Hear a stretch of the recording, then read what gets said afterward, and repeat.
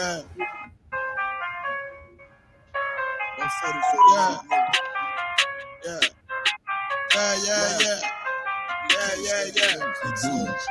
But the Rex get to it, ain't taking no slack, get to it. You took a loss, try to bounce back, but you blew it. Let me show you how to do it. Dispute it, I can prove it. Boom, we can do it. Nigga, ain't nothing to it. Ain't no cowards, ain't no excuses. Let's get to it. Hey. I don't care what they talk. All I want is my Porsche. I'ma ride up clean for the man. I'm a false. Kill them off like a boss. Nigga, you better stop it. I'm all about my profit. You know, like a rocket. Who got to blow these niggas out the water? He go harder, go harder. Steph Curry, fourth quarter. All I got is my niggas. All I fear is my dog. All I bring is that slaughter. Bomb on the Pearl Harbor. He ain't real, he alive. If he real, who am I? Now his ass in the fire. Duplicate till I die. Please don't cross the line. Try to stop trying. Boom, sharp as my wire. I'm on the grind. Let's get to it. Double time and believe. You ain't harming me, nigga. I brought a whole army of niggas. So I ain't moving with precision. Follow every order given. Let's get to it. Make it on the race, get to it. Ain't taking no shit, get to it. You take a loss, try to bounce back, but you blew it. Let me show you how to do it. Undisputed, I can prove it. One, we can do it. Nigga, ain't nothing to it. Ain't no cows, ain't no excuses. Let's get to it. You hear the truth that I'm speaking. Lot of hate for no reason. Probably don't understand. That's why I got the master plan. And all the power in my hand. Sling the shit on demand. You better watch who you stand. You get flamed up and ain't changing up for nobody. They're warfare with you nobody. This ain't a rap, this a message. Ain't it will be respected. Fake niggas like a virus. A lot of niggas infected. I came to correct it. Bought a whole bunch of soldiers. They move at my discretion. When the rebels in the inch, all them niggas hit the exit. Them niggas get the sprinting. I demand your attention. Solid nigga, I ain't folding. Plus you know a nigga hold it. Nigga, look how I'm rolling. Shorty check my demeanor. He's smooth, but I'm cleaner. Flow like Aquafina. Hit him running Seraphina. Yeah. I got a dilemma. I'm about to have a baby, but I still want a baby. Let's get to it. Nothing comes to a dream. I'm strictly getting. I'm all about the business. Rock solid and relentless. You came to make friends. I came to make a killing. That's why I don't kill it. Leave these niggas hurting. That's why I'm fishing, nigga. Do you need a healing? I know you can hear me. I'ma bet you a rookie. And Kanye, you a Donald Trump loving pussy. I'm a king, you a cook. Ain't nothing you can tell me. I'm too ready. Let's get to it, nigga.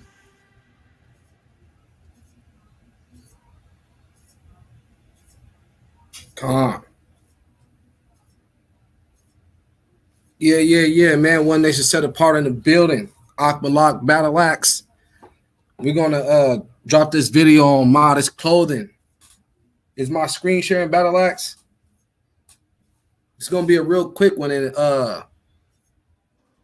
we're gonna open up the chat. You know what I mean? We're gonna open up the stream after I'm done with this video for anybody that got any questions on the information that I drop out today. So let's get right into it. Come. This is the Modest Clothing presentation. We're going to start with Deuteronomy 22:5. Y'all turn there real quick. It says, the woman shall not wear that which pertaineth unto a man, neither shall a man put on woman's garments, for all that do so are abomination unto the Lord thy God. So any man that is dressing like a woman, or any woman that is dressed like a man, is abomination unto the Most High. And you know that abominable things will not be able to dwell in the presence of the Most High. That's a fact. So let's see what it's talking about. These are an example of women that are dressed in men's attire. You see this girl on the left right here? She looked like a dude, honestly. You know what I mean? This, you know what I mean, sister. She got on the I guess it's a woman's wife beater, or I think it's a sports bra. But you know what I mean? She's wearing it like a wife beater or a black beater. You know what I mean? She got the hat on and then the shorts with the tattoos all everywhere, looking like a straight male.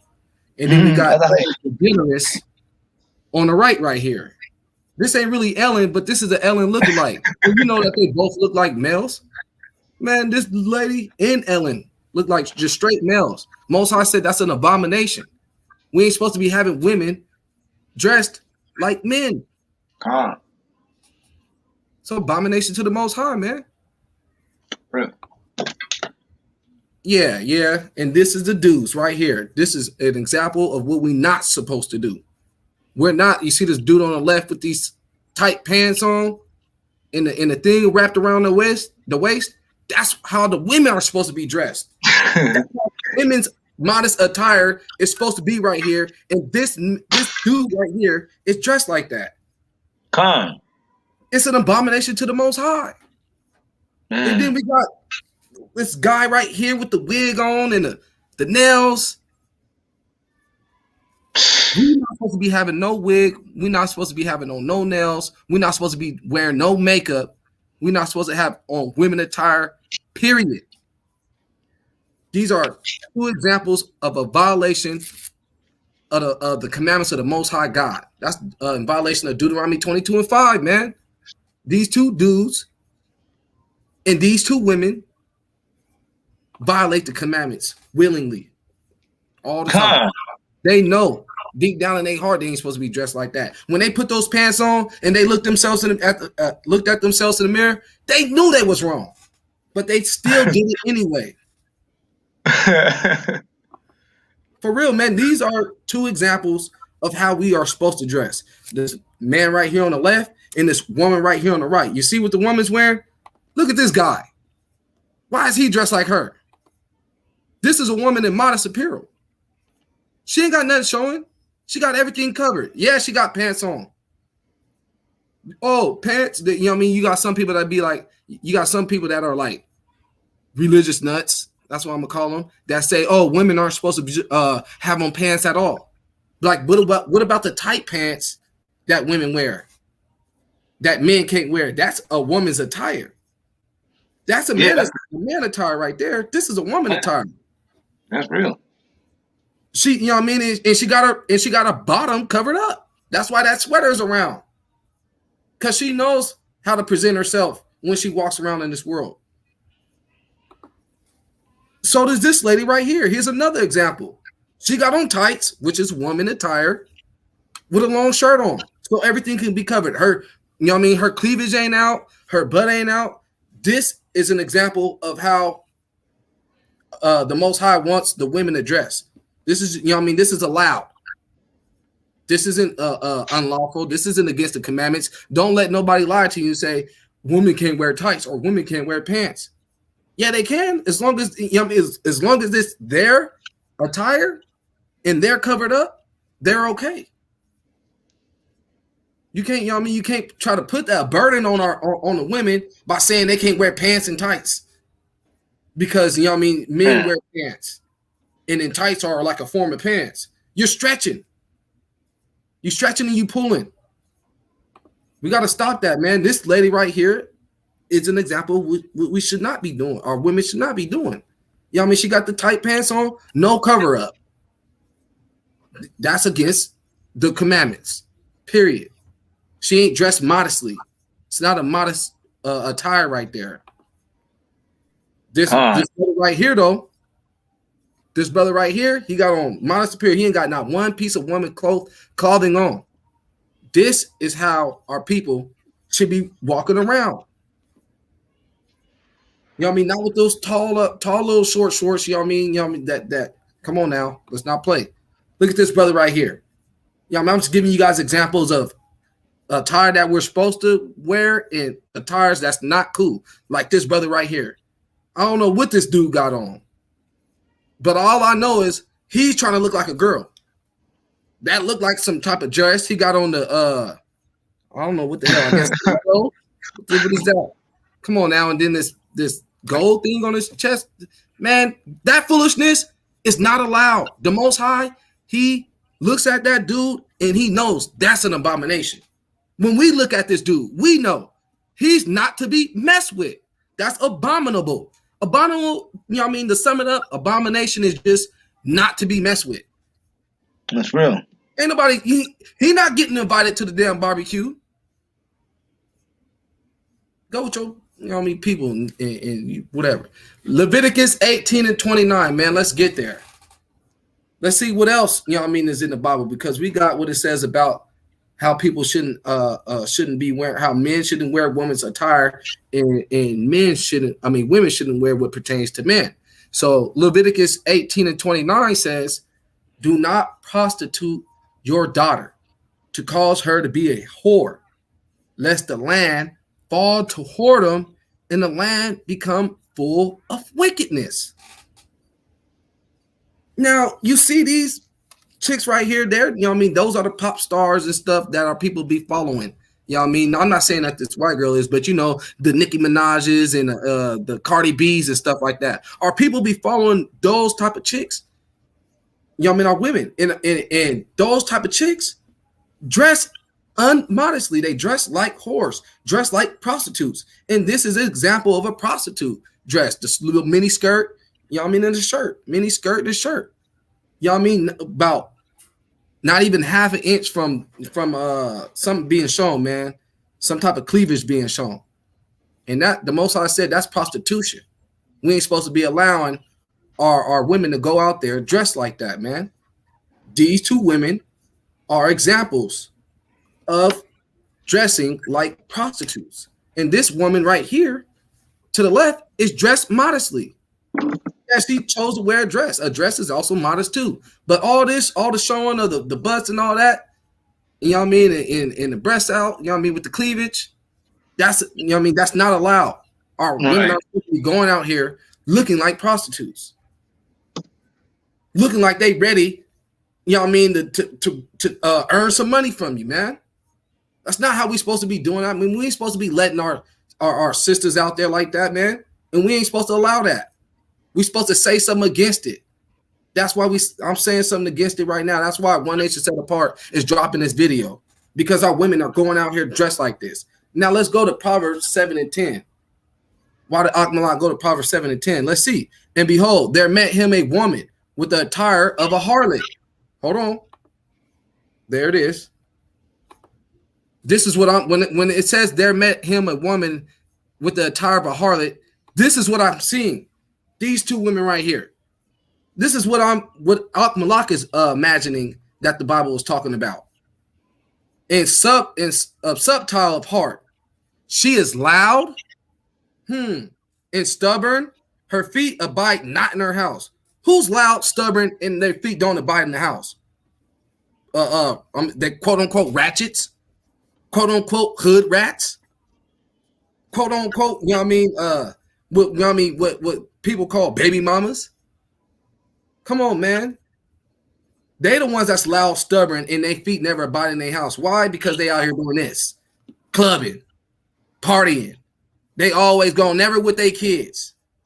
When they get a dude, they yelling them, cussing them out. They got a spirit. They got a spirit, man, of Jezebel, man. They got a Jezebel spirit. They got a, you know what I mean, that they got the heart of a whore. Yeah, man. Filthy. Look at how they dress, man. Look at this. Man, this is the most cleanest picture I can get on the internet. And they still wilding out. They still doing too much. Even the swollen one? Even the swollen one. Come on, man. Damn. They look, what did it say about these chicks? She is loud, stubborn, and her feet abides not in her house. Damn. Look at these women. We know who these women are. These women are the ones that's in the hoods. These women are the ones that's chasing the D-boy. These women are the ones that's looking for the dude with the 6-figure bank account. Remember when we was out there lost in the sauce? Me and you used to be out there, and I was like, man, these are all a bunch of runaways. Yeah. For real. We didn't even know how biblical that statement was. They wasn't supposed to be out there. They were supposed to be at home. They probably got dudes at home and everything. This dude's obviously one of these girls' dude. That's why he took a picture with all these chicks. Signed a little bit of insecurity. But he knows why. You know why he's insecure. All them chicks are dressed like they supposed to be hollered at. He's trying to make, like, you know what I mean, let it known that one of them is his. You know what I mean? So let's go. This is the acceptable attire. This is a perfect example of how our women should be. At home, with the kids, taking care of the kids, and you know what I mean, working. For real. Dressed One of 'em. nicely. Not with she don't see no cleavage. You don't see no butt out, man. You can tell that jacket that she got on covers the butt. That thing that her buttons, only one button is unbuttoned. You know what I mean? Not three. These are the type of women that our women need to follow. Women like her. She's acceptable in the eyes of the Most High. While these girls not. Abomination, man. Whoredom, prostitution. Acceptable. Modest. God-fearing. Loving, caring. Dependable. Helpful. This is all her. Proverbs 31 and 30. It says, charm is deceitful and beauty is vain. But a woman who fears the Lord is to be praised. Charm is beautiful and beauty is vain. Let's check it out. She looks charming. Yes, she's beautiful. But all that beauty is vanity. Why? Like I said, she's the one out there chasing D-boys. She's the one out there chasing rappers. She is just prostituting herself in order to catch somebody that she's looking for. You know what I mean? She got her hair done, and you know what I mean? That's the charm. That hair, that fake hair. She charmed you with the fake hair. What's up with the fake hair? What's up with the wigs? Witchcraft. Come on now. Charming. Witchcraft. Makeup. Beauty. Trickery. Come on now. That's that trickery. Con. That's all vain. So that's all what? It said, charm is deceitful and beauty is vain. But a woman who fears the Lord is to be praised. So there goes. Here it is right here. These are the ones that the Most High said that a woman that fears the Lord is to be praised. The fear of the Lord is the beginning of knowledge. Knowledge is knowing what you're supposed to, how you're supposed to conduct yourself in front of the eyes of the Creator. And this woman is a perfect example of somebody that fears the Lord. She got herself covered up. She ain't looking like this, and she ain't looking like that. Still beautiful. Come on now. Our women don't gotta dress like this in order to feel like, you know what I mean, this. And it, you know what I mean, in order to feel beautiful. They can dress like this and feel beautiful. Salakia. Psalms 111 and 110. We're going to read all these. The fear of the Lord is the beginning of wisdom, and a good understanding have all they that do his commandments. His praise endures forever. So the fear of the Lord is understanding and doing his commandments. That's the fear of the Lord. Proverbs 1 and 7. The fear of the Lord is the beginning of knowledge, but a fool despises wisdom and instruction. So if you ain't fearing the Lord, you are not heeding to wisdom and God's instructions. Man, let them know off my lot, man. For real, man. You dressing like this or like this or like that. Come on now. All right, let them know. This shit got to stop, man. Bring it out. Man. Proverbs 9 and 10. The fear of the Lord is the beginning of wisdom, and the knowledge of the Holy One is understanding. Proverbs 15 and 33. The fear of the Lord is the instruction of wisdom, and before honor is humility. So you got to humble yourself before you be honored. If you want to get out of this condition that you're in, if our people seek to get out of this condition and to get away from these ones that's ruling over us, we got to humble ourselves before the Most High. We got to do what he says to do. Tarry not to turn to the Most High. Hearken into his commandments. Dress modestly. That's one of the commandments. Don't wear women's attire. Men, women, do not wear men's attire. commandment. This brother right here and this sister right here, congratulations. You guys have made it to where I'm able to use you guys as a perfect example of somebody that fears the Lord. This is how our people should be dressing. Don't we say we kings and queens? Let's start dressing like them. But wearing what these, white folks done, put in our heads that we should wear. Let's get back into our royalty. Daisy Dukes and stuff. Right. Daisy Dukes and skin tight tights. Not covering yourself, showing all the cleavage.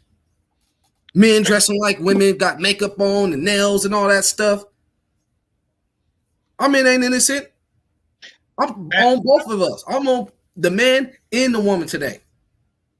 Can I say something too? Go ahead. And another thing too, man, when it comes down to it, them brothers running around wearing the dun-dun-duns with them women pants on, sagging them. That shit right there. I don't really know exactly what scripture to just pinpoint on you, but you abominable one way or another. I don't care how you flip it. That's down worship, man. Yeah, man. That's that butt stuff. We don't even need all that. That's all. I just wanted to say that before you went away from it. That's real. Our men are not supposed to be walking around, whether you have pants or shorts on, with your pants down past your butt, showing your drawers. That's an abomination, man. Period. Ain't nobody trying. What are you doing? Why are you? That's what that is. It's called butt promotion. Why are you promoting the butt, man? What are you doing? Come on now. Have some dignity, man. Have some self-respect. For real, man. Be a man. For real. Be a man. That was the real quick lesson that I had to drop on you guys. Hold on, man. Wait a minute. No, I'm just done with the presentation. Oh, I was like, hold on. That was a good deal. Let me stop. About that modest thing, man. That's like in the medium. You feel me? That word modest is medium. When you going into the extreme, we got an extreme dressing that we can actually identify, and that's them Arabs. That's the extreme. You feel me? When you want to go and just say, hey, cover all the way up. All right, well that's 10. That's level 10. Level 1 obviously is what we dealing with now. That's right. We looking for 5. We looking for women that can be comfortable. And you know what I'm saying? So you don't have to lay on heavy burdens on people. Because I'm gonna tell you this one. Our sisters, black people, I'm gonna say brothers and sisters, our hair don't take covering up well. That's right. If you keep on wearing a hat, baseball cap, do-rag, I don't give a damn what it is. You keep covering it up your head, you're gonna start losing your hair. You're gonna start thinning out. You're gonna start losing your edges.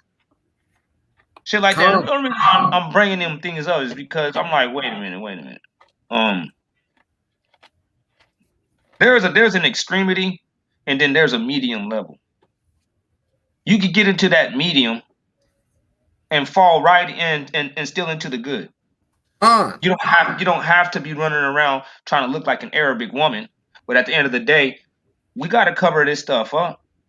Hey, and I want to while you on that subject, let me hit them with the 1 Corinthians 11 and 15.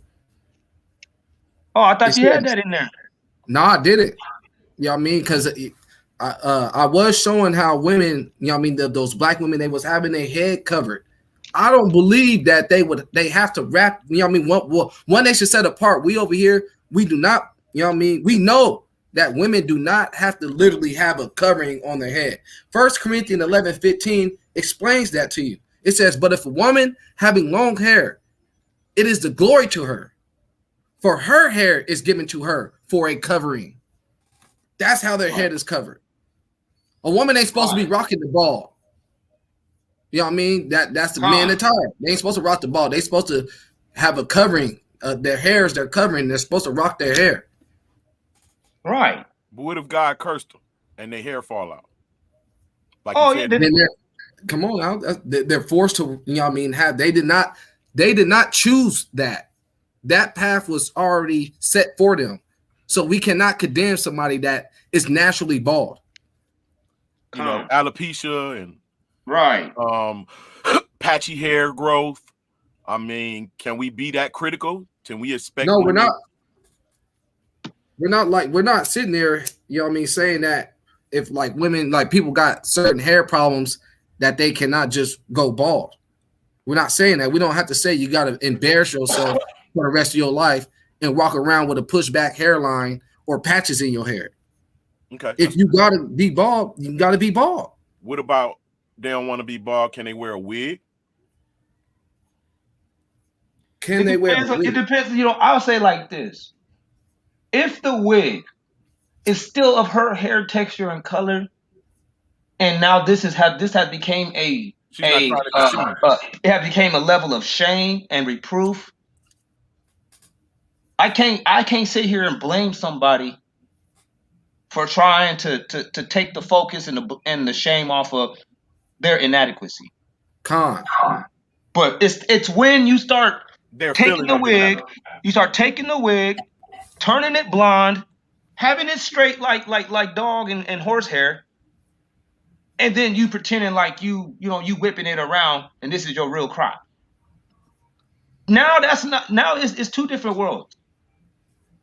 One becomes a necessity, the other one becomes deception. Okay, I agree with that.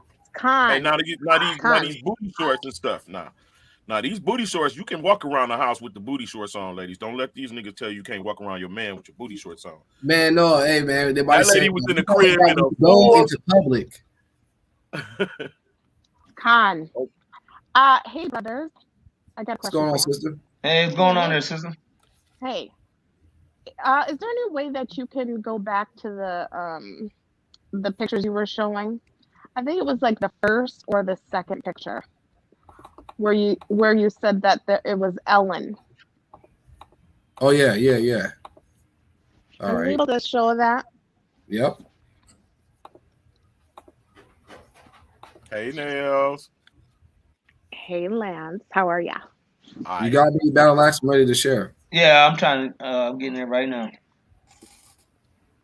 I won't be up for long, but I just wanted. Okay, so you said Ellen over here on the right was dressed like a man, right? Yes. Yeah. If this lady had long hair and some long earrings, like some big hoop earrings, would she still be dressed like a man? Yes. Yeah.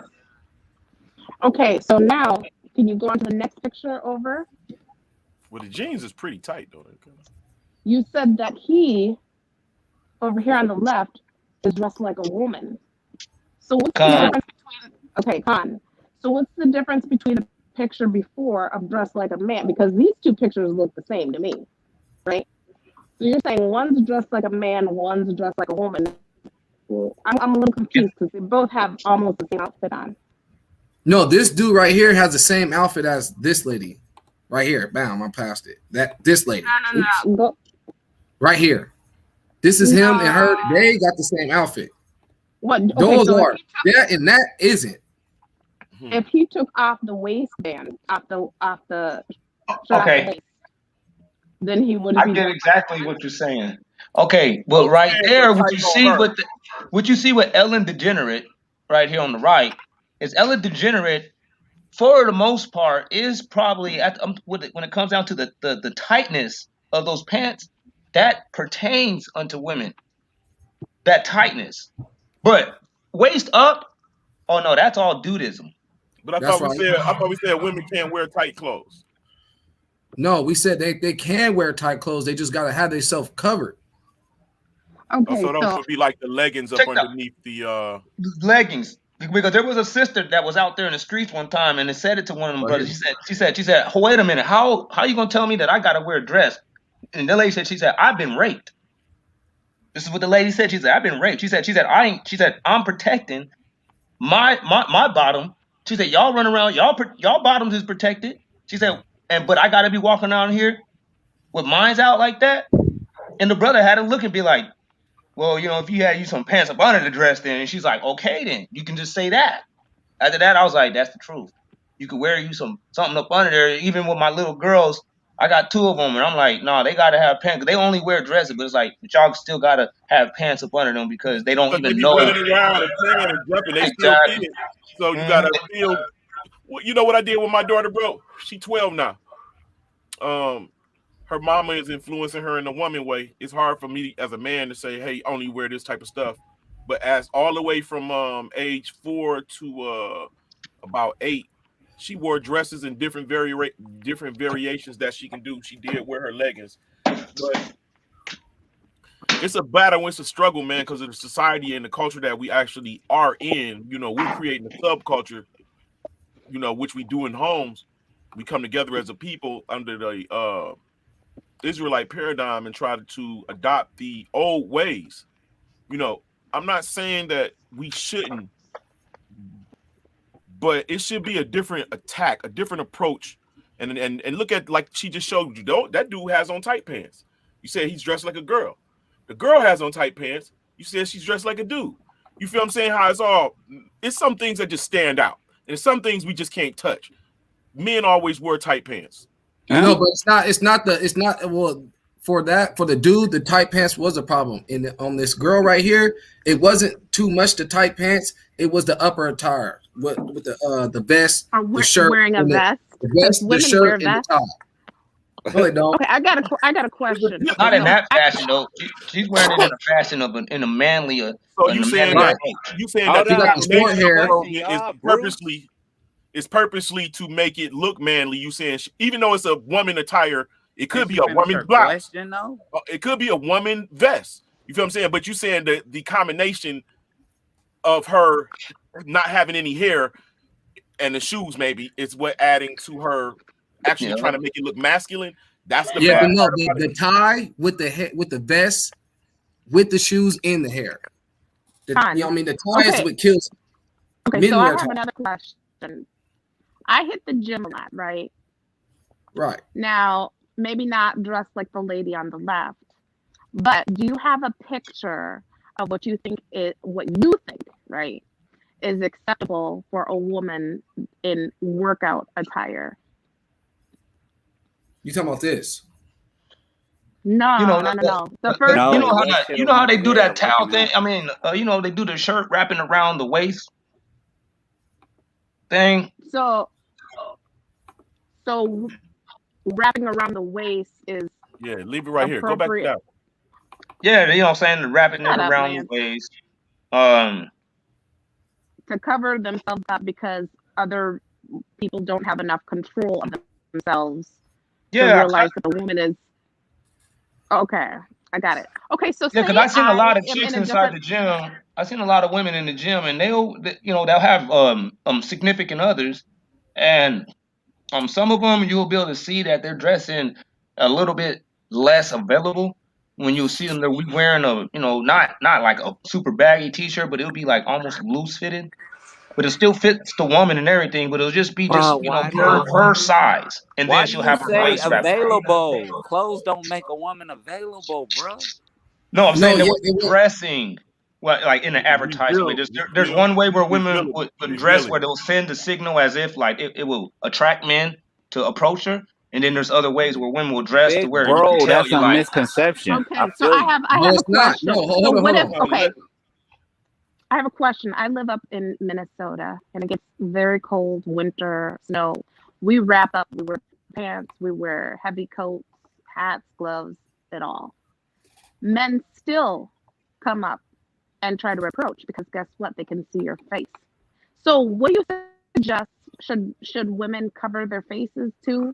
Yes. I mean, because hold on. You went to the extreme. Quite sexy. So, okay. Please explain. You went to the extreme. Now, why? How did you make that correlation from what we were just saying how women should dress, and you were saying because you're all covered up?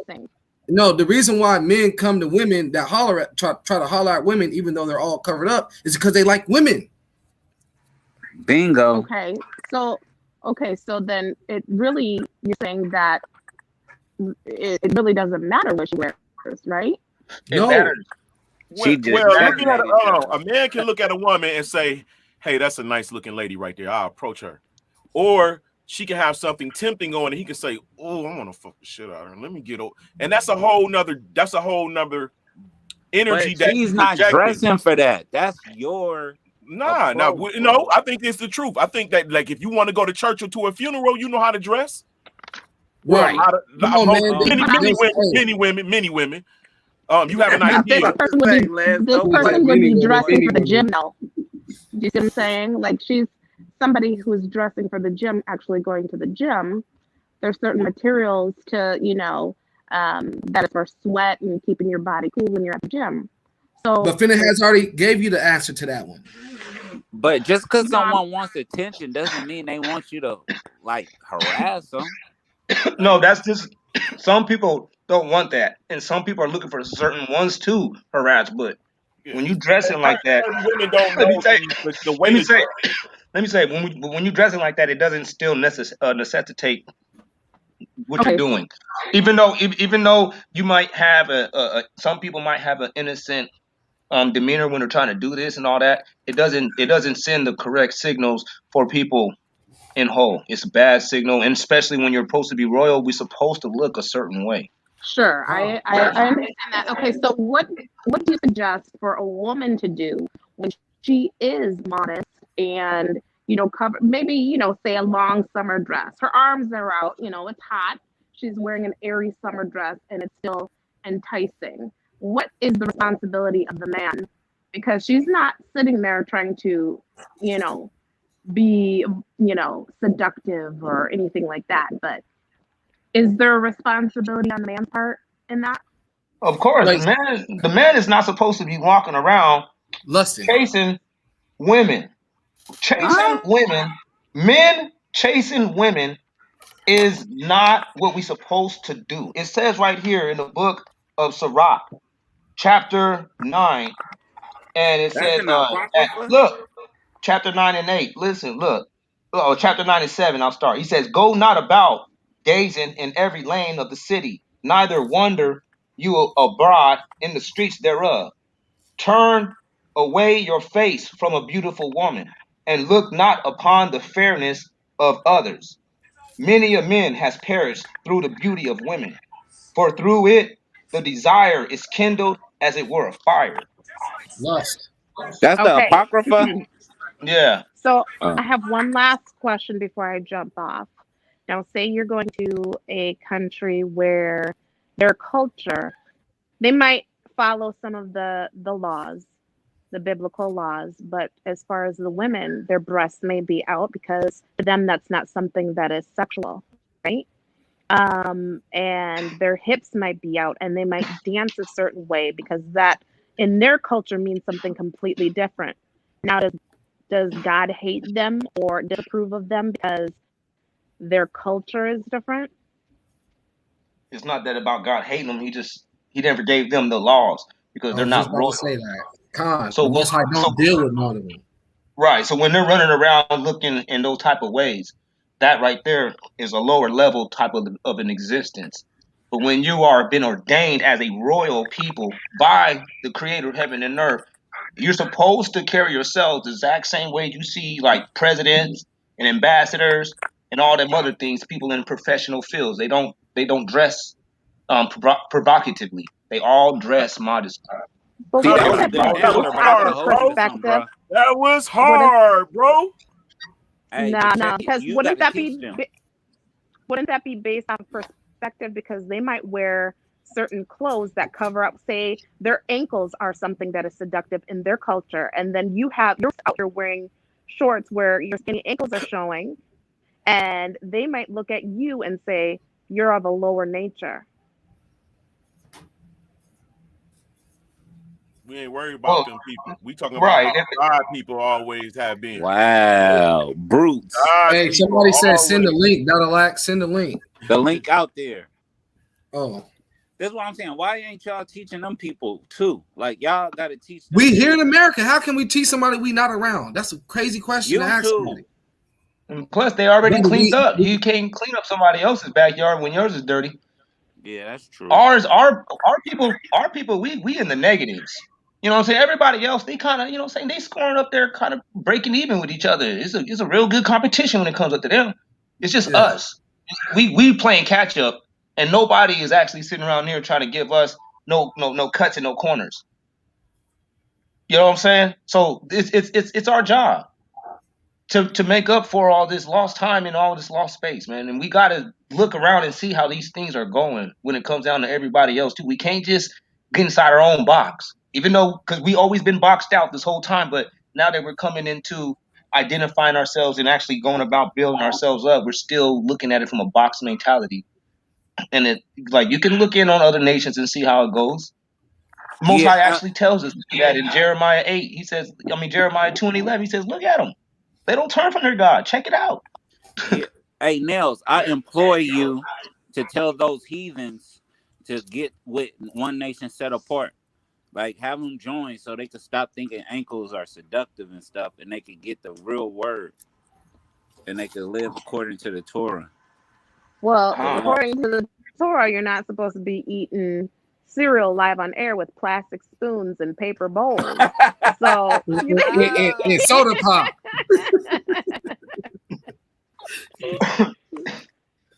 so yeah. According to the No, Torah, I you're just supposed to look at Khalid High.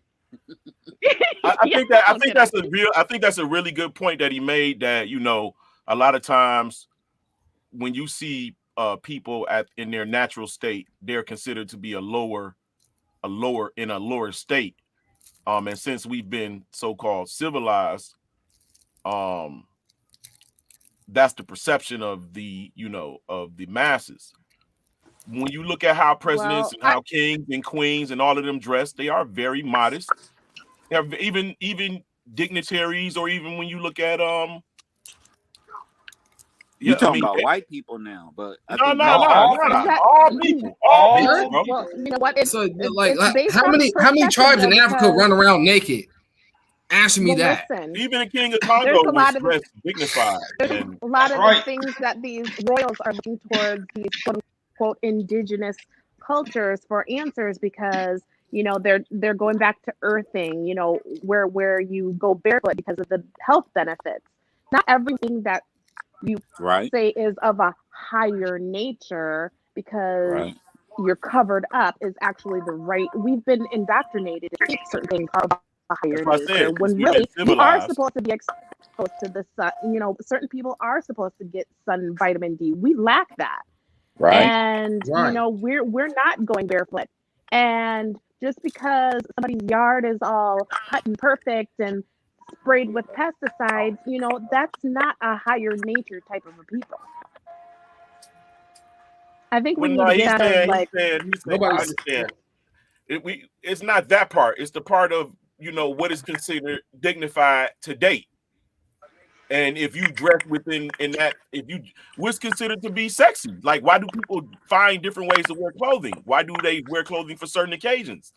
It's clear. It's clear what is dignified and what isn't. It's clear when she put on a red dress, she like, oh, I'm gonna be killing them. Oh, girl, yeah, she shake that ass in the camera. Girl got the camera. That's what it's for. She's gonna be killing them. If a woman dressed in a like the attire that she's going to be wearing to work, and she don't like the men all on her and shit, but she still want to feel like a woman, she find her way in her seams. She wear a nice fitted dress. It don't got to be real tight. Her like the lady was dressed with the kid in her hand at the computer that he showed. But I don't want them to get away from it, Lance. Let me ask one real quick. I don't know if it was you, Battle X, or Brother Ock. How many people in Africa still dress? I don't know how to. I said, how many people in Africa? How many tribes in Africa run around naked? That's what I said. Yeah, all right. Can you please answer that for me, please? I asked the question. Why does it have to be exclusive to Africa? I don't get that. You're talking about like African people, because I mean that's right. Am I not lying? Well, are we talking about when did we not stop? When did we stop talking about black people? No, because it doesn't. Anytime somebody's talking about somebody running out naked or living naked, it goes straight to Africa, and that's not necessarily true. The rainforest. Well, for me, being black, that's true in my paradigm. I You don't got know the about Amazon, bro. That's not true, bro. You got the I said in Adamantians off mine. the Hold on. Australia. Damn. All right. Well, I don't know about all that. Yeah, we got some out there in the Philippines too running around naked. Yes, bro. Come on, They man. out there What they naked. call No, the people do run around naked. Yeah, I know that. No, but it ain't every African dialect and every African people group out there doing that, man. It's the it'd be We understood your point, the though. local, you know what I mean, wild people. You be like, oh So yeah, these battle are the axe, are wild they people for the of this devil? region. Are they the devil's people? No, they just a bunch of wild So, people. so They, you know, listen, no, hold No, on, they hold on. probably being Let's preserved. not They probably listen, being listen. preserved, bro. Let's not talk about people and referring to them as wild, right? But when we're talking about people Okay. on the continent, right? Can we say that there was a Christian or Wow.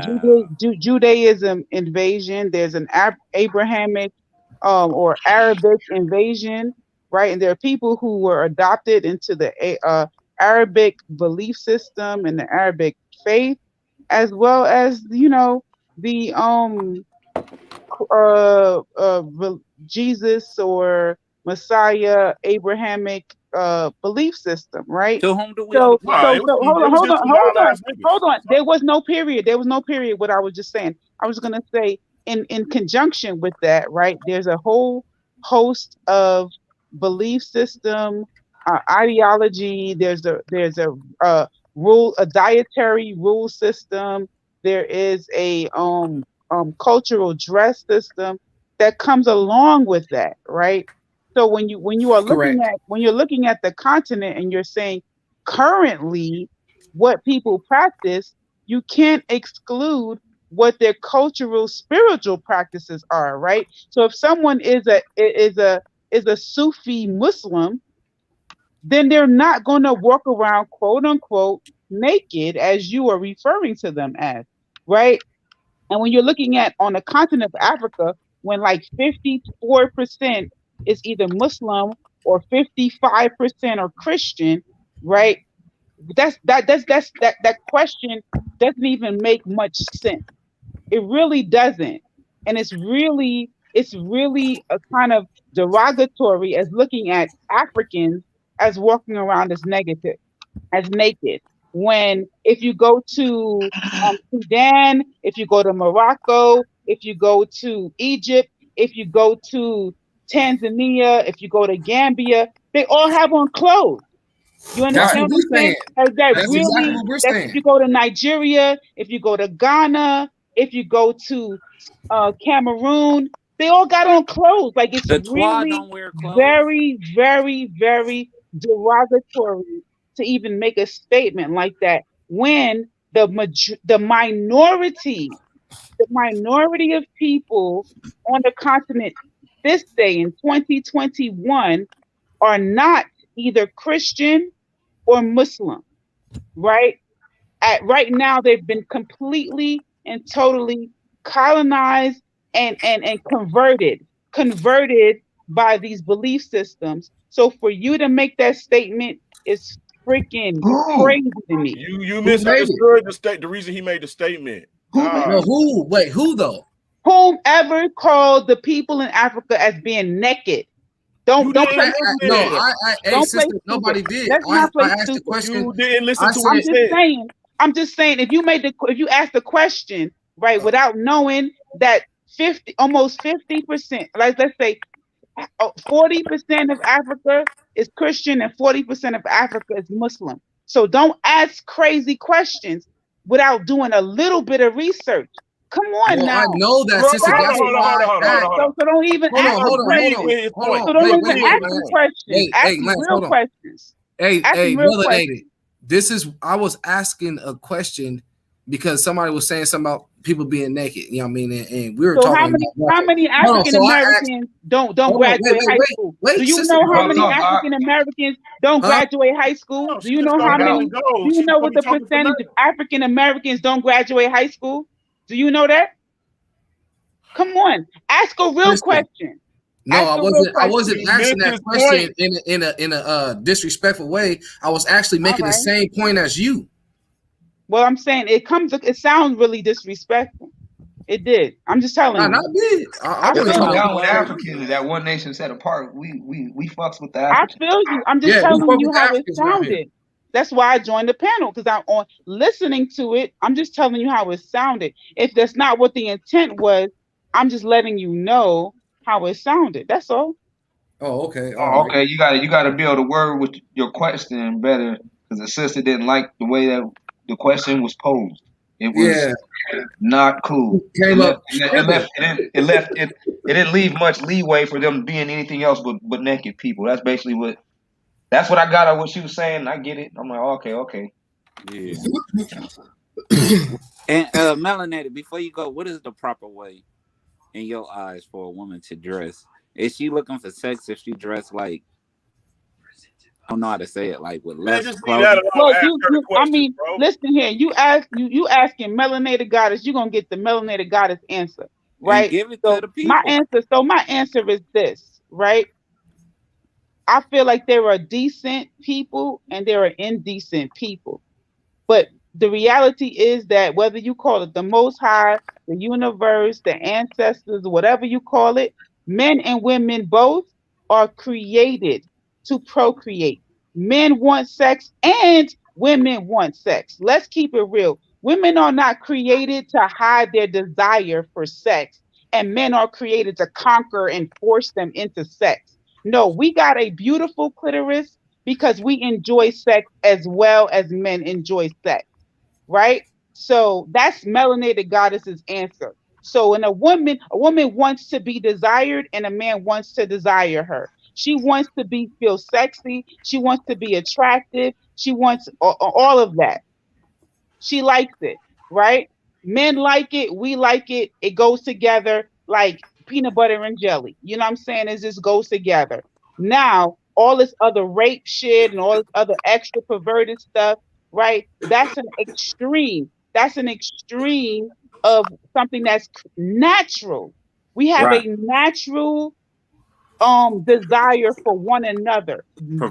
Women have a natural desire for men, men have a natural desire for women. That is natural. It's nothing forced, it's nothing whatever. We don't gotta work hard at liking one another, right? When it becomes perverted and now she gotta be, on display, and all of her breasts gotta be out here for display, or all her behind gotta be out here. And it's weird because when you look at other cultures that shows a woman's breasts, her breasts are no longer objects of something sexual.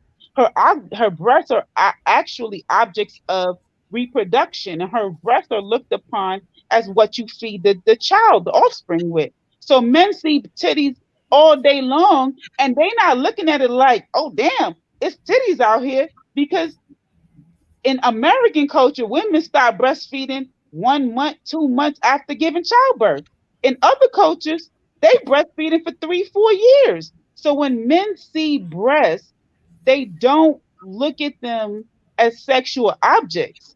So when we take our westernized, we got to realize we have a European mindset, right? Europeans look at covering up, c- covering up your body, all this stuff as normal.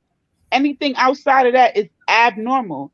And what we take our African mind and we now got a European mind, and then we'd be like, oh, those people are barbaric. They're being blah, blah, blah. They're being naughty. They're sexualized, all this other shit. When we're just not accustomed to our African nature. We're not accustomed to our more Eastern nature that we had before we were brought to the West. So I don't look at those other cultures as being, I don't know, promiscuous or sexualized or whatever, because reality is they marriage rate is higher than ours and shit. You know what I'm saying? Like, they not out here, just gotten it out and just gotten all these bodies and stuff on they way of That's a life is fact. completely different. That's right. That's We right. can't compare our way of life. We got on all these clothes and got multiple sexual partners, and they out here showing their bodies, and they like, boom, I found me a husband. So how could we look down on them? That don't make no sense. Oh yeah, we weren't talking about no other cultures though around here. Well, when I'm saying other cultures, I'm talking about on the continent, which is they supposed to be naked over there. They naked, We right? weren't talking about. We I weren't did talking say about. Yeah, I we said weren't they were talking. wild. My bad. I was saying that they wild, but I didn't, I didn't really mean wild, or at least now I don't mean wild. I would just say that they OG. They OG is just older than our gangster, so they gangster just goes back a little bit further, and they gangster without any shirt on. That's Okay, just so how they I do didn't it. understand what you meant, brother. I will take what your explanation. I didn't understand when I heard that. Oh, they just naked. To me, just listening to being a listener, it just sounds like they showing a body. They don't have no morals. They don't have the value. Like they're not what you call it, modest. They're not modest. They're not wholesome. That's how it was sounding to me. Yeah, I was talking about our people out here when I dropped my video. Never mentioned any Africans about naked people or none of that. All I know is this: women. Balas, can I get a screen share? If we developed some of the same mindset that quote unquote Africans have as far as what the breasts are for and all these different things, right? How they don't overly sexualize everything, wouldn't that kind of help, quote unquote, solve the problem? If we developed that type of training? We should see Solve the tits as the problem. We shouldn't see them as sexual things. We should see them as like food, milk. No, all I'm saying is this: women that are dressed like this right here in America, milk bringers. black women that are dressed like this here in America, seem to fit this right here, Proverbs 7:10. And behold, there met him a woman with the attire of a harlot and subtile of heart. She is what? Loud and stubborn. Her feet abide not in her house.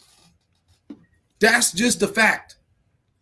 Women that are dressed like this fits Proverbs 7 and 10. Most of us are not dressed like that, though. You know what I'm saying? I'm not saying that.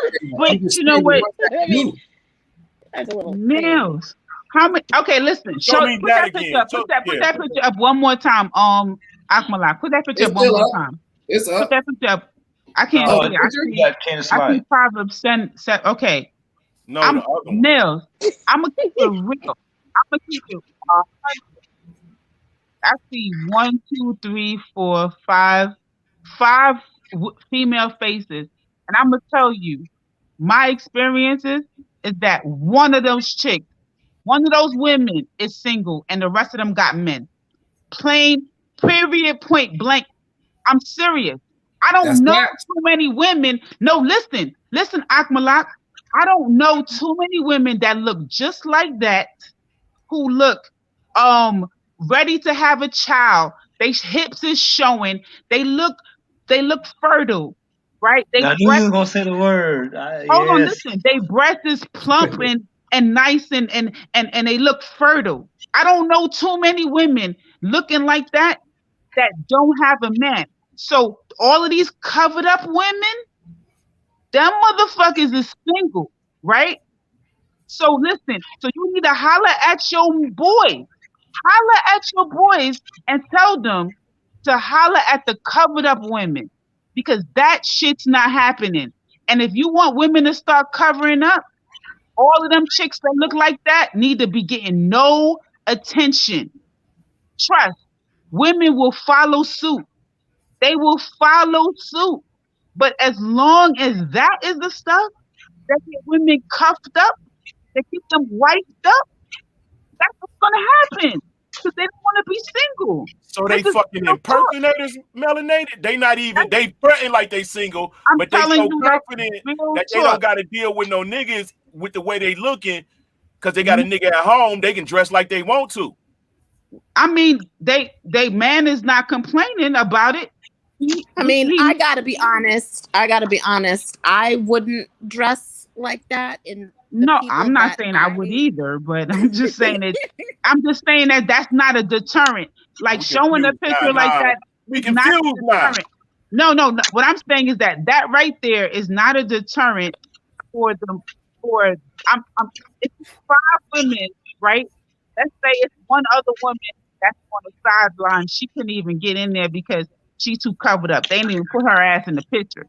I'm just saying that the reality is, if it's 5 of them looking like that, that's not going to be a deterrent.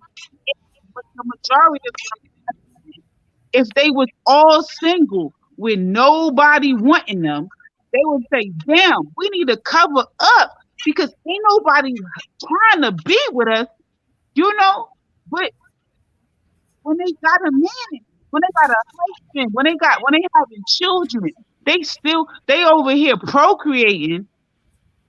And that is cities like that. They are plump like that. No, but the thing is, the women that dress, that's sending a signal to them that that's a desired behavior.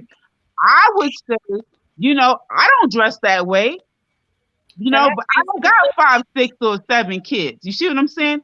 So I can't tell you, but a lot of women who, they out there with their stuff, somehow it's attracting something, so it's not detracting it. That's all I'm trying to say, is that you're saying that's not what's desired. And I'm saying, are you sure that's not what's desired? No, I'm not saying that's not what's desired. I'm saying that is what's desired. That's Can I say something? Harlots are desired. Hi. Peace to the panel. Hey, peace. Hey, sis. Amber and Melanin Goddess. Well, I have seen women dressed like this at clubs, barbecues. I'm just keeping it straight 1,000, but anyway, I mean, it doesn't offend me because sometimes I understand that sometimes women dress like that because they're hurt, low self-esteem, insecurities, problems at home, and maybe they're looking to be the side chick. I mean, who knows? But what's disturbing to me that I haven't heard the brothers talk about, and I wish you guys could have showed this in slides because I typed it in the chat room, is that I'm seeing these babies dressing up like thoughts, and their parents are proudly putting them on Instagram. And it's like they're conditioning these little 2 or 3-year-olds, that it's okay to be half naked. And you don't really pay attention to them, but they do got baby thought clothes though. Man, it's crazy. And then I see the mother dressing up like that and the baby, and it's like, really?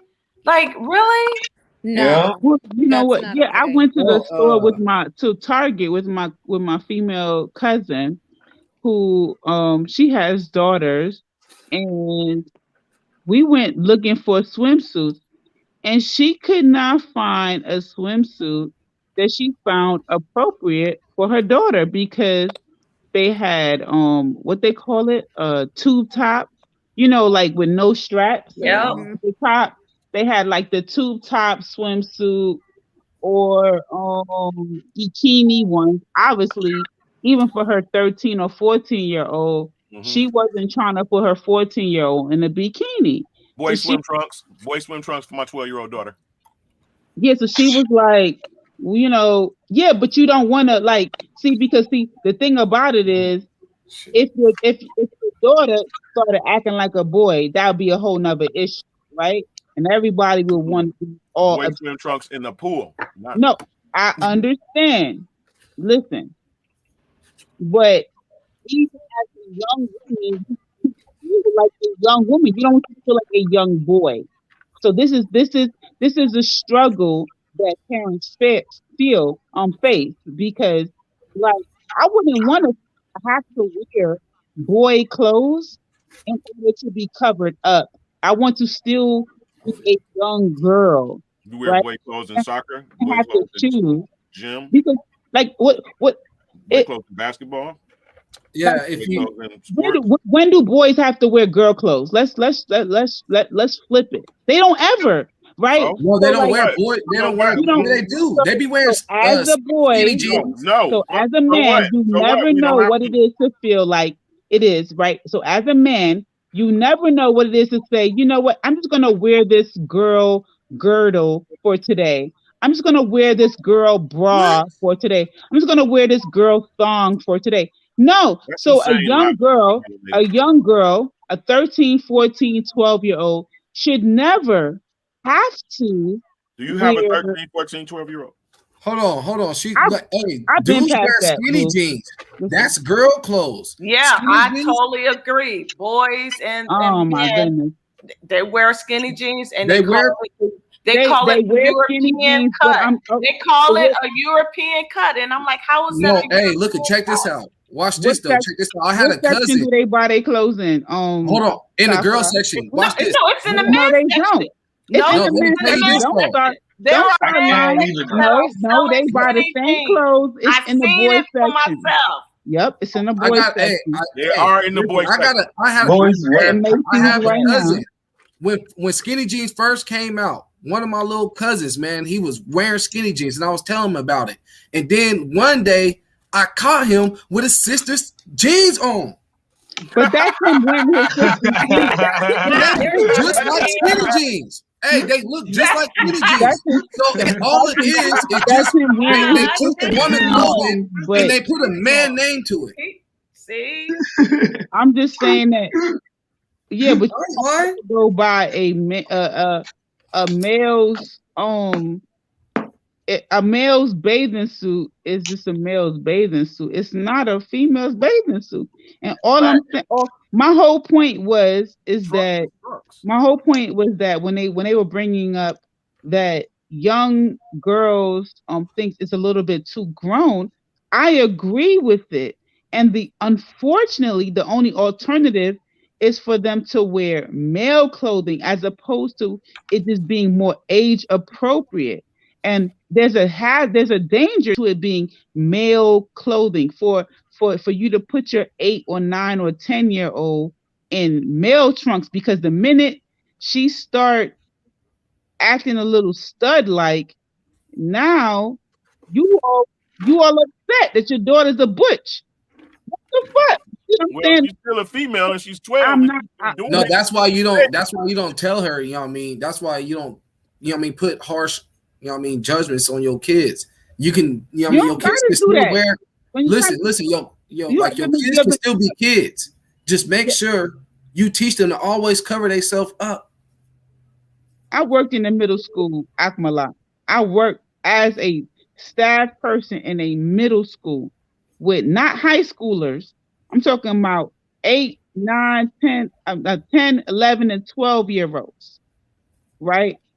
Yeah. You come to school on the first day, they are like, what are those, boo? And if you a boy and you got on female sneakers, it's gonna be a problem. And if you're a female and you got on male sneakers, they wondering what's your sexuality. Girls trying to turn you on in middle school. I ain't talking about elementary. You ain't gotta wait till you get to high school for that shit to happen. I'm talking about 6th grade.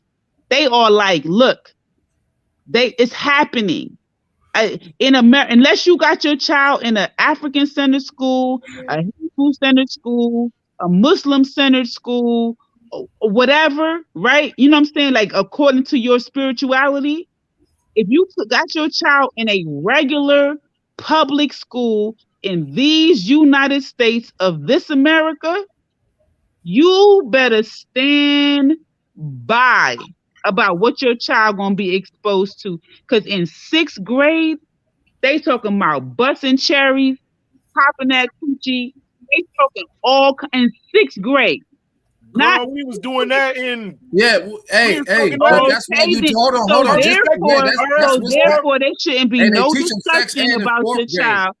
So they teach them sex ed in 4th grade. So No, the thing is, they're not though, we actually gotta teaching teach your intercourse. child. They're We gotta actually teach your not teaching child. intercourse. They're not actually teaching intercourse. Yes, sex education is a large perspective. They're not actually teaching intercourse in 4th grade. But I understand what you're saying. They start sex education starts in kindergarten, right? If we're talking about good touch, bad touch, all of that is part of sex education. Good touch and bad touch. That starts from kindergarten, right?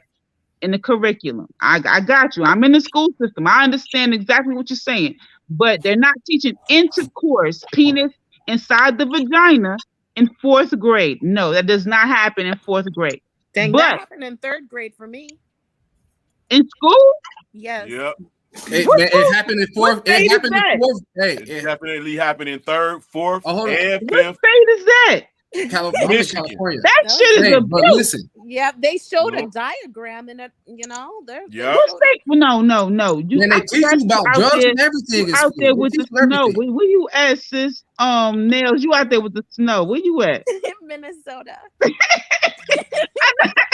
I know you out there with the snow. I said, wait a minute. She got snow for days wherever she at. Yes, our winters are Third, brutal, wait, but it's talk been about 98 degrees this whole inside week. vagina. But yeah, they No, showed like a cartoon diagram of like. I have no. I didn't get penis inside the vagina diagrams until about 7th or 8th grade in New York City. That's crazy. Yeah, they show the sperm going into the, into the uterus and. In 3rd grade? Oh yeah. No, listen, we got penis inside the vagina in about 7th grade, and then about 9th grade. That's when they did the condom demonstration in 9th yeah. grade. No, they show all that. But they do send if it's been so long now, but I believe they do send a permission slip home to the parents. Now you gotta be like real young, Nails. You gotta be like class of 2010 or some shit. I don't even know. Girl, I'm please. telling you, girl, you got to be what? My oldest child is 19 years old. I'll just leave it at that. 3rd grade. I'm Wait, class, in the I'm world? class of 2009. But This sounds crazy. I'm like, yo, I'm serious. That's I'm why we say- literally astounded right now. Like the school system, because see, I work in DC and they don't know. Like because in girls DC, will start getting their periods in 3rd grade, so they kind of start. It's not like necessarily. Yeah, but those are like the they weird start ones. like around like 11 or 12. Those are like the weird That's ones. like So fourth, honestly fifth. speaking, like I ain't gonna lie to you. Fifth grade. I had a student on my caseload, right? Fourth, This little girl was in the 3rd grade and she had a forehead full of pimples. And I was like, what is her parents doing, son? I couldn't understand it. I was like, everyone in her class was just like little kids. She was the only one that had a whole face full of acne. Was she super tall? She was about 5'4", 5'3". She wasn't super tall, but Well, see now, womanhood was approaching for her. It was and like I know of a child that was in 3rd grade that was having such a crazy growth spurt that she was having seizures all the time. So I mean, a lot of that has to do with like the chemicals, the food, all the stuff that we're eating right now. But they started that in 3rd grade because it was, like I said, it wasn't necessarily the sexual pleasure part of it, but just like explaining the anatomy and and so reproductive system. With me doing some building with people over in the UK, I learned that in their education system, the way in which sexual education was being disseminated, they were, I want to say encouraging. Let me not use the word encouraging, but they were educating. Let me say that. They were educating very young children.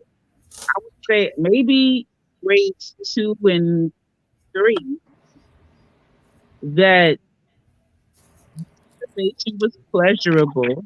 Oh. And did not lead to child production.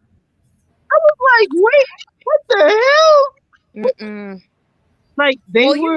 I mean, that's basically prompting them to what they're trying to do now is, younger women and, marrying these older guys and basically trying to make excuses for pedophilia, lowering the age of being with these young girls because there's so many people in jail because of it, Yeah, so pedophilia is definitely part of the reason why they're teaching sex at an early age, and they're teaching a lot of young little girls to have anal sex so they will not get their cherry pop, and they could still what? advertise as being a virgin. Yes. So the new thing now is these girls that's having sex are not having sex through their vagina, they're doing it through their angles. So yeah, it's real. It's real. Wow, I didn't hear about that, but Oh, Yeah. yeah. If uh you guys was to research it and look into it, your mouth will drop. I mean, it's real. Nails, let me tell you, even with communicating with certain people in even the Muslim community, that is a big thing that Ugh, in order for them to be prepared for marriage, they could Yep. hold their head up high and say, I'm a virgin. Yep. They could do the little sheet test if they want to, because mm, Yep. actually they could pass the test, but they mouth and they behind, like it done been all over the place, but they just making sure, like, yo, I'm not doing nothing crazy outside Right. of the back door and whatever they mouth do.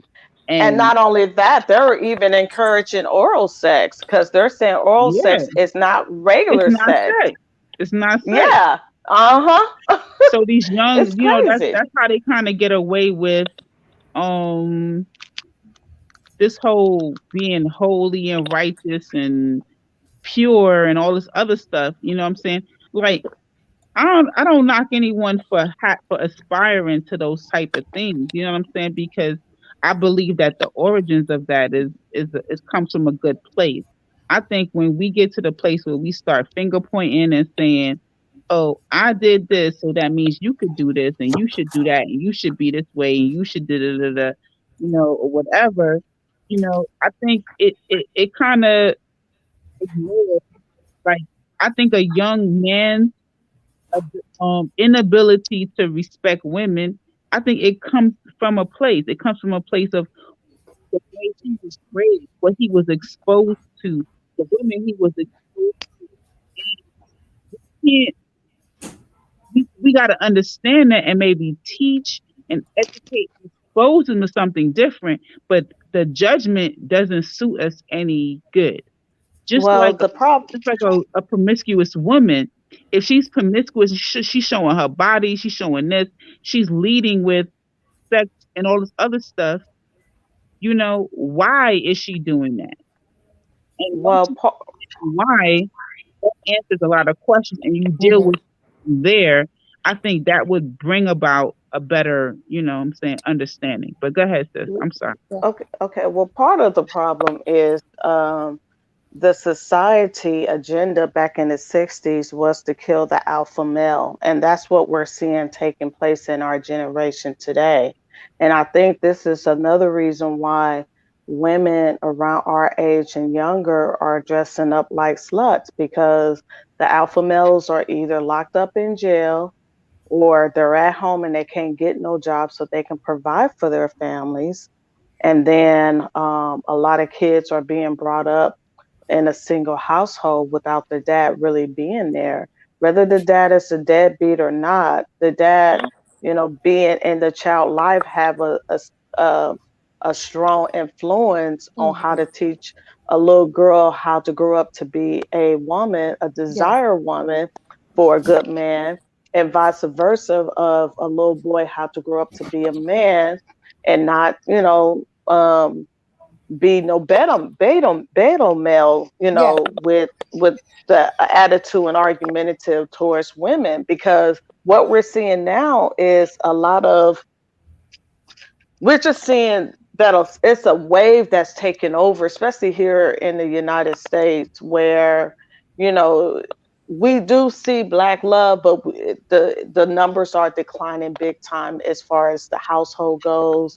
Divorce rate is even higher in our community, you know, and then there's a lot of trust issues with black men against black women and black men against black women, you know. So I get it all. And then at the same time, we're forced to put our children in school. And now the school is teaching our kids about the birds and the bees when all of that, when I was growing up, that stuff started at home. And then by the time I did learn it, I was in junior high school at that point.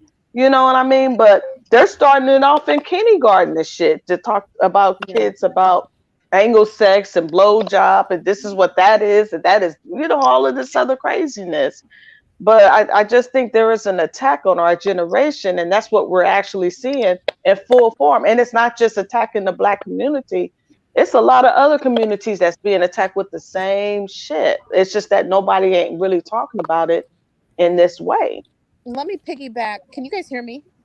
Yes. Let me piggyback on what you said, sis, because you were saying something about these girls dressing, you know, like sluts and all these different things. And I wanted to bring up the culture of the music that we are, as black people, that we are promoting, because a lot of a lot of our children are not growing up, like you said, with their fathers in the house. And women want to have the approval of a male. So if they see the encouragement of males promoting this type of music and, you know, these type of women, the other women are going to want that same type of attention and will follow suit. They're going to go where the attention is. Now, if their father was in the household and didn't approve of that, or if their male counterpart didn't approve of that and didn't give that type of attention or shunned that, the women wouldn't. They're going to follow what the men desire, right? So if there wasn't so much of this promotion, you would see less of black women doing it, or even being the rappers or the R&B singers. Not that anything's wrong with R&B singers, but I'm saying, you know what I'm saying, like the over sexualization of it. Right, I get what you're saying. Mm-hmm. But there's a lot of people that, I mean, and we like to laugh and watch drama and all that stuff. We crack up about it. But then when it comes to, you know, when we're looking for the public to raise our children, and all you see is craziness, then, you know, who's to blame? If we're getting paid by, quote unquote, the devil, and the devil is offering us all the kingdoms of the world, right? Mm-hmm. And, you know, obviously not a literal devil, but I'm talking about a specific group of people, right, and we're not turning our backs to that, then, Right. you know, we already have that type of power, but we're wanting more. Right. You know what I'm saying? I totally agree. Yeah. The consumer is who you blame, and we are the consumer. We consume the product that they provide, and we consume it willingly. And we are definitely to blame. The black community at large are to blame for consuming garbage on a whole. Like, yeah, there's some of us who consume like good quality music and meaningful music, and but it's just not the majority. It's just like, you know, there's millions and millions of views on World Star Hip Hop. I'm not one of them, but me saying I'm protesting World Star, that's not shutting down the website at all. Right. Saying like Right. Yep. it's still functioning whether I view it or not. You know what I mean? I'm just not enough of viewing power to stop it, right? It's still my community at large are definitely logging in and watching the content on World Star Hip Hop on a regular basis to make it a thriving you know, source of content.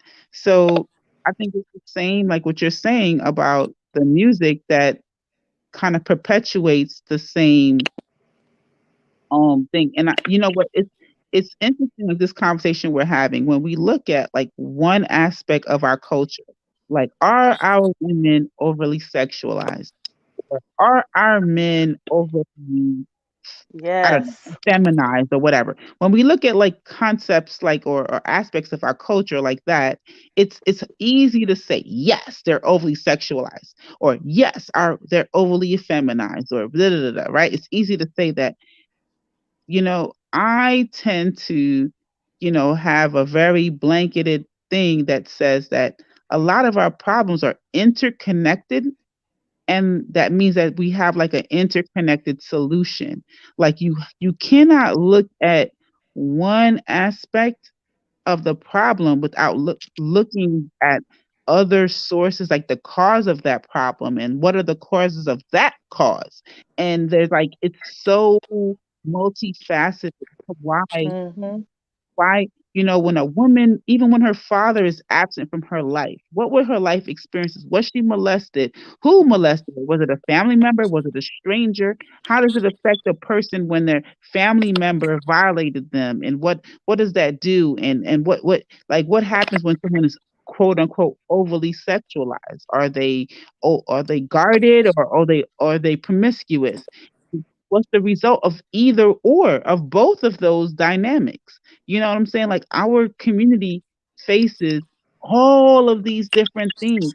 What happens when a boy sees his mother being very promiscuous? What happens when a Mhm. mother never love a man, never have a husband? Like what is the out Mm. that? You see what I'm saying? Like how does he know Mhm.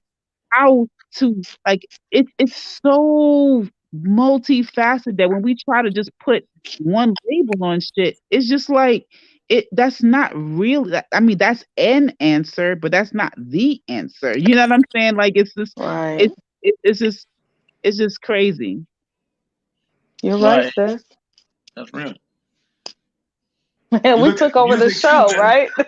No, Sorry. y'all cool. You look at the music though, and that's some real talk, man. That music is actually programming our people, man.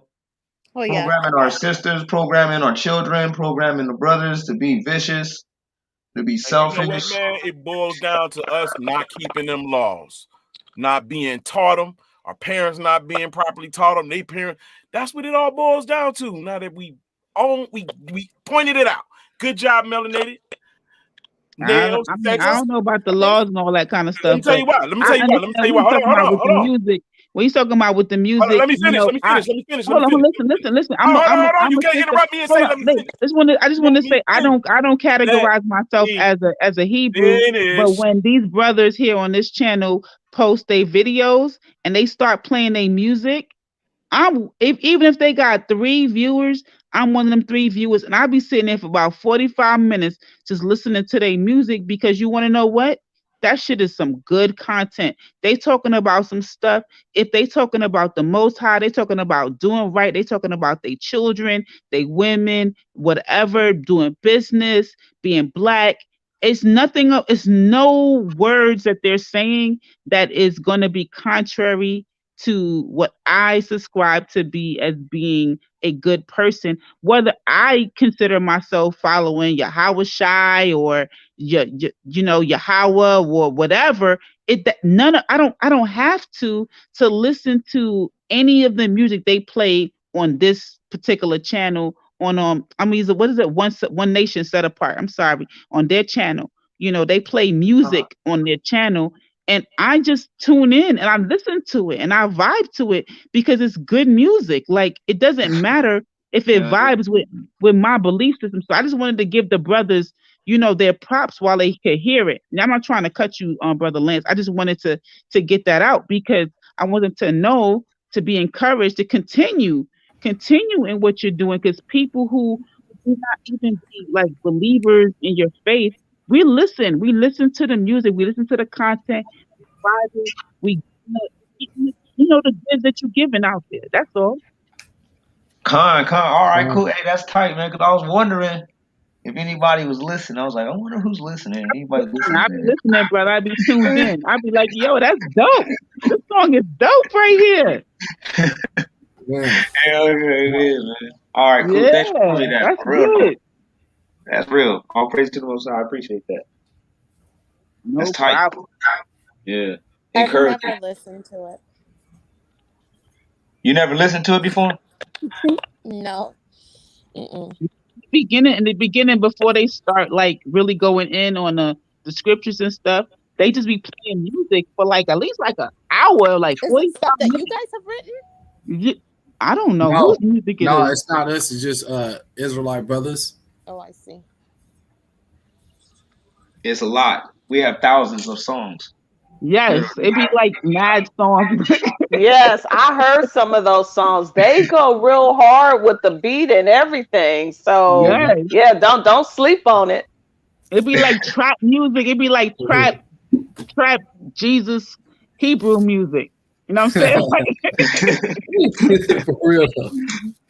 For real, that's I real, have to man. be honest. I probably don't listen to it because I have had so many years of so much of the stuff drilled into my head over and over and over, and I'm finding so many different things that I was taught that are not true, and so I probably somewhat shy away from it and listen to other things because it can be very draining.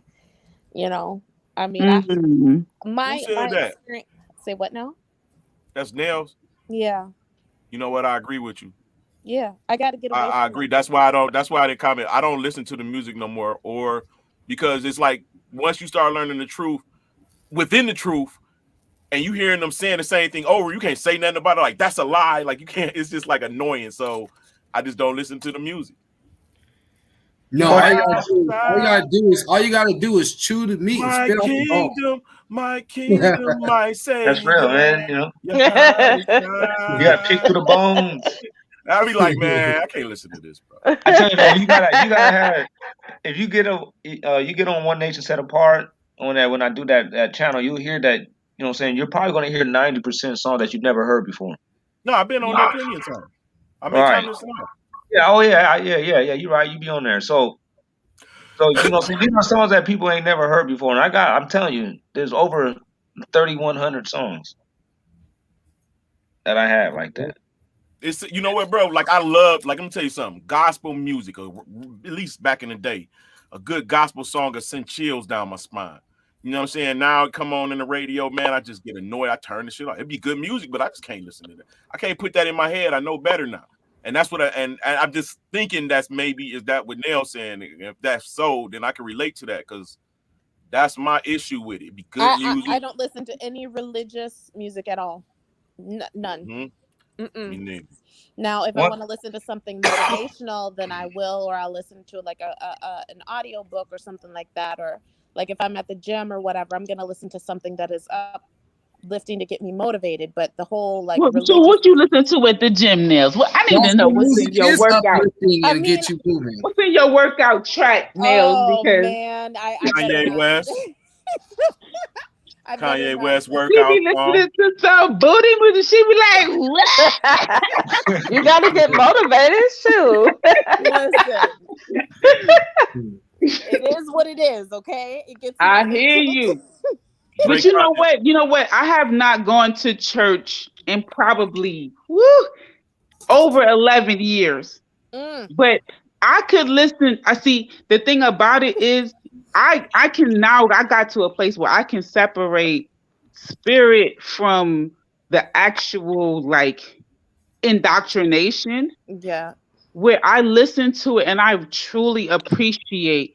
Like, so when someone is like, when I listen to like a Fred Hammond song, that man, whatever he believes in, I can hear his spirit believing in this Jesus, this Savior, what Jesus did for him, and the power of the miracles, right? And I resonate with that power as a creative force, a divine force. I don't necessarily have to give it a name, but because I can resonate with that, I can appreciate his music. And it still has power to me. Like, I love Fred Hammond. Like, you play some Fred Hammond, I'm like, woo, go ahead, brother, sing that song. You know what I'm saying? Like, it doesn't make me go back to being Jesus, you know, Holy Ghost filled, fire baptized, blood of Jesus covered in blood and all that kind of stuff. Like, I'm not there anymore. But Right. I can appreciate Kirk Franklin and Yolanda Adams and maybe not so much Donnie McClurkin. Like, I'm a little I mean, past you got Donnie. some BB and CC Winans up in there, and Absolutely. BB and CC. I'm surprised none of y'all said Mary Mary. Oh, what? Shackles off my feet so I can dance. What? Yes. You gotta kick them shackles off your feet now. Come on. Growing up, I was not allowed to listen to gospel music.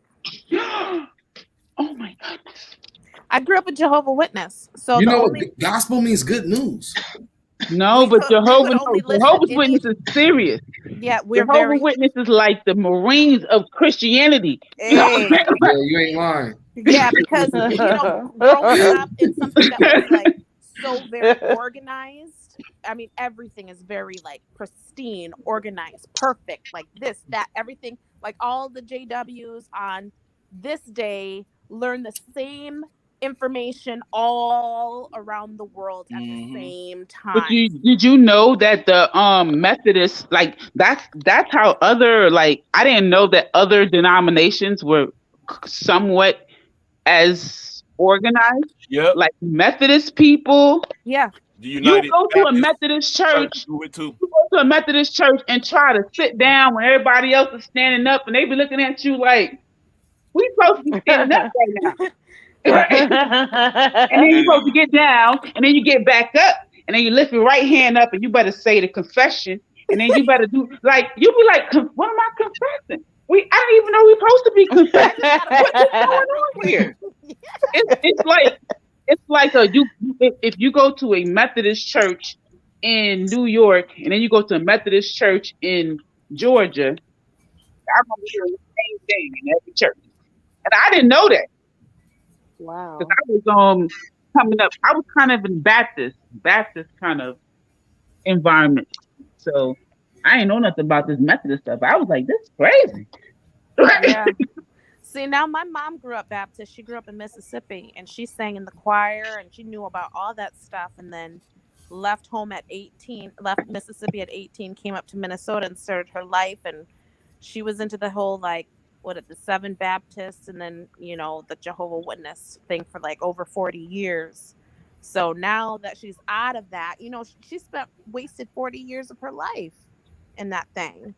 And, what about a discipline? No, not necessarily. You can't say that because she was still on point.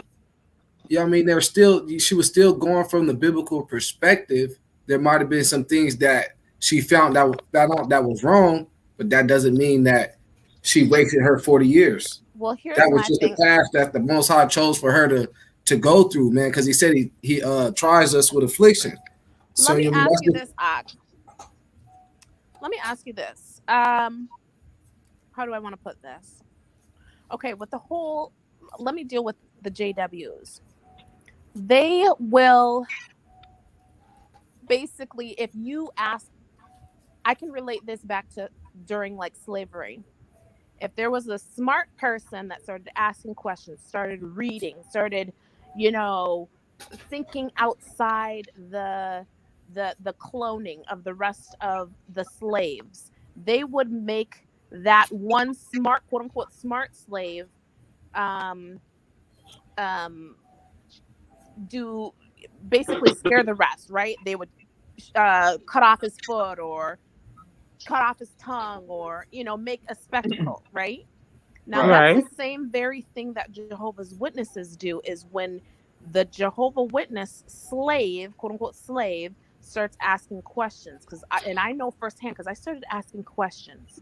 They didn't like that. They would always pull me aside or tell other people not to hang out with me because she's asking too many questions, right? She's not being a good slave. Now, I don't like that part of the whole. I'm wondering where this whole concept comes from because they're following the same very ideals that our slave masters did. Yeah, it's Okay, I mean, so let me finish. I'm almost done. So if the oh, the Jehovah's Witness starts asking questions, they will take their family away from them. They will take their friends away from you. They will disfellowship you, and this is something that happens all around the world. So your disfellowshipping follows you all around the world. I can't be disfellowshipped in Minnesota and go to Canada and be able to talk to another Jehovah's Witness over there. That disfellowshipping follows me all around the world. So my thing is, why is there a correlation between the slave master keeping you from your family or from asking questions and this ideology of keeping you blind or not asking questions or all this fear tactic involved with religion in the religious paradigm? My answer would be Jeremiah 23.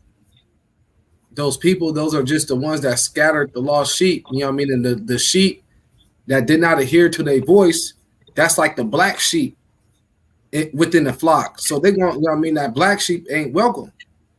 It says, woe be unto the pastors that destroy the scattered sheep of my pasture, says the Most High. Wait, explain what you're saying. Are you saying that the person who asks questions is not welcome? I don't understand what you're saying. You're right. Yes, that's exactly what I'm saying. There's okay. the person that's asking questions is not those sheep that's led under. She's not one of those sheep, or he or she is not one of those sheep that's led to the slaughter. But they view that as the person, like how you take the unclean thing away from the camp. So so they viewed you as the goat amongst the sheep. But so do Israelites. So yeah, because let me not put a label on it. You know what I'm saying? Because I don't like to call myself a non-believer, even though I know some people part of the religious group of people call me that. I don't. I just say, I just believe in something different. I just use it as that. Something different don't mean it's something bad or something good or whatever. Something different. Okay, so I would say this. This is me 10, 12 years ago. I had a conversation with one of my sisters. And I mean, when I tell you, I was completely like just thinking out loud. She said something like, like our ancestors are right? She said, yeah. I said, so like, the reality is like a lot of them don't know what to believe. Do you agree? She said, yeah. She said, yeah. I said, all right. So what do you think they was believing before they was introduced to slavery? She took a long ass pause and she said, melanated, I'm trying to watch this movie. You getting it too deep. And she just changed the subject. Like, just like that. Like, she was like, I'm not going there with you.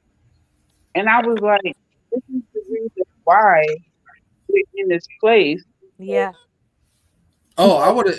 So she should have answered. Her answer should have been. But no, go to Nell's point is when you're that person that asks those questions, you are painted with some kind of weirdo brush. You are the weirdo. You are the outcast. Get away from you. Just go.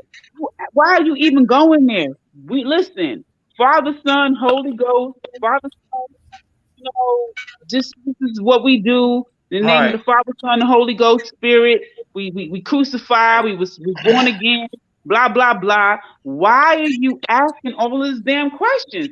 Like, just keep it going. You know what I'm saying? Like, ain't nothing wrong. Right. You know This comes That's because those are the false pastors. Listen, you know what I mean, and what they're teaching is not a true doctrine. So they're not the real prophets of the Most High. So whatever they say, you know what I mean, when you start questioning what they're talking about, they're going to stray you away. But a real pastor, you know what I mean, the one that is actually out there trying to protect the sheep, is going to always tend to the But sheep. you understand that Even everybody when they you're going go to talk astray. to is not going to be a past. Listen, even in your belief system, Brother Akmalak, right? They're going to be people that they, what you call, grew up in the truth, right? They grew up, this is their culture, Hebrew culture. They celebrate, or they acknowledge, let me say celebrate. They acknowledge the Sabbath as a regular thing. They may not even know why they do it, where it comes from. They don't know the origins. They don't know BCE this. They don't know Cushite, this site, Canaanite, this. I'm Yeah. a home in I'm in Hotep. This. They don't know all of that. They think there's a lot of people that are in your faith that are like, boom, Howard shot. I'm down. No, but they know though. They But know the scripture. That's why they believe. That's a No. fact. Because they momming them, popping them, Yeah. uncling them, cousining them, everybody in them. This what we do. I got my fringes. You know what I'm saying? I'm supposed to get a No, but they girl. also She read the got her Bible. It's a fringes. So I'm commandment. gonna be Hold with her. I'm gonna marry her. They No, don't.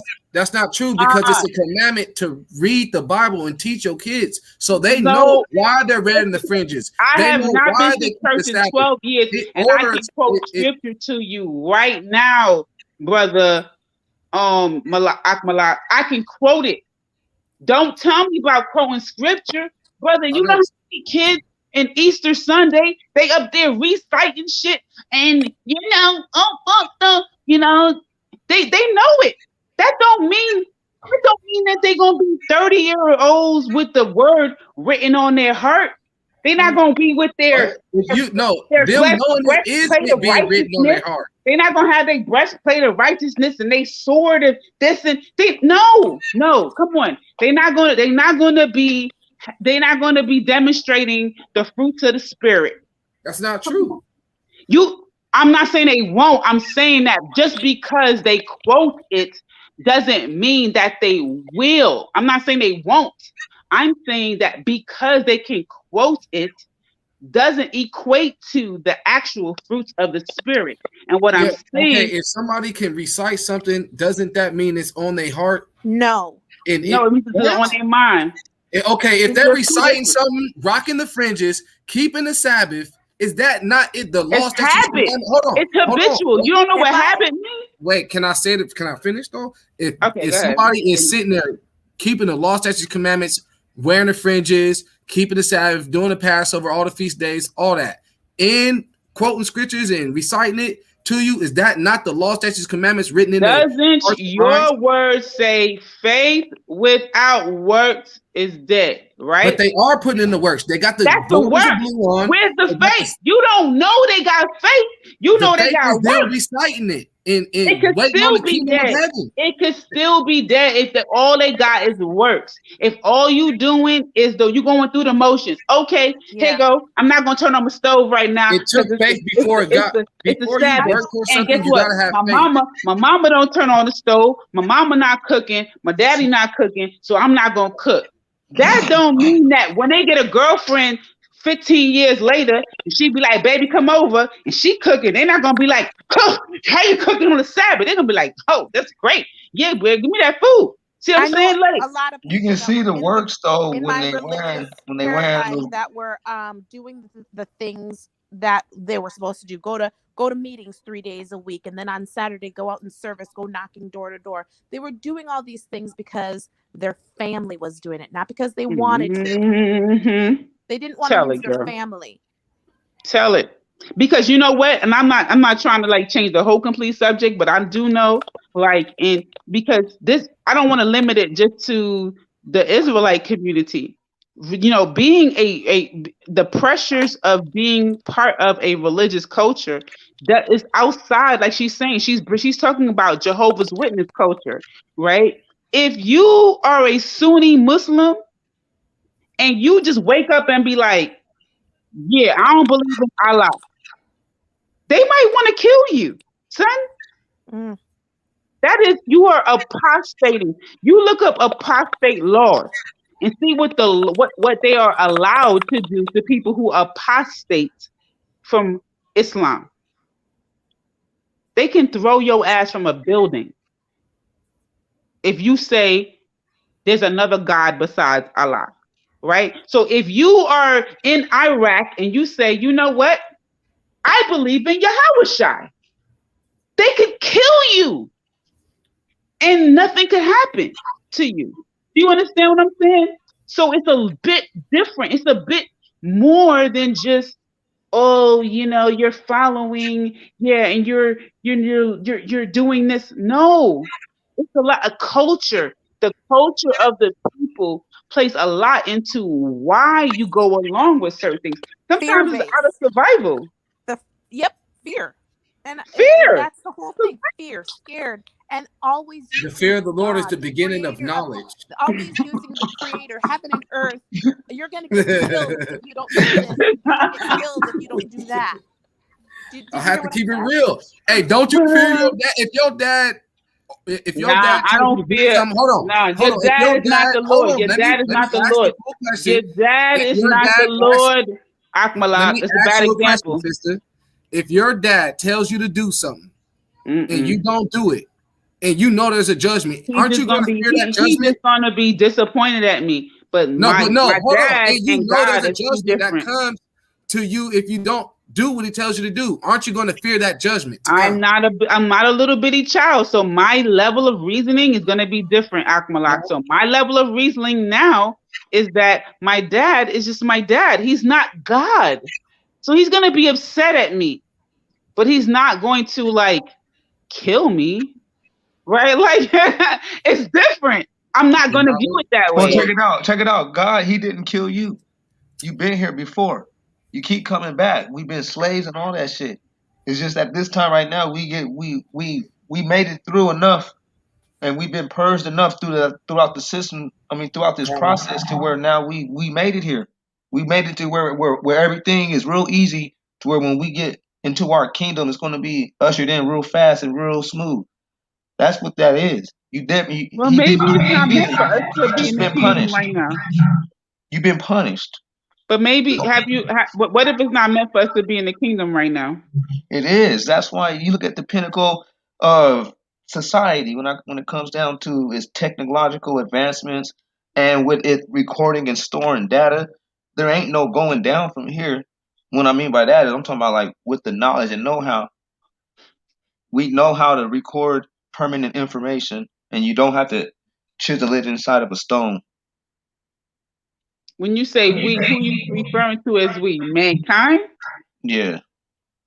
I mean, so you see, one of the things that I like about the Hebrew community is that for the most part, they definitely speak from a Black-centered place.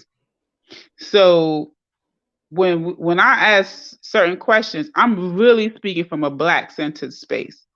And when I said maybe we not meant to be in this, ruling place, I didn't mean mankind. I meant Black people, because if we were, or if we are, then we need to see that being manifested.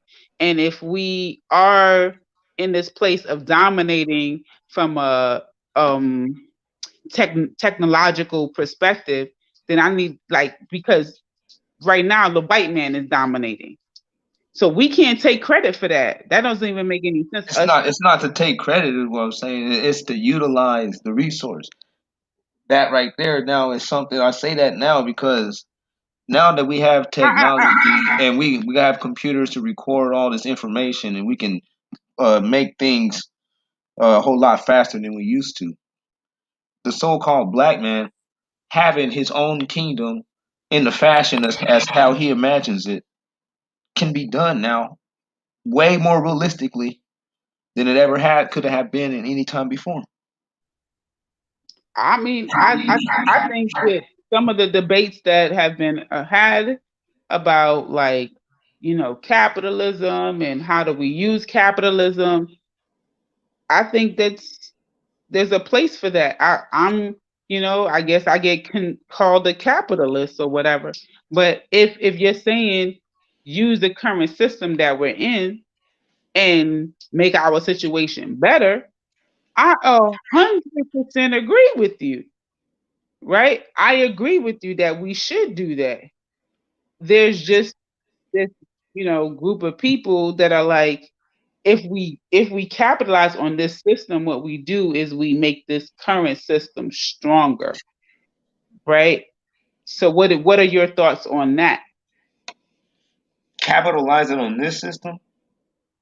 This current system. So if we capitalize on this system, like you said, and we had Black men, Black women being the top in technology, being the top in science, us being innovative, being the engineers, creating new things for for themselves as well as for our community, and us beginning to create more of a community where we circulated our dollar, maybe not 100% of the time, but even a week, a month, more than a few hours like it is now.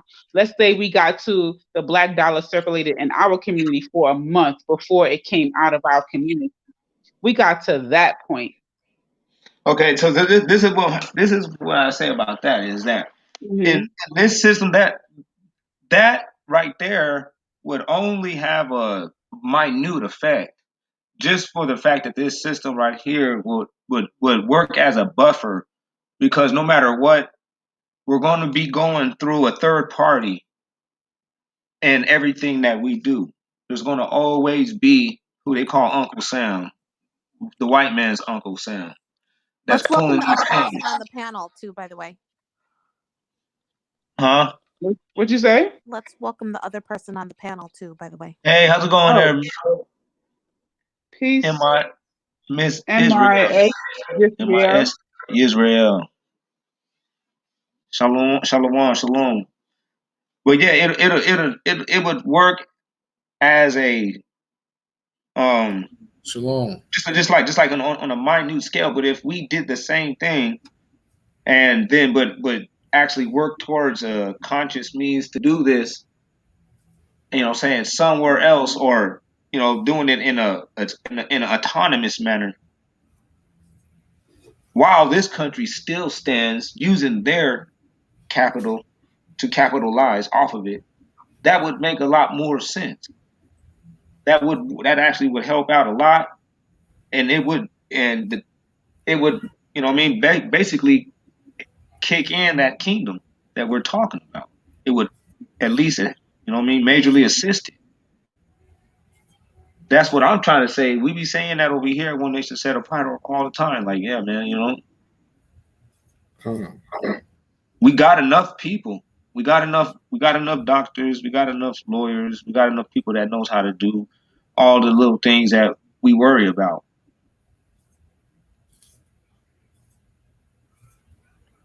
So it's like, shoot. I'm looking at it like we might as well just do that somewhere else. The effect would hit more people, way more of a, higher magnitude, man. If we were just able to do it on our own, not just circulating somebody else's dollar within, this situation that we're already under. This situation already under is kind of a stalemate type of, it's like a stalemate position that we're in. We always got something. Israel, did you have something to add? Are they still there? MIS Israel. Last thing they said was be right back at 10:17. It might not be back yet. He or she. I don't know who that is. You guys know who that is? Mm-mm. Oh, yes. I need to get my audio right, she says. She or he says. Oh, okay. All right, for sure. Hey, you got something to say on that? On the leaving? Yeah, definitely. Just as a question about should we capitalize and use that to circulate the dollar amongst Oh our no, people 3 times? I think that we should go ahead and just leave this place. You know what I mean? While there's that window that's open for us to leave and go start up anew back in the hometown where we came from. Go back home instead of staying here with the oppressor, or you know what I mean, our oppressors. Not saying that we are being oppressed. Those are the people of our captivity, though. Those are the ones that did. These people are the ones that put us into slavery, and I think that we should go ahead and just leave, because if we keep staying here, we're agreeing to be subservient to these people. Let me ask you something. You say for us to leave here and go to what, Africa? Yeah. Okay, so the gathering, I'm assuming that's what you're talking about, that the Most High to gather his people, right? You think that all the Flee from Babylon. Right. You think that all the black people. Okay, so let me ask you this. You think that the gathering is a physical gathering where all the black people all around the world are supposed to be able to land, well, not land, but, you know, for lack of a better term. No, all believers of the faith, all black people that believe in the faith. Right. Of Abraham. You think that, well, most black people do believe, are in the Abrahamic religions, whether it's Islam or Christianity or whatever. So let's just deal with all those people that you think that are black. You think that they're supposed to go to a physical place, that's the gathering, or is the gathering a mental state that you're all on one accord? Yeah, it starts with the mental and then it becomes physical. And you think that everybody that is in the same accord is supposed to be able to go into Africa, where there's been people there already, and go into their land and, for lack of a better term, invade their land? No, it's actually ours too. They know that we belong there too, and there's plenty of room for us to get there. Africa is not a small spot. It's very big and it's very spacious. But you had said something. And they have a lot for sale. Yeah. Right. But you had said something before about all the Israelites going to South Africa, correct? Or Zimbabwe, was that correct? No, it's like Congo. Yeah, like Congo, Congo area, Tanzania and all that. So are all these people supposed to go to Tanzania or the Congo? Yeah, we're supposed to go in those areas. All these people are going to fit into the Congo and to Tanzania. Yes. That place is almost as big as the United States. Man, these places are bigger than Texas, bigger than like the biggest states that we have here. The biggest states that we have here in America, these countries are bigger than them, and there's room. You know what I'm saying? Like for 40, let's just say, number one, 43 million people are not going to pick up and move to the continent, right? There's probably going to be let's say, out of all the black folks, I'm gonna say 15 on a real gracious side. Let's say 15 million black Americans pick up and move on a continent. 15 million people. Africa can accommodate 15 million people easily. Any of them countries, 15 million people, they can accommodate 15 million. They're gonna be overcrowded over there. Yeah. Look how many countries it fits inside of itself. You can fit that many countries. You can fit all of China and the United States. And there's still space. So let me ask you this.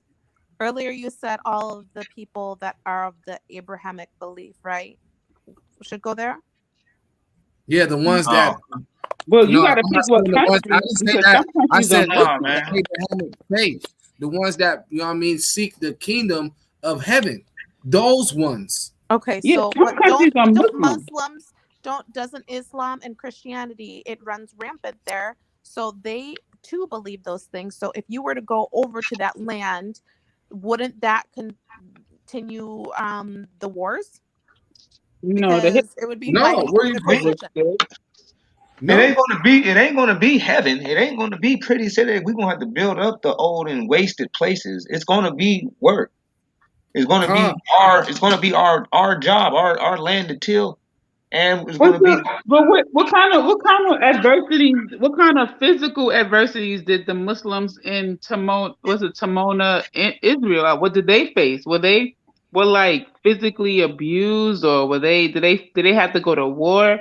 I mean, they definitely faced some sort of legality issues, which is why they were pushed out of there from a legal standpoint. But I think the for how many years they kind of lived there peacefully. You know what I'm saying? Like Right, they like those one Israelites that went to Africa. Balax, what's their name? the the ones in Demona. Timona. Yeah, Oh, Demona. I'm they sorry, had I'm no saying problem. Demona. Yeah. They ain't had no problem getting up out of it, getting out there. They had no funk, no adversity. They recently had some like legal issues where They're trying to because kick out. like their Yeah. citizenship or something like that. Their citizenship is being questioned. But I mean, like as far as like, it's not like people are telling them you ain't black, you gotta go. You know what I'm saying? Like Right. whatever. I don't think that if you're in Tanzania, somebody's gonna say you're black. You're not gonna, especially when you're not saying you're a Tanzanian. You're nothing. You're dirty. You're taking. You're, you know what I'm saying? Like, don't. I wouldn't advise I you to don't be think like, that would work because they have completely different ideologies. This is the same reason why, you hear with these different camps like, oh, Africans, they hate African Americans. Well, it's not necessarily because of they just hate you for no reason. It's because you have different morals. Well, we do have an old hatred. We were enemies. We are enemies. A lot of the tribes in Africa are enemies. And what was the stem of that? The reason for being enemies? that was a Because they were split in idol the Bible. worshippers and they are still Con, idol worshippers.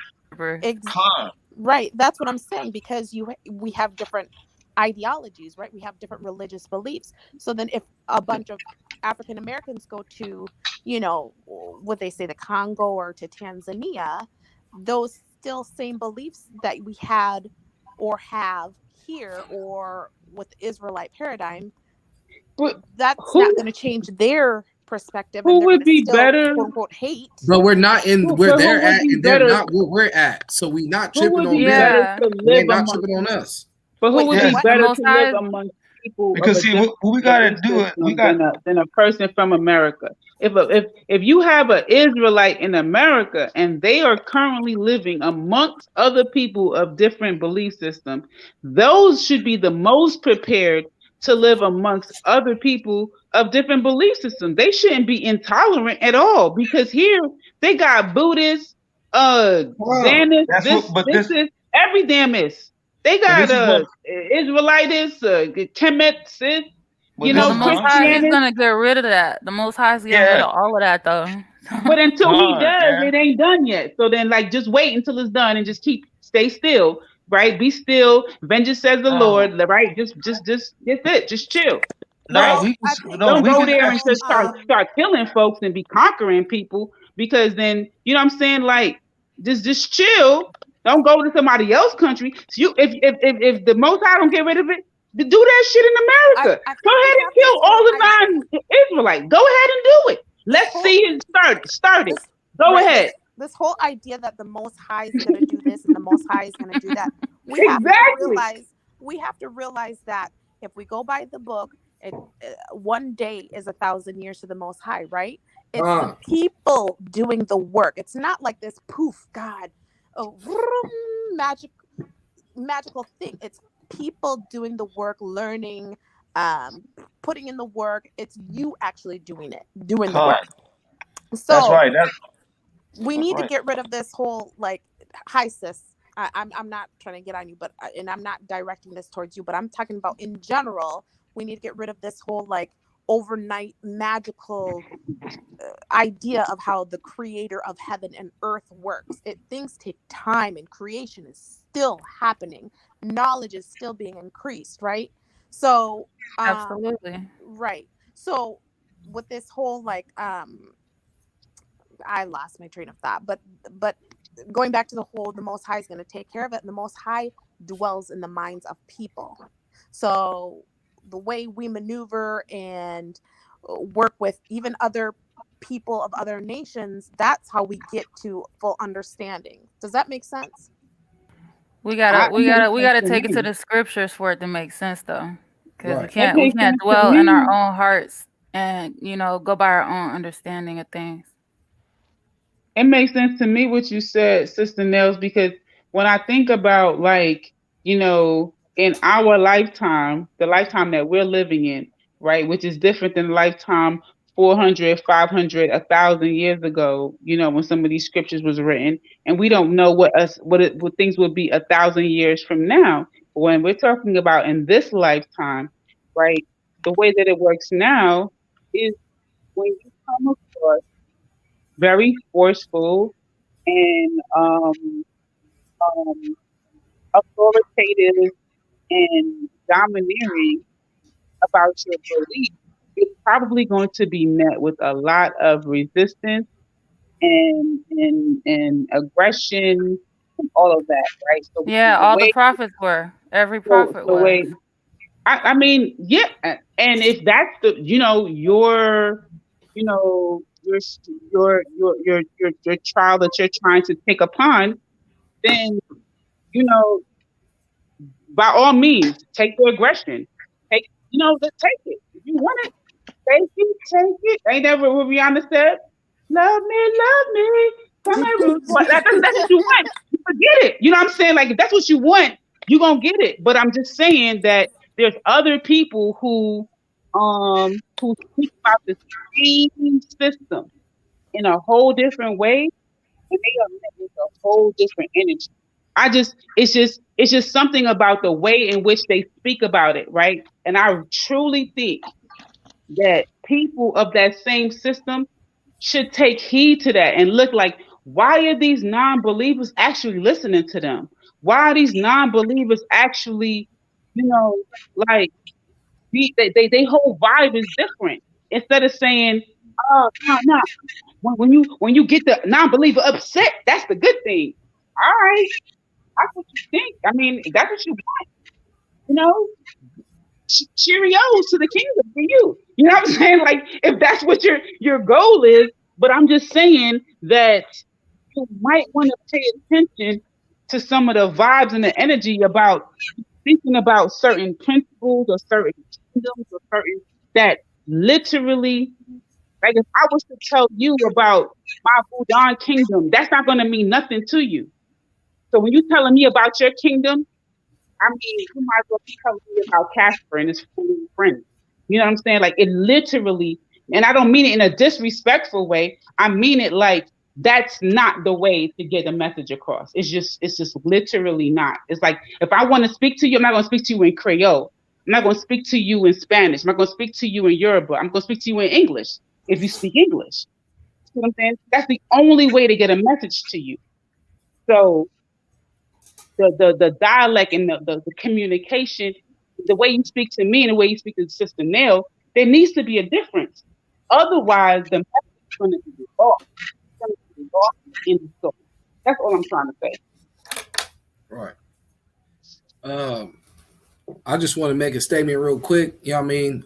Our goal as Israelites is when we get into the land and we get our land, our goal is not to, go to other people and try to convince them of anything.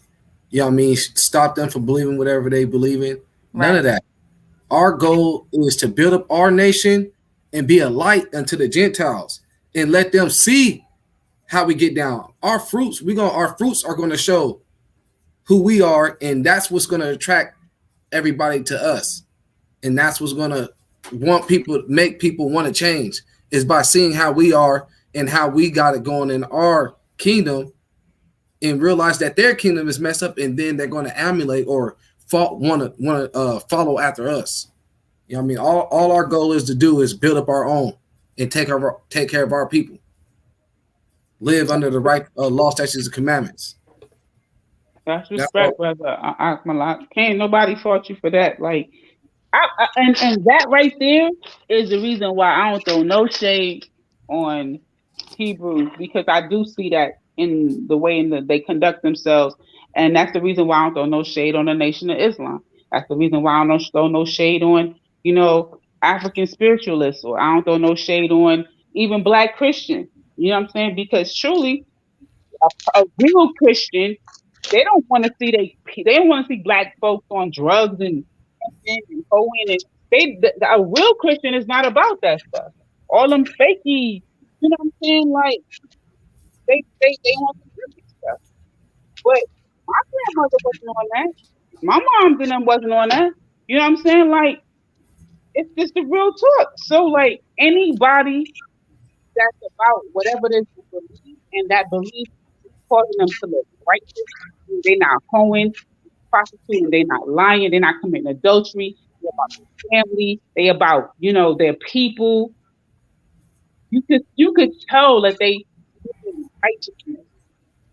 If they call it God, or if they call it God Jehovah, it's a similarity in the way that they conduct themselves if they about righteousness. I don't see no Buddhist person, hoeing, and she's saying she hoeing in the name of Buddha. I never seen that. I never seen no hoe in the name of Buddha in my life. You know what I'm saying? Yeah, but these people, they may be cool and all that, but that ain't what this book is really even all about. Us Israelites, we ain't really looking for just, just trying to be cool. Everybody cool. No, I don't mean cool.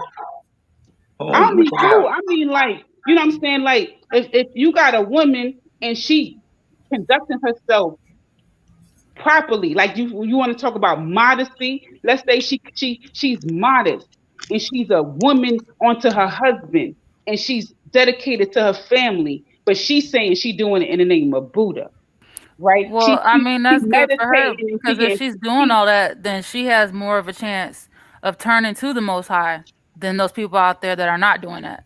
Right, That's how I see that. absolutely. And if she and my whole thing is, if she never does, I will have lunch with her. We could eat food together. But this person who supposedly say that we got the same ability, but they want some fuck shit, I'm not going to eat lunch with them. I'm not going to have my child play with them. I'm not going to break bread with them. I'm not going to do business with them or whatever. But this person who may have a different deity, if they got some good business sense, is a black woman, and she loves a black man. She got a black man, and she got black children. And she says black man, woman, and child. You see what I'm saying? If she's staying on that. I understand what you're saying. But it's deeper. It's a lot deeper than just deities. It's a whole law. No, like, I we have laws, get that, and in every belief system, right? Different belief systems, they're gonna have their own law. If I was literally on a Muslim channel right now, they would be telling me about how Allah dictates this, right? They would be telling me this, and I would say, listen. And no respect to Allah, no respect to Allah, no respect to what the Quran and any surah and whatever. But if you're from Sudan and if you're from Somalia and you're from Nigeria and you're from whatever, right? And you're a black Nigerian, me as a black American, the way I'm gonna interact with you like, look, we black first. And then I'm gonna deal with you on your belief system. And I'm not gonna disrespect your belief system. Just don't disrespect mine. And we're gonna be good. Because I understand that in America, I can't erase my American experience. There's Protestant and Methodist and Presbyterian and there's so many. I can't get into this whole, like, if you're not in this one little section that I'm in, I don't fuck with you. I don't got time to eliminate a whole millions of other black people who don't believe what I believe. That's idiotic. There's so many Okay, millions of black people who don't believe how I believe. That's you me. can be black first, but that's you. The other person, it might not be a mutual feeling. They might be willing to sacrifice your children. Like everybody doesn't feel the way that you feel. But most black people, most black people, right? Which is why that's why we have movements that are not, the Christian Black Panthers. They're just the Black Panthers. We don't know what they was believing in. They could have been some Hebrew Black Panthers. They could have been some Muslim Black Panthers. We don't. They were just Black Panthers, right? Then how do you get on one accord if you're not under the same law, statute, Because the commandments, and judgment? motherfuckers is trying to shoot you, and they don't give a fuck what your belief is. That's how you get on one accord. Duck, grab your gat and shoot back. That's how you get on one accord. We shooting back. We talking about who your most high is after we fucking live. How about that? After we survive, then we could talk about who your most high is. These motherfuckers is hanging us. We ain't got time to be over here like, well, did you practice the Sabbath? Oh, no. Listen, do you got bullets? I got bullets. All of us gonna have motherfucking bullets. When they come on this corner, we gonna light that shit up. But you can't fight guns. Hold on, let me respond to that. I'm just saying you cannot fight guns. These people are guns. What you need to do is come together to leave from these people. They're not gonna chase you. Just leave, brother. I was answering the sister's question. If you're talking about a person who's trying to repatriate, listen, brother Akmalat, I keep trying to help my best friend. He in a relationship with a Ghanaian woman. We trying to get this whole Ghana shit going popping. You feel me? But I don't know if their relationship gonna last. But I'm like, look, bruh, I need you to plant some seeds over there so we could scoot on up in Ghana. But trust me, I feel you. Listen, my parents, I'm a child of an immigrant. So I ain't even I don't got roots in America. I'm trying to be either in my parents' country or in Ghana, Nigeria, Cameroon. I got a couple of options here. I'm trying to go to Tanzania next year, 2022. Trying to go to Tanzania. Right there. Yeah, I'm trying to see what's up with Tanzania, 2022. I got a coworker that he keep talking about his country, Tanzania. But then I know somebody from Cameroon. Oh, sister, you're gonna love Cameroon. If you come there, you're gonna feel like it's home. I'm like, all right. I'm gonna see about Cameroon. I don't know. I definitely Cameroon.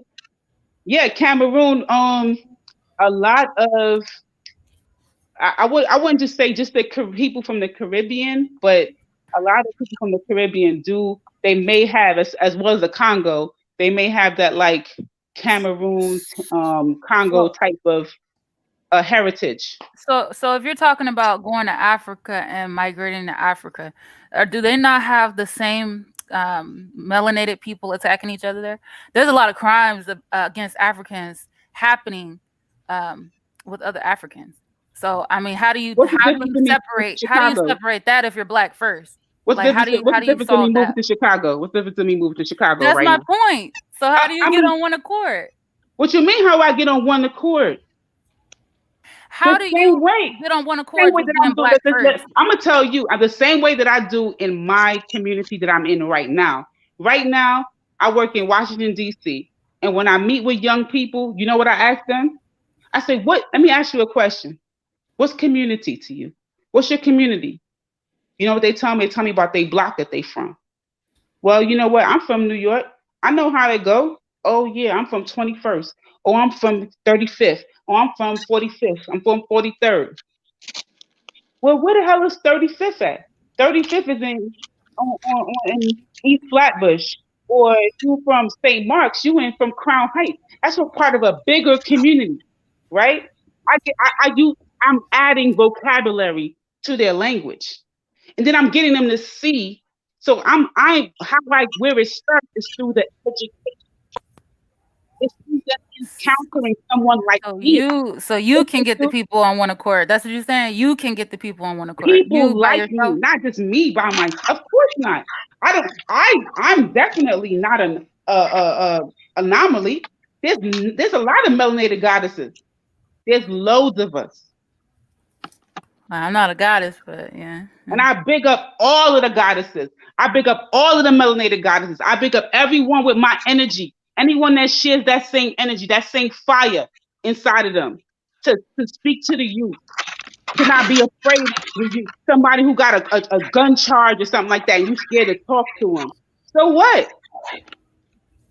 That could be your son. Of course I'm gonna talk to him. Of course I'm gonna talk to him. Because if he got one gun charge, maybe talking to a real mama will stop him having another. Absolutely. So how do we come together as a nation? To me, it's through love. Because I love you regardless of what you believe in. You may not love me. Your love for me may be conditional unless I value what you value. But my love for you is unconditional. You don't have to value what I value. I could value the rocks. I could value a tree. And you fucking go and piss on the tree. You feel me? So as long as you're depending on everybody to come together and I'm automatically love. I'm not depending because guess what? No nation, not even the greatest of nations, had every single person on board. You can't show me one that had every single person. We used to. That's in our history. Right? It wouldn't have never failed if every single person. Come on, man. Even there was somebody going we start allowing enemies around. And that's why we got there was always somebody in the cut. We tried to spread love too far. That's why there's laws for that. Exactly. Listen, there was always somebody in the cut going against. So yes, right? So when I say spreading love, am I saying that we don't ever have weapons? We don't ever have I think you can read too far into what I'm saying, right? But I didn't say those things. You could assume I mean that if that's what you want to assume, but I never insinuated that showing love means you don't defend yourself. Of course not. I never insinuated that.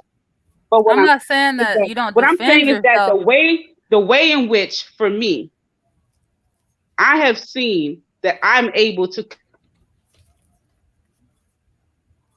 Yeah, I'm not saying that you don't defend yourself. I'm saying how do you love and come together as a nation just under love? Like, how does that bring a whole nation together? How does that build a nation just by depending on everybody to just automatically love?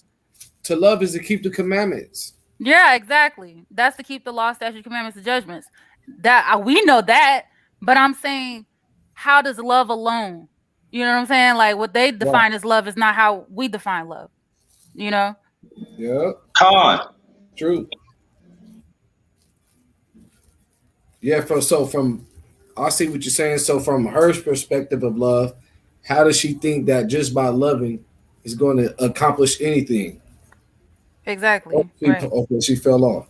Right, because other people's love ain't the same way as we has been taught how love actually is. They think that love is just saying, oh, okay, oh yeah, I'm feeling you. Oh man, that dude is cool, man. Oh man, I'll help you out fix your tire. You're like, that's not like thanks for the help and all that. You know, that's always a much appreciated, but the law, statutes, and commandments teaches you how to do that appropriately, how to love your brothers and stay confined within those boundaries at all times. Same thing is keep you from offending against your God. That's another thing that people, they want to become too compromising. Everybody want to compromise and say, well, you could be a Muslim and I could be an Israelite and we can still, it's like, man, no. That stuff is going out the window, like you said earlier. That stuff is going out the window one day, man. We done with all that. And when you can see it happening now.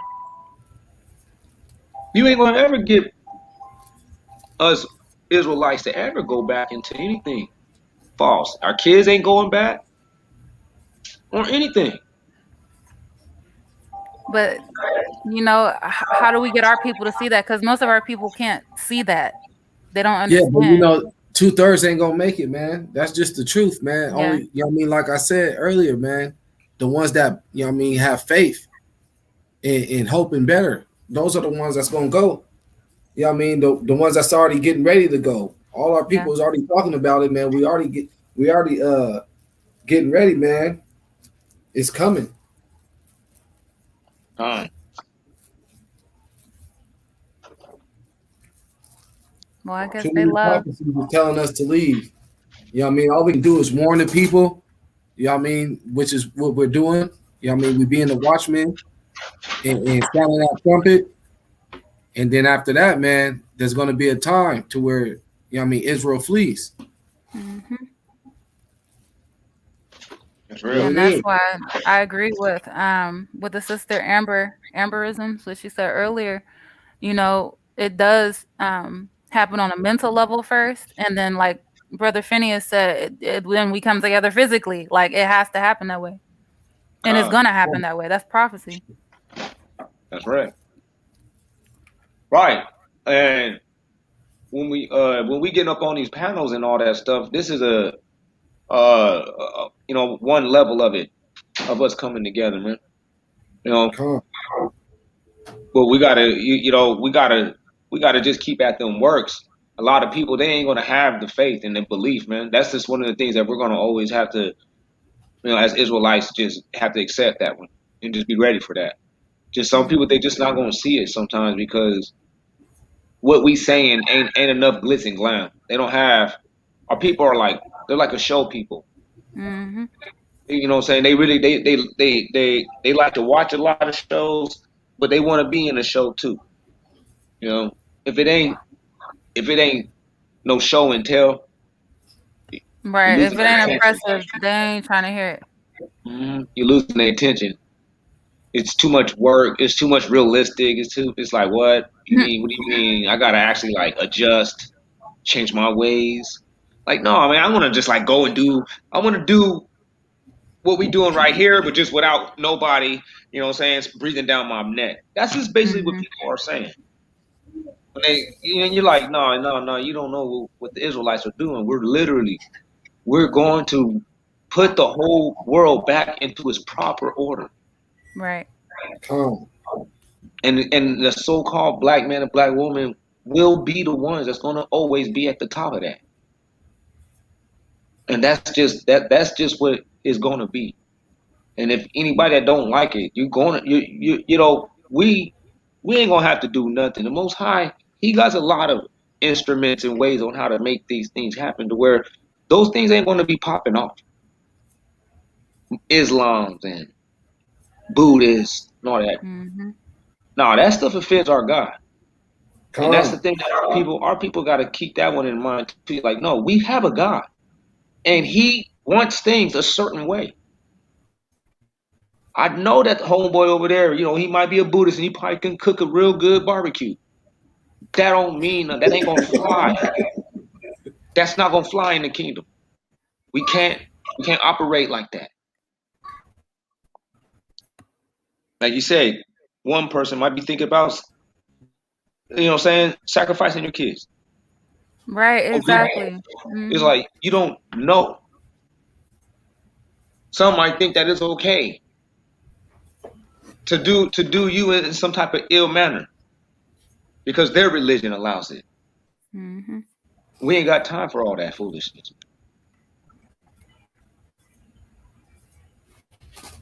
That's right. That was a good. This is a good show. I'm glad you sisters showed up, man. That was a blessing. All I praise to the appreciate Most you High. brothers having this live stream because Con, we need con. this. We need to do this more. And I kind of understand like now why it's so much wicked in the world, like why it's so much evil. Because if we were in the land and we were on one accord and we were going by the law, none of this wicked would spread like this. But see, wicked has been allowed to spread like a wildfire so long all around the world. that is just like out of control now. And like we're the ones like originally like our Hebrew men were the ones, really everybody, you know what I'm saying? We're the ones supposed to take care of like the wickedness that's amongst us. They're supposed to be stoned. That's right. And yeah, we're the leaders of population control, not Bill Gates. So that's real. you know. That's real though. I never looked at it that way. That was a good one. Well, that's real talk. You know, But like I not said, for man, real. when the salt lost its savior, we lost our sight of who we really are, man. And when the salt lost its savior, it's to be trodden and, you know what I mean, cast it out and trodden under the foot of men. That's what's happening with us as the brothers and with the sisters, man. We going through it out here. We gotta put an end to that. Oh yeah, here go a servant. This is servant up here. What's up? A servant. Oh, my bad. Abraham's. Hold on. This is Abraham's favorite descendant. Let's get Oh, it it's a right. brother. First My and bad. foremost. My bad. I'm sorry, brother. Yeah, I'm something like God. I mean, I'm not the Most High, but I'm close. Who is this? You know who it is, Battle T Axe. Dizzle. T Duck. Oh, what's going on with you, man? All is well, bruh. Hanging like snot. Shalom, man. But yeah, Peace. I just wanted you to who's spreading this wickedness, man? I mean, the sister was talking on it, but you know, I always gotta address the brothers first. No offense, sis.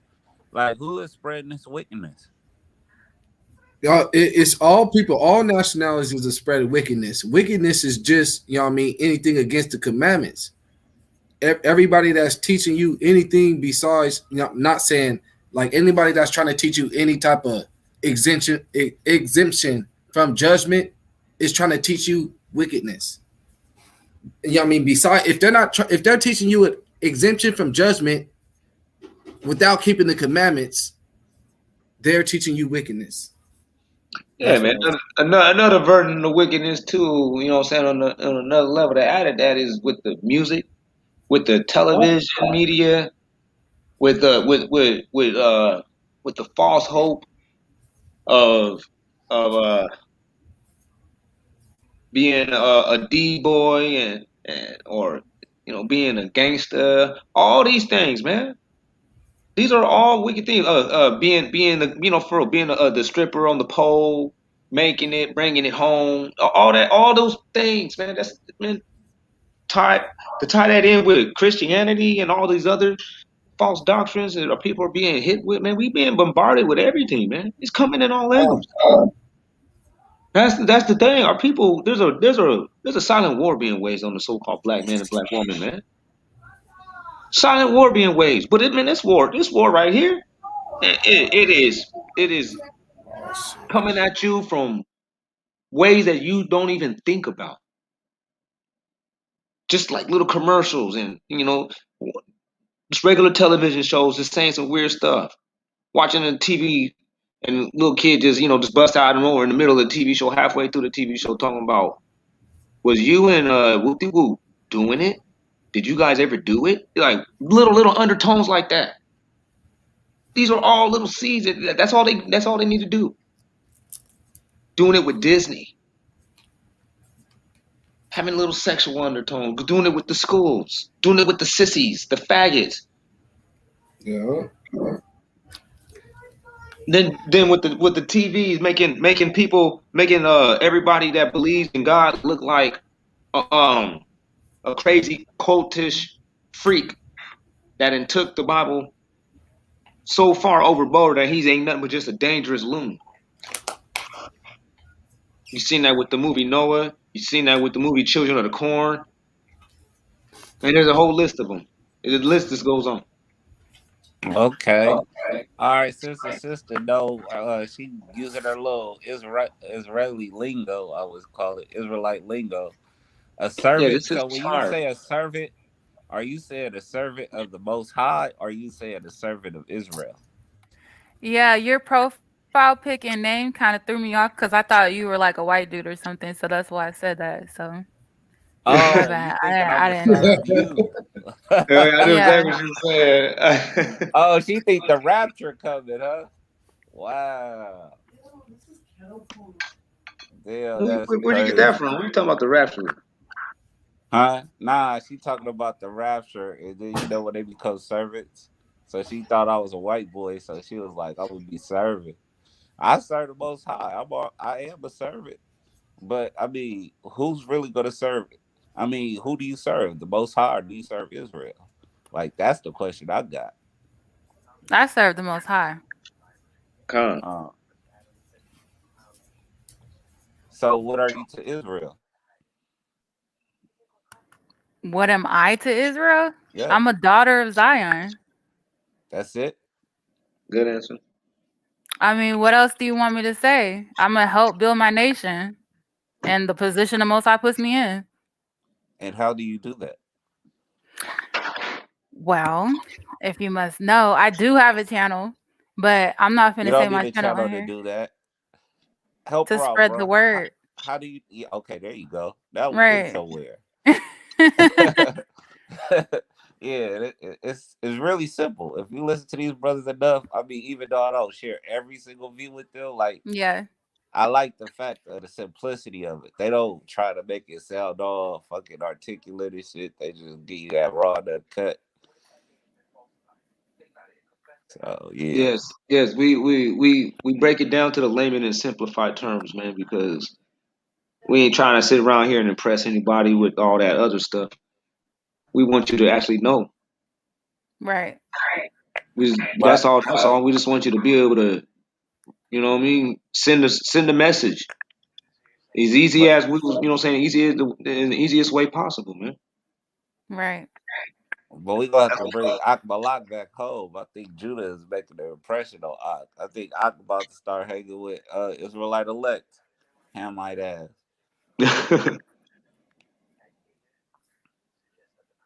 We I gotta actually got mess a with. couple of channels. Oh, that's Oh dope. yeah. Yeah, the last channel, I forgot my password and stuff, is Vanya, and I wasn't able to log back in, so I just put it back up on my new channel. You speak Hebrew? No, I'm trying to learn, but this Hebrew, like it's not Don't learn Paleo it. Hebrew. You know what I'm saying? Because it's mostly like Yiddish. So, I mean, Yeah, it's a waste of time. Learn Swahili. Yeah, you seem up to speed big time. You know what I'm saying? I'll check out your channel. yeah, Vanya, Vanyah. Put it in the chat.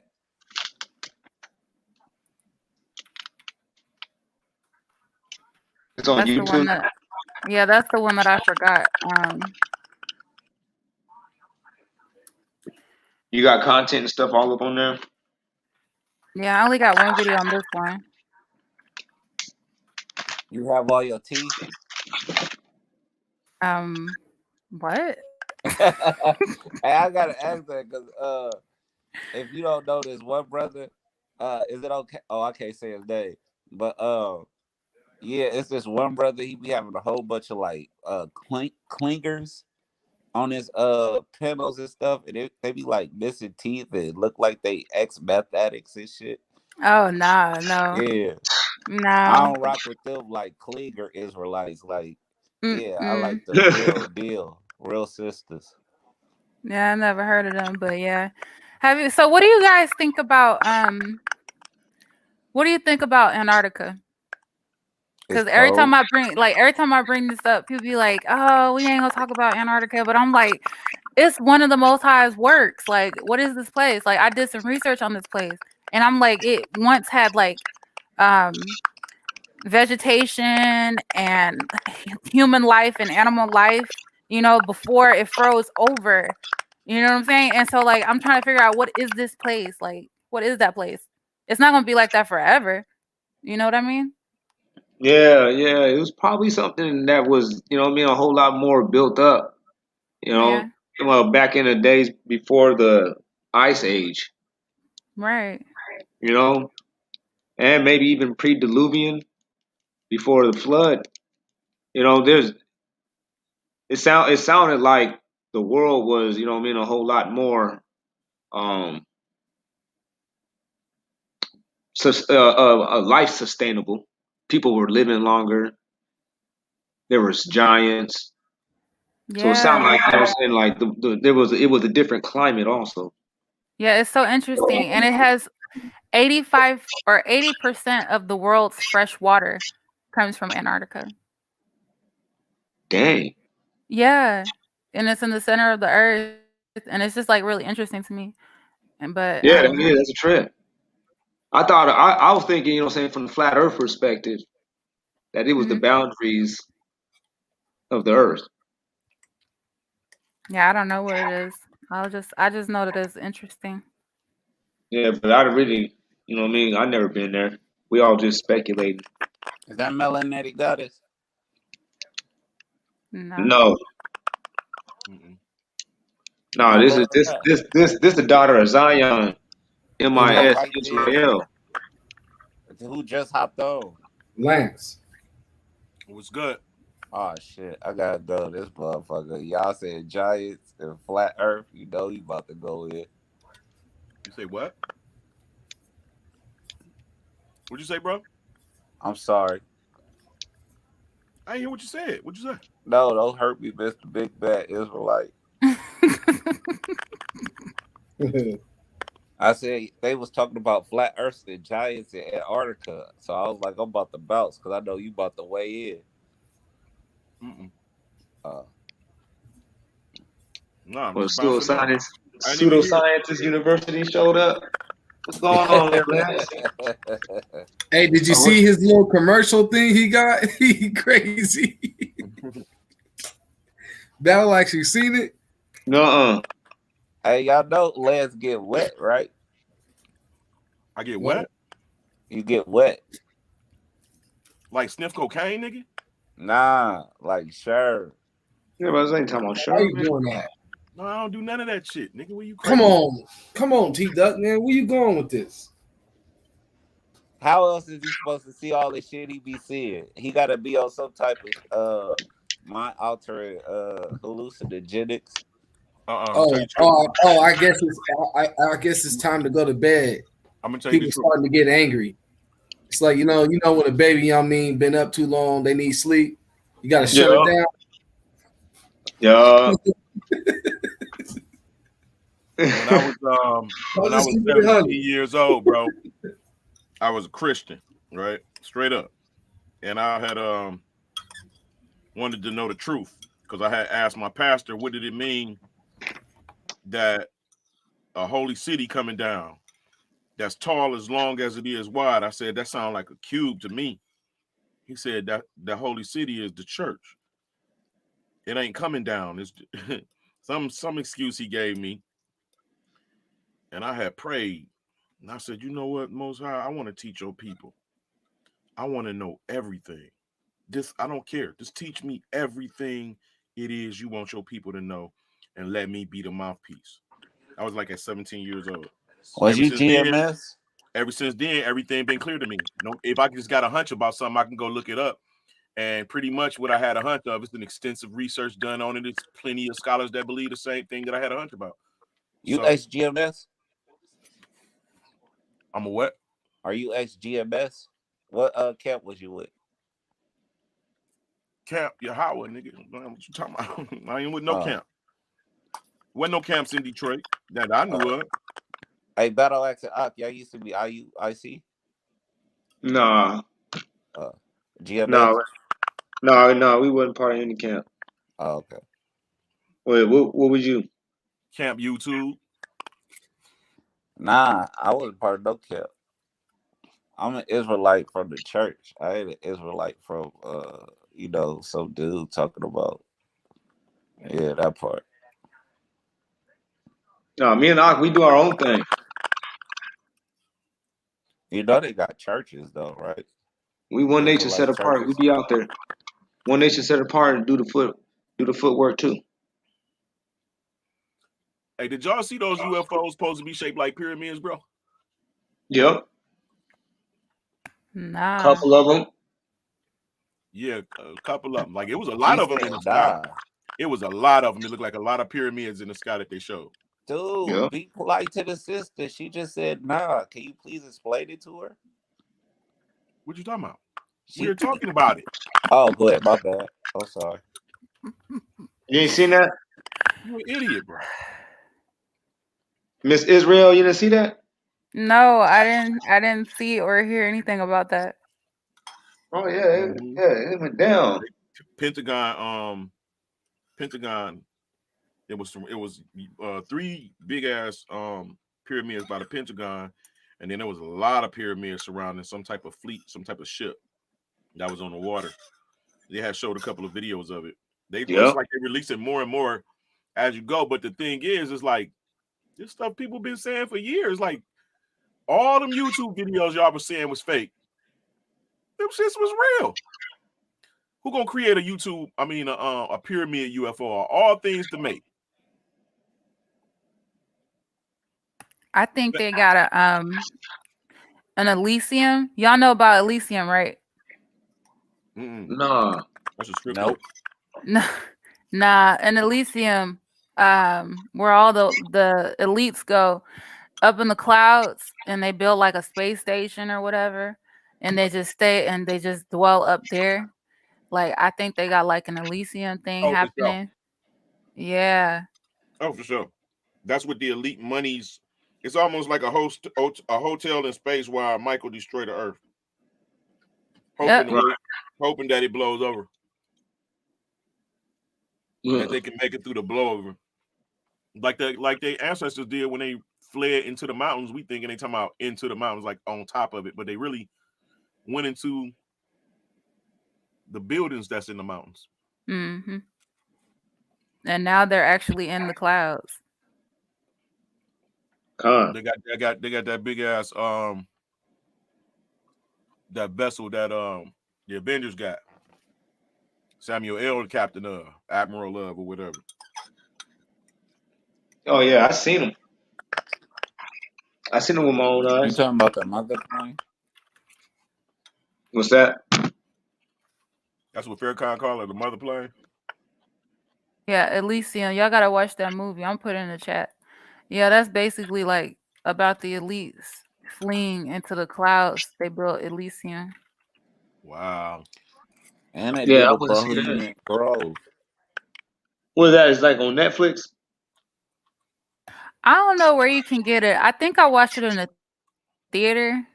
It's like from 2013, 2012, Okay. 2013. All right, I know where to go and find it. That's cool. Hell yeah, man. All praise. I want to see that. I like those type of movies that ties into what we studying and all that. I'll be like, oh, okay, that because You they have to be watch kind of Charlie, they be and they be telling on saying little things. themselves. Yeah, they be saying little things too, and be dropping little things, little jewels in there. I'll be like, okay, they know. But it's only for certain people to understand. You could clearly see that it's Yeah. like a hidden agenda. It ain't like blatant. That's why you could say something to somebody, be like, that's what you got out of that movie. You're like, if you don't have a certain knowledge, you're not gonna get certain things in life, like even simple signs. Simple, Right. you know what I'm saying? Simple signs, like everything, like you just be like, wow, okay. You can see it clearly as you go, man. But to some people, All right, just ain't real life, man. have you seen that one movie on Netflix with that it's Will Smith and like Yeah. monsters or something? The I don't know dude that what they played are. as Oh yeah. Those funny looking dwarves and stuff, and the Yeah. vampire looking things. Yeah, I forgot Yeah, that yeah. movie. That right there, that was that was all Israelite undertone, man. That was like it was speaking in all kinds of different subliminals, man, to where I just it was just too many to keep up with. yeah, I it was was like, the one thing, the mistreatment of the blacks by the police at the same time that the blacks was going through their thing. They had that movie come out. You know, yeah, I get all of that, man. But I think they just trying to brainwash us, bro. Real talk. I don't think that, like, consider this. If all blacks just say, okay, we're just going to dispatch from all areas in life that's involved with the so-called slave master, and just we don't want to participate no more. What do you think will happen? It's called Bright, the Will Smith movie. It's Bright. What you think of that? Oh, say that one more time. Well, if what was it? One All more time. blacks dispatch themselves from all areas that would be considered, all areas of the United States. Medical field, hospitals, military, football, basketball, teachers. We don't want to participate no more. What do you think will happen? Oh, I think that it'll spin this place into a declining type of ripple effect. I know that. I'm not sure exactly how it would Well, play out, yes, but it I will know be. that it'll be detrimental. But it wouldn't be something that they wouldn't be able to fix or nothing like that though. They wouldn't be able to fix it because the only way they're going to be able to fix it, bro, is what they're working on right now. Well, Laborers, they kind of making that robots, automation. they they making that happening with a lot of immigrants too though. If you really look at the immigrant population, it never slowed down and they never just plateaued it. It keeps increasing yearly. It's every year there's more people was immigrating. I'm not gonna say saying during saying Wuhan or whatever, but I'm talking about just generally before that. This place had it was an inclining rate of immigration. They just always been immigrating. They That just makes it, has but it never not never been because they stopped. weren't immigrating. That's what I'm saying. It was an inclining rate. So when you look at it all the way up in today, there's a good reason behind you see a lot of unemployment and homelessness amongst the so-called black man, even compared to what it was in the past, like say 30, 40 years ago. And due to the fact that they already kind of are preparing themselves and they actually already engaged that whole little process themselves, pretty much about you being kicked out of all those avenues. And now you're the only one that's actually affected by it. Our people, as in not in particularly just like you or anything. I'm saying like our people were affected by that, by the Well, immigration. I think that our people, I think that What? our people are actually affected. I think our people are only brainwashed and believe they're affected, and therefore they are affected. They interact and act like they're affected by.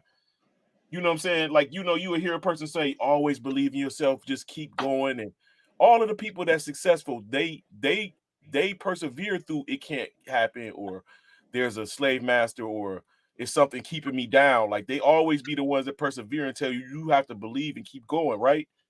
Uh-huh. In reality, that's because I believe it. In saying that, I believe that reason is because we are brainwashed from a youth into believing things that causes us to act a certain way. Or And it's not a reality that we can't literally escape from, that actually people do on a day-to-day basis escape from. And or we it and could or there could be some manipulation behind it. There could be some manipulation and some fabrication behind it. We can't just solely place it upon the so-called black man, as in we've just been I'm not manipulated. placing Not it all on not the every last one of us. Not every last. I mean, every we've been saying led to believe those things and brainwashed. Not every last one of us has saying is at fault for the things that we've been born in. You get what I'm saying? Let me give you an Some example. things. Not that type of stuff. Not that type of stuff. I'm talking about like this. Say across the world, people believe that if black men go outside and get in his car, he's liable to run into police, and if he does, he's going to get shot or taken to jail or get a ticket. You gotta, and that's because of the news, right?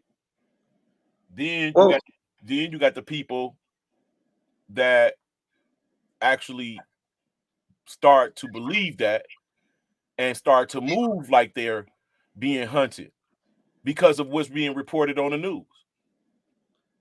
You well, see what I'm saying? I lived in a city where, yeah, you get hunted by the police and by the, you know what I'm saying, your own people.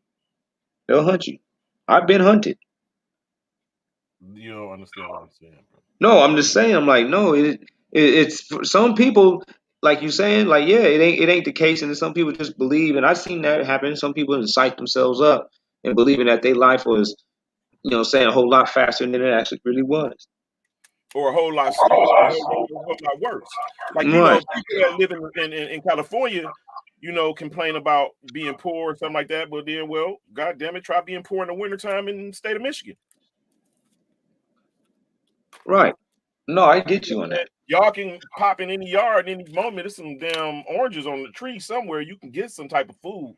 It's But this money is all where, around. but this is where the difference comes. Is that where these black people that you're talking about that is actually like making it and whatever because they're not brainwashed, whatever. That takes a person he's exceptional.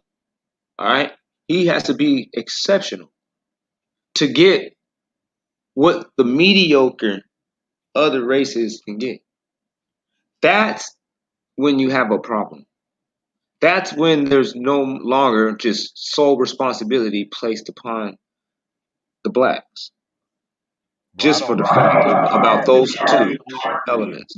Huh? I said, is something happening? What was somebody echo? I said, it's hard for me to actually see that because, you know, You have to be exceptional. You can every see that. no, you know, I don't know, man, because you know, my family is not exceptional family. You know what I'm saying? We average black family, got your ass beat, had to be in the house when the street lights come on, get a whooping for bad report card, don't get no help with the homework. You know what I'm saying? Nigga, we came up in a typical black family, as far as my understanding of what a black family is. We was told to go to college, but we weren't really given the tools to go. And you know, our parents is young. Everybody owned their house in their 20s already. At my age, I mean, when I was a kid, most of the parents was already set. You know, they had their homes, they was getting married young. You know, of course, that changed. We know what happened with that and that change. Sorry, I'm rolling. No, I'm And hearing that you. changed. But I'm saying there is nothing. I can't say circle every individual, but saying black people on the whole has the tools, has the position, and has been put in a position to take control of their life and be more than what it is the news say we are. And that's just real prevalent by even us being on the internet right now, having a conversation, being able to pay your fucking internet bill, get in a car and go to work, have a place where your kids is eating. It might be some struggles, but I mean, it's happening. It's there, right? But it's people that had none of that shit at all. Like, it's no, we can't even contact them because they're in a fucked up position. And not just one and two, but a lot of them. Nations eating dirt and shit. Yeah, This but what is is true, and a lot of these nations are suffering for their sins against Israel, the Most High's people. That's true. That's true. So, but I'm saying, trying to get us to identify ourselves and like keep having this complaint that the white man is holding us back in. You know what I'm saying? The whole time we coming up the whole time. Like, we're not. We're not in those people. We're not defeated, that they say. We're not ignorant. We can read books. Like, it's like all of the shit that we just believe it. Like, you know, the police, you know how the police do us. This is true. I'm like, yo, bro, the police fuck with niggas that sell drugs and do fucked up shit where I'm from. I personally, in some odd years, only went to jail for demanding my son to see my son when I was younger. You know what I'm saying? I ain't did shit, probably some tickets and shit, but really, I ain't never had no beef to have a beef with the police. That goes to show you how merciful the Most High is, how He's loosened the bonds since we first got here in our captivity. Like how much more lenient the Most High has been on our nation since we've been here. Because you could believe when we first got here, we had it worse than the whole world. For real. Right. That's that grace and that mercy. No, I don't believe that at all. I believe us coming here was the grace and the mercy to get us to escape from something that was somewhere worse. And that's the whole brainwashing thing. Like, all that we were slaves and Wait a minute. Wait a minute. But Lance, don't forget that he said that he gave us that land, a good land. He gave us a land that lacks nothing. He This gave our place. ancestors that land. That No, was no, a no, whole. no, no, no, no. But no. Don't stick on the part about who he Listen, gave bro. it to. Oh, no, He I'm not keeps giving saying. us land, no matter where he places. Okay, but Wherever our listen, foot go is ours. you got to focus on the land though. Like What there land? is a good reason why that land was something that people, the children of Israel actually was Do you think that we holding going back to holding that holding land, to or a he's going to have high. a new I'm land? trying to use the wording. I'm trying to word this right. These were they wanted that land, man. That wasn't bad land. When they sent those brothers Caleb and them to scout out that land was yielding large fruit plentifully. Yep. It was a dope spot. Bro, you You get what I'm know saying? where else large few was principally, and the same type of people was at in America. You know where else? It was no different than any other place, bro. What are you talking about? Wait a minute. No. Yes, The bro. It was like that in India. It was like that in America. It was like no, that it's in not. Babylon, which is Sumar. It was like that in all them different places, bro. It was No, like that in all those other places, you're dealing with the four seasons. you wherever we was sent to take land from, bro. Whether you were Esau or Edom, you were the new people in the world, right? We You ain't were want to talk about the new people. We're talking about the land you. itself, what it provided. Yes, but guess what? It The was a land. valuable land. The land It keeps itself was changing. It keeps valuable. changing, brother. I hope you understand that every time the Most High resets the earth, there's a new promised land. Alaska is probably going to be the next promised land, which it already was once long ago. It was called Terra Sancta on a few maps, and in the South Pole, which is the South Circle, was also called Terra Sancta at one point. India was called Terra Sancta at one point. So it keeps changing. No, it doesn't. Where show me that in the scriptures where the promised land changes?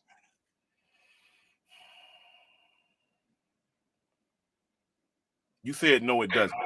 Show me in the Indeed, it scriptures is where so. the Most High ever said he was going to change the land or anything like that. There's nothing in the scriptures where I don't even want to ask you that question because you know that there's nothing in the scriptures that Yeah, backs that up. I can't go through it. I can't go through a few of them, man. I have to bring up Jasher and the book of Enoch to show you that it keeps changing. Everybody's moving more southern and southern and southern down the mound, down the so-called earth. We're moving further down the mound. Okay, it started at the top of the mound around where Alaska is. That was the beginning.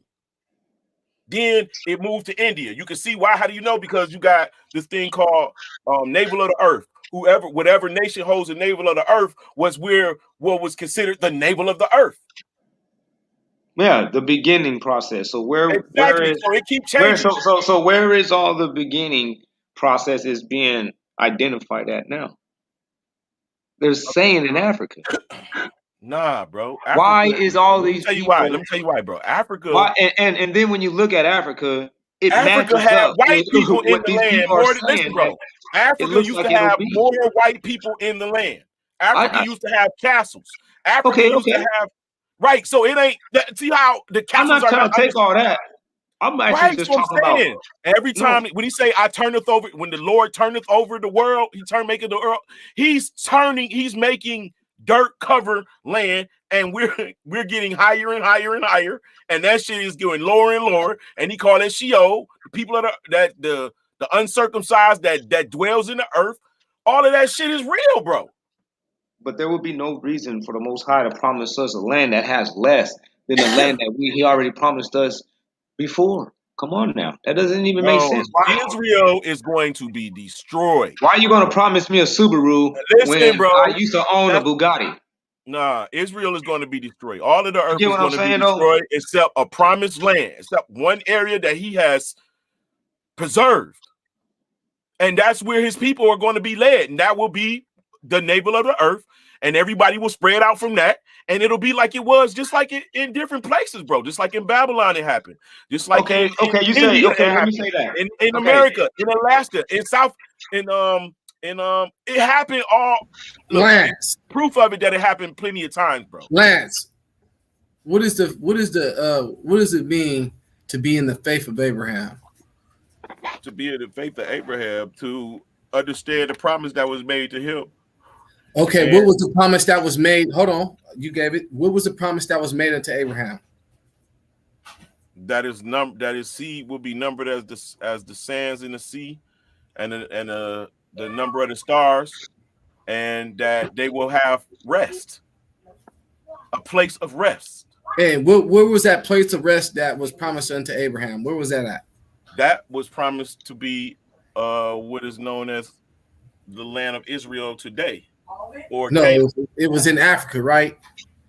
The land that he was promised was in Africa, correct? Canaan is in Africa. Yeah. Okay. So the to be in the faith of Abraham is to believe that you get back into that land. No. Show me that. Show me where it say that to believe in the faith of Abraham shows that you get back Genesis into that 15 land. and 13. Okay. Genesis 15 and 13. Read.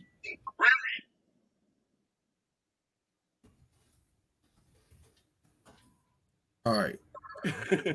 It says, when he said unto Abraham, know of a surely that thy seed shall be a stranger in a land that is not theirs, and shall serve them, and they shall afflict them 400 years. And also that nation whom they will serve will I judge after that 400 years. And afterwards they shall come out with great substance, and thou shalt go to thy fathers in peace. Thou shalt be buried in a good old age. Hallelujah. And he was talking to Abraham. No, that is the faith of Abraham right there. Abraham was promised. He said you shall be buried in your good old age, right? And he was buried in his ripe old age. So no, the 400-year prophecy. What do you think that was? Hold on, brother. Listen. You tell me the 400-year prophecy was about Abraham? No, I'm telling you that the 400-year prophecy is not about America and us here, because we supposed to be strangers to the motherfuckers that we were servants to, and that wasn't the case here. We are strangers in the land. We wasn't strangers to the people who took us as servants, and the motherfuckers who supposed to have been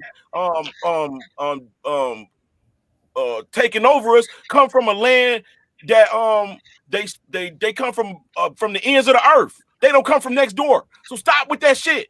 No, it says we not strangers in a land that is not ours. This ain't our land, man.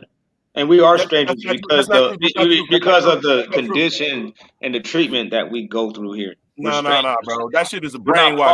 We're not part of the world, man. We're not part of the world. Bro, that shit is a brainwash, and that already happened. Okay, look right here in Jeremiah 25:5. He says, bring it out. He said, they said, turn you again, now everyone from his evil way and from the evil of your doings, and dwell in the land that the Most High has given unto you and to your fathers forever and ever. What is going on? All of the living land, all of the inhabitable earth was given to him and his fathers at that time. All of the inhabitable earth. So make your point. Oh, they were talking about the Holy Land.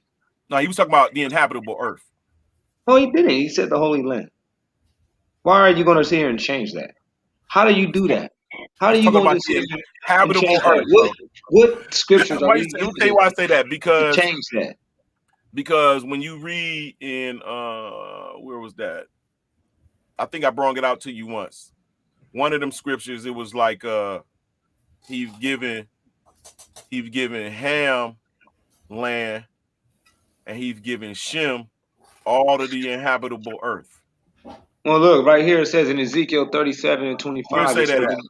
Ezekiel 37:25, it says, and they shall dwell in the land that I have given. This is talking about the last days too. Watch, it tells you the land that, watch this, the land that I have given unto Jacob, my servant, wherein your fathers have dwelt, and they shall dwell therein, even they and their children and their children's children, forever.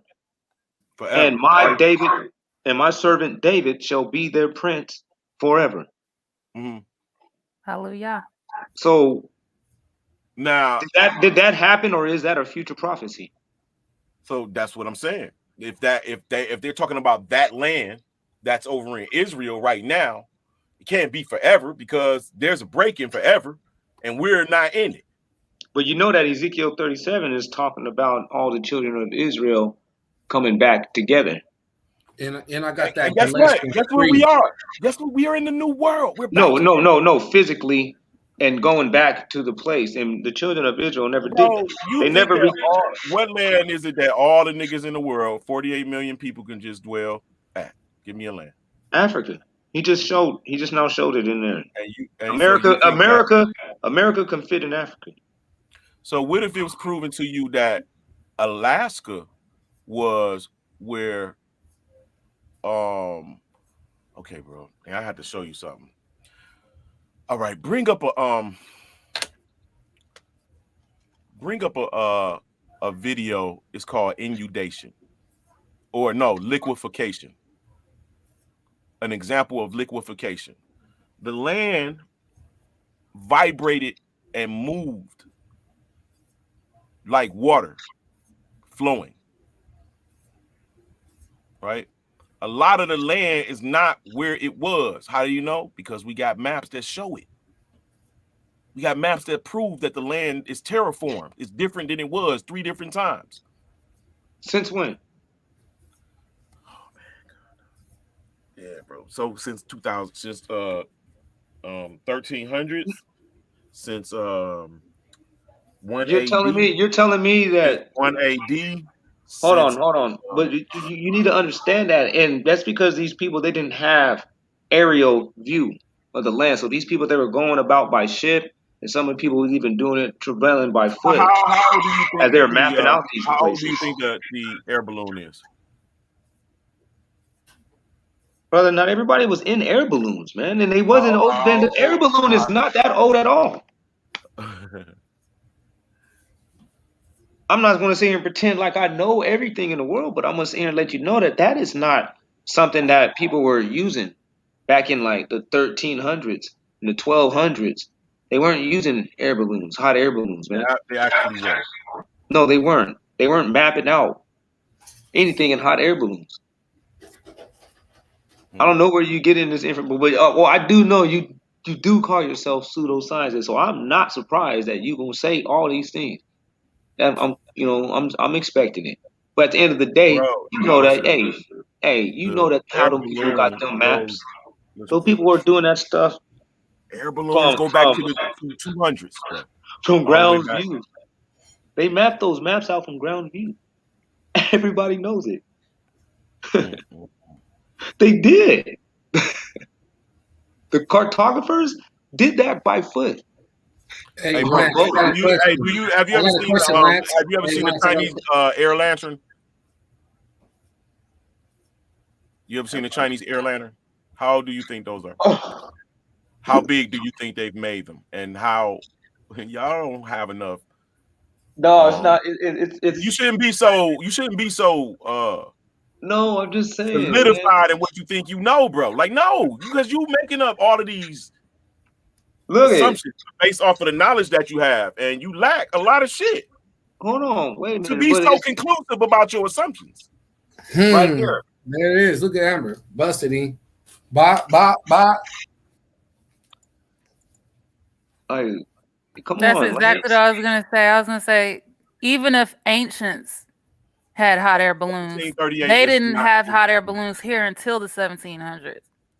We know they rediscovered everything just recently because they just got here. They're new. So there we go. Now, who just got here?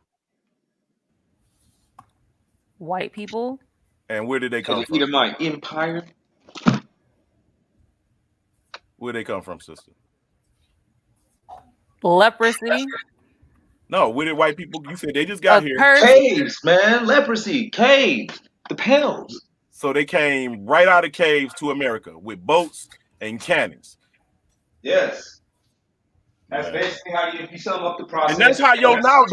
Bro. That's how your knowledge is, bro. That's how. Brother, have you ever heard of a Viking? Where do you think the Vikings were coming from? She just quickly Googled 1783, but she don't realize that the Chinese, the Mongols, the Tartarian Empire had balloons that had all different types of things. They had whole damn castles. Or that's the Moabites, though. That's the Moabites. That's not white people. That's not my Moabites. Those not Moabites. Moabites are black people. What? So you gonna Moabites say are black black people people. or everybody? Black people is The you just whole said new black world. people, Listen, bro. everybody. The whole new world was black people. Okay, where did these Chinese people come from? Chinese people came from. Not, let me say this. Hold on, because I don't want to give an answer. I don't want to give an answer because I can easily tell you where they came from. But let me say this first, because I can easily show the genetics that where Chinese people came from, because it's already out here where the Chinese people came from. And they got and I can just simply say the Sands people, and that'll even be an easier connect. But I'm not about to go there. But what I will say is, how is Lot the same thing that Abraham is? And Lot is double, his kids is double what the fuck Abraham is, right? Now, Abraham and Lot got the same genetics. How the hell is Lot kids Chinese? Because you think mixing. Nah, you think Mongolism, you think what's that called? Mixing, Mongol. Yeah, because they were product of incest. That and don't they mean, went off listen, into bro, other because it happened on one child, don't mean it's gonna happen on every single child. Okay, why does that don't all mean every Chinese single people? child, bro. Hold on, watch this. Why do Chinese people all of them look like they got Down Mongoloid syndrome? Why do they all look like they got Down syndrome? Like, and you know what Down syndrome? What if the people what if the people that has Down syndrome has the same gene of the Chinese people? Hey, stop. He's right though.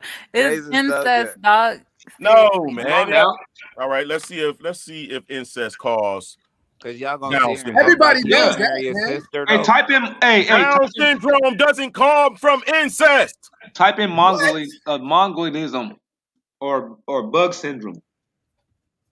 Wait, we gonna act like he didn't marry his sister though? Type in bug syndrome. You're gonna see that all these retarded. I was gonna say we just gonna act here and we just gonna act like we not sitting here just dogging all the Asians. No, we At ain't. the climate, yes. We What just you telling the doing, truth. man? I'm just saying, you're gonna see all these mentally challenged children. Wait, hold up, because I And did the individuals are debate. gonna look just like Chinese people. They're gonna be all kinds of different pale colors, and you ain't even Y'all gonna find. niggas, listen, bro. That's the same shit they did to fucking pick what the fuck they was gonna name you niggas. Y'all got issues, bro. You can't do. No, lookership don't apply in this instance if you're not educated on genetics, phenotypes and shit like that, bro. How can you just say that? How can you just say these Are people we that lying, got Down syndrome look like they come from Chinese people or the Chinese people made them?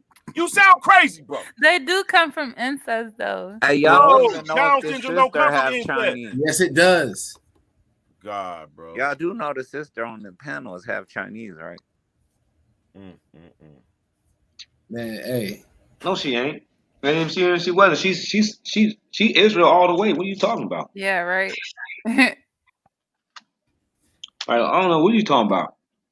So That's daughter of That's Zion. that. You know what, bro? Yeah, you can't be both, man. Y'all We is see who she is. say We it see her again. fruit. You can't be both. Exactly. No. Yeah, I mean, we see the fruits. How you gonna say somebody is something when they ain't exposed? They ain't put themselves out there to be that. No, I'm saying if you have and have, then what are you? That's all I'm asking. I'm not. If putting you're no half rush and on. half, you're a strange child. You're usually a bastard. If your father is another nation, you're a bastard. If you're just biracial in general, you're just a strange child. Like, it's really nothing like, you know what I mean? That's on point. That's all bullshit because we all mixed. That was on point. That was whether you mix in a modern sense or mix in a later sense, it don't fucking matter. We are all fucking mixed. Ain't no 100% original No, nigga. but that's all null and void when you talking about the Most High and how he goes by generations, though. You know what I mean? Yeah, nah, because that sound like some camp shit. That shit is made up, man. It's the And Bible, you know what? man. I was a straight up Israelite. Nah, because the Bible was talking from y'all never consider the fact that there are centuries, thousands of years in between of being conquering, mixing. There's so much mixture between us, bro. You can look at one guy, he look like he a damn Portuguese. Look at another, and he look Italian. Like, bro, y'all can't keep doing that. Yeah, Israel is a speckled bird now. We're not going to act like it's not. Israel's a speckled bird. And yes, we're all mixed up, but we're not talking about generations down the line. We're talking about direct Seed of parents. the father. The white people Right. mixed. The white people mixed. If they got black hair, how they get black hair? They got some African in them. They got some Australian. They got something that's black in them. But they're still white people. And just like today, we may have a little bit of this and a little bit of that, but those that stand today as identified as a so-called Negro or whatever you want to call it, it is what it is, man. Right. Hey, didn't Isaac marry his sister though? Wait, what? What are you talking about? Why? What Did Isaac marry his sister? No. No. Who married their sister? If you want to talk about Abraham, Oh, half Abraham sister, married his sister. his half sister. Oh, it was his half sister, not Yes. his full sister. They're the same daddy Oh, and a different mom. oh, my bad. Thank y'all for enlightening me. So I'm gonna have to say something though about the mixed people. According to the scriptures, mixed people aren't bastards because Abraham's kids were mixed and they were counted. No. as The father. I mean, not Abraham. determines- Moses' kids were mixed and they were counted as Levites. The father. Y'all not Yeah. listening. The father. The father determines whether or not you're a bastard. I can take y'all to that verse. If the father is a foreigner, he's not an Israelite, then you are considered a bastard. What verse? Like bastard, the definition of bastard has been changed. Deuteronomy Like what? 23. Hold on. It does not. I'm sorry. No, if the father is not an Israelite, then you are a bastard. I'm not saying you wrong, sis. I'm saying that it doesn't say that in Deuteronomy 23. But All right, so let's go. Keep it a buck, bro. Would you marry your half sister? And Lance and Battle Axe, I want y'all to answer it too. What? Would you marry your half sister? I can tell you no off rip. My half sister, no. Will you like saying no, man? Come on, man. Not sister-in-law. You ain't talking about like. No, I'm talking about like your Abraham, daddy daughter, half sister. No, man, that's my sister. So why do Abraham get a pass? Is my question. What do you mean? I'd like to get a pass. It probably was some royal shit popping off that we not privy to knowing. I don't even know what you're talking about. I'm saying, what pass did he get? What was He supposed married to his happen? half. What should have happened to him? It says that you're not supposed to marry your relatives. That's in the what it covenant. says in Genesis. Oh yeah, right.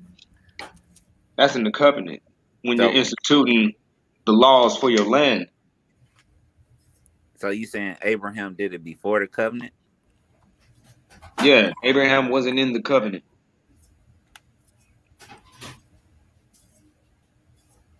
So Israel started the covenant. He wasn't under the law of Moses, man. Was Israel under the law of Moses? Y'all just freestyle. Israel was under the law of Moses. Moses told the law. Was he under the law of Moses, Lance? You said he freestyling. Was Abraham under the law of Moses? He was under the law. And no, I didn't ask you that. The law of Moses is just an adopted law. It's the same. It was always the same law. Just specifically now for the Israelites, that's going to be the priest of the new world, the new people after the destruction. Now there, I go out here and teach the world the righteous way. Was Moses a Levite or was it Aaron? They both were. Yeah, Con. They both were. They both are out there being the light. Where does it say Moses was a Levite? His Moses sons was from the tribe of Levi. That was Aaron's brother. They were brothers. Right. Aaron and Moses, they from the same. Moses ain't from his own tribe. Moses is from the tribe of Levi. So then what tribe Israel's a Levite? What? Israel's a Levite then. No. Israel comes from Isaac. And then he had 12 sons, and one of them named was Levi, and Levi is the forefather of Moses. So, alongside with his brother Aaron. So Levi had Moses and Aaron. Long Yeah. later. Moses and Aaron is related to Levi directly. Better way of putting it. So, who was Aaron's children? What? The point I'm trying to say, they Zedekiah. should be Yeah, Levites. 4 of them. 2 of them died. Yeah. Abihu, and Nabad. For that strange smoke. Yeah, and then the other one. What was it? What was the other? I forgot the What other was two. the strange smoke? They were smoking. No, it was strange smoke because there was smoking already allowed. They had the smoke canisters, so there was already smoking. We already know there's smoke in the temple, but it was a strange smoke that they was offering. You know what I Yeah, mean? Could have they been put their own you know stuff on there. Was it tobacco blood? or something, man. You never know. Sure. Yeah, something like that. Hey, Yeah, I'm whatever. tripping. Hey, you know, in the book of What's Don't up? trip, sis. I'm Promise you right. tripping. You said, I man, don't I'm know. tripping. I'm looking for it because I thought I saw that stuff like years ago about the bastard, but I'm completely wrong because I'm looking. I'm like, hold on. Where did Don't I trip, hear this from? Where Deuteronomy, did I read this before? which don't one you trip. talking about? Oh, you talking about No, in you, Sirach? Yeah, I'm looking for. I'm looking for like where I saw that definition of bastard, and it's not even nowhere in the word that I could find. Well, oh, that's what bastard is just a son of a I'll whore. find it That's for what you. a bastard is. Mamzer. No, a yeah. bastard. You gotta look for those words. These brothers will help you. They own it. Yeah, she's actually right though. You I'm right, not and saying she's Akmalak is right. wrong. I'm saying the She's being scripture. is a son of a whore, but the son of a whore is someone that doesn't have their father, Yeah. which would tie in exactly to what the sister is saying. Also, like you don't have an Israelite father, and you have a heathen daddy. 9 times out of 10, there was some shit wrong. Something was wrong, and Battle axe. I'm not saying the sister is wrong. I'm saying and y'all now have and now to and now that equip makes that her. person like a bastard. Y'all have to equip her with the scriptures so she could pull them when she need them. That's all I'm saying. Yeah, I Deuteronomy actually 23. thought I thought she was talking about Deuteronomy 23. no, Yes. it was But I something do know where about the other one though too. I'm about to get it right now. no years ago I actually was looking up the definition No, of a not 22. bastard, but apparently it's not anywhere in the scripture that I can find. So it must have been something else. But I got from it that a bastard was a child that does not have an Israelite father. Yeah, you Oh, go to Deuteronomy blue letter. 23 and it'll say that on the blue letter.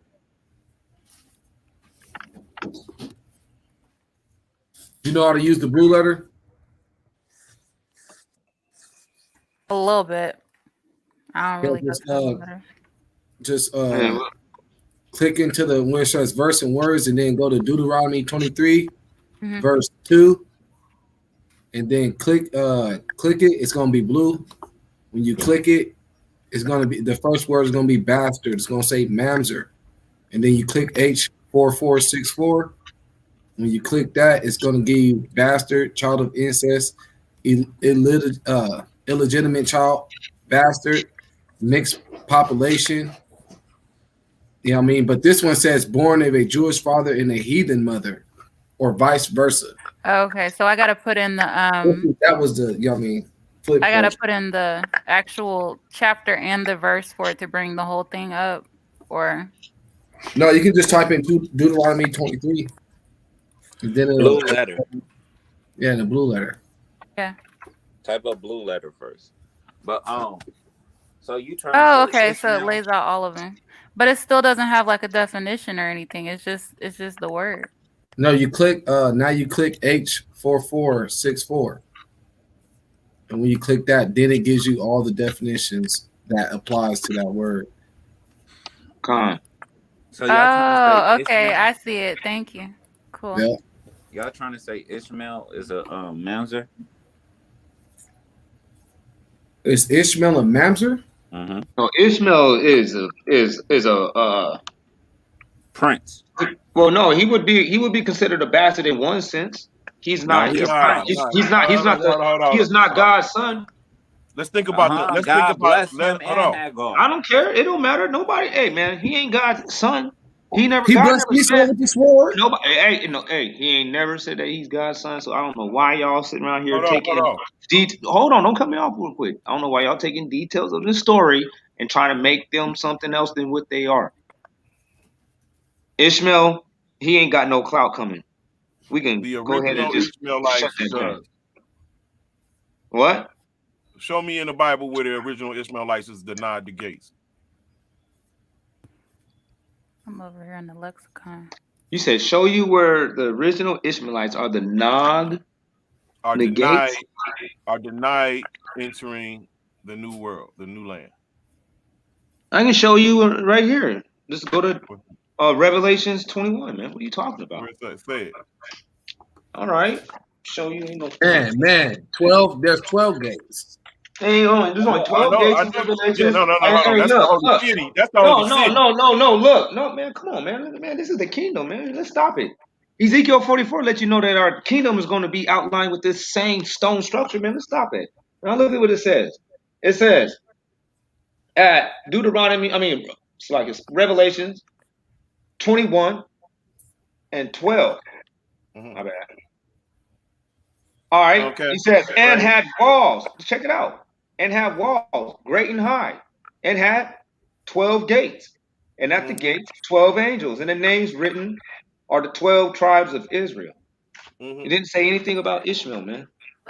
But he is. Hold on.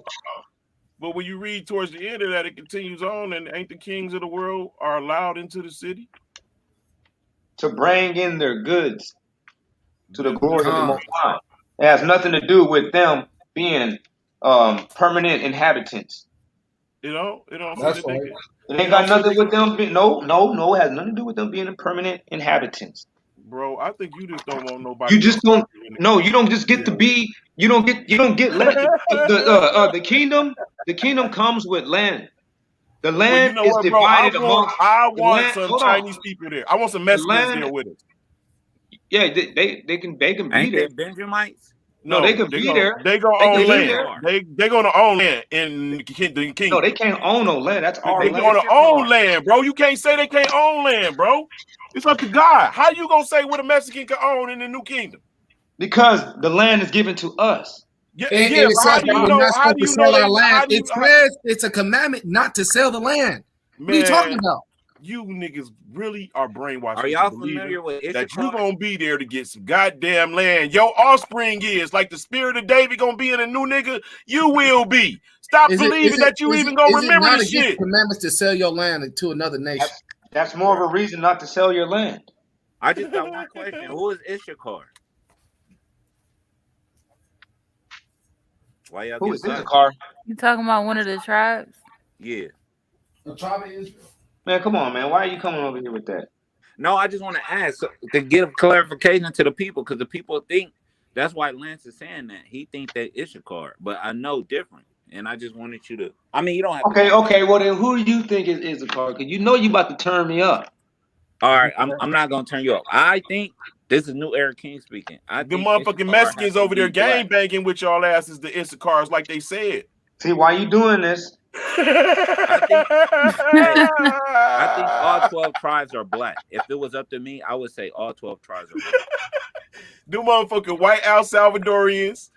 The motherfucking hey, man, why you come to my restaurant? They gonna be there. Y'all gonna go to the new world and gonna be like, God damn it, it's still America.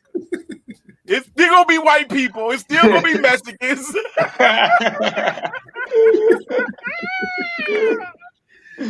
Bro, the only difference is let me tell you what the only difference is, bro. The only difference is that it's gonna be white people that is in the stores working behind the counters, and we gonna be going in there and still buying their shit. It's still gonna be in a new world. It's gonna be the same shit, bro. It's just gonna be the roles reversed. Everybody getting shot to rule the world. Lance, what you say about clingers though? You allow clingers? Okay, if all nationalities is going to be going with us, like T-Duck was saying, who's going to be those nations that cling on to us?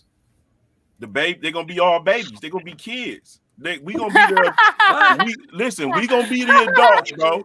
There's going to be more of us that have the knowledge of the old world, and many of the nations that survive are going to be children, bro. Are the ones that cling on to us, are those He people said the going to kids. inherit They ain't land, gonna have no choice our but to land, cling, bro. or are they going to have a certain designation? Wow. They gonna be living amongst you because guess what? They're So we're gonna gonna be be. going back with babies clinging on to us. I know. Look, I Make that know. You're baby. crazy for that one. Listen, bro. When the Most High renewed So things, we're gonna be bro, going back. it's basically babies and kids, bro. That's why the knowledge be construed. They don't be having the same knowledge all together. They just have remnant knowledges because only certain ages of people remember a certain amount of knowledge to be able to express themselves, bro. So they have to make up new shit after that. I told you, I asked the Most High to know, bro. He revealed all things to me, bro. It's just the truth, man. You can't even deny the shit. You gotta consider it. If that was the case, Lance, I would rock with you, but you don't believe in Jesus, so it's just like I don't No, trust bro. you. Because the Most High, he is three figures, bro. Because Three figures, and Jesus is not one of them. And no ancient text, Hallelujah. bro. No ancient text, bro. Is Jesus one of them? Sorry. What do you It's mean? only No ancient text is y'all shine none of them. What do you mean by that like specifically? I'm not getting that statement. he like never when you. read. He never read Here that. we No. go. When you look it Isaiah up, bro, it ain't no 53:1. Yahweh Shai. You gonna look. If you gonna say save, the word save appears. But God tell you He's the Savior, bro. He sends the Savior. It ain't gonna be not Jesus not coming back. Ain't no So can I ask? bro. Let me ask you a Nobody question. dies. Nobody dies, bro, and come back. Hallelujah. The Let me stories ask you is a made question. up. Let me ask you a question King Hold based David, up. off what though. you The said. seed of King David. David, Hallelujah. the spirit is the David, the spirit, his children, like right now. People tell me I act like my daddy. I was kind of young. I ain't see my daddy get out and get down. You know what I'm saying? I'm seeing him a dad. I ain't seen him as a friend. But people But say I see, act like my that could dad. be any of these black men out here that the Most High gonna send though. That could That's be any. right. Exactly. The Most High the Most High has his Solomon king. did more than David. Y'all, Listen, bro. Gert. This is why I told y'all we all over here. The three strands became one. Ephraim, the Northern Benjamin. Kingdom, and Judah all in one place, bro. It's Don't you here. know there's not going So to so just be one It's savior? already happened. so wait That a already minute. happened. The What I'm last trying world, to let's do pass is the new world. okay. So what I'm going to do is I'm going to grasp your concept real quick. And you're saying that Christ, the Messiah, he could show up at any time now as like a person, like one of us. Not as one of Well, us. No, the seed of I King think his David. royalty is in position. And that's how we all got over here by the royalty that is in position that is not being spoken about. And Like, who is this? And let's who is say, this being modeled after again? One more time. Where is this source coming from? now let me say this. Let me say this. What if, let's just Give say, him the what if scripture. Give him the Melchizedek scripture. is still here and everybody Wow. know him, but Wow. all the kings of the earth know who he is, and like for real, like just consider it. You can't. The Bible said he went up. Man, shut up, bro. He don't got no beginning nor end. He don't have no mother nor a father. That's angel. That's a Michael type thing, bro, going on right there. So anyway, I have reason to believe that we have a king on earth that has been making sure that we have not been wiped out. God's children are here, and that we are being, like, in a sense, protected. And Look, it's only been lied to us in our minds that we've been like, it's like look. really it's to me it just seemed like a facade that a mighty people can let a people destroy them, and, like, you know what I'm saying, like we can't even wipe ourselves out. Like ain't nowhere in the Go to world John we That's go. not 4. a facade. Go to It's John been 4. prophesied. It was Go to John 4. prophesied. Man, it already happened. Go It to was John 4 prophesied. When you look at the Jews that What you was say? suffering in What's your sister Spain. say? John 4. and 22. Oh my God, that's them. I don't read the New Testament. They can enjoy it. Yeah, go to John 4 and 22, St. where it John 4 says, and 22. Salvation mhm, is of the Jews. "You worship you know not what, but we know what we worship. For That's salvation is to right. the Jews, to the Hebrews." And then verse 23 it says, "But the hour cometh, and now is, when the true worshipers shall worship the Father in spirit and in truth. For the Mm. Father seeketh such to worship him, not the Son that you worship, Jesus." But even in Ooh. the New Testament, it tells you, no, seriously though, In the New Testament, it tells you those true worshipers worship the Father. Ooh. I'm just telling you, man. No, not ooh. I'm just saying, like, this is who we are. You know, we the Israelites. Yeah, but a lot of the Israelites worshiping Jesus. I'm trying to tell you the true worshipers Yeah, that's are the true. ones that That's worship true. the Most High, and that's what I've been trying to tell them for the No longest. one's telling you to worship. What? When you say J-Bomb. you don't even never got to told say you. Jesus. It don't matter if his name is Yahweh Shai. There is Listen, no man. glory given to another. This is just what I do. Christ never told you to worship him. And nobody worships Christ. The Israelites follows the commandments that comes from the Most High in the Old Testament. Then that's what we should stick to. That's what we do.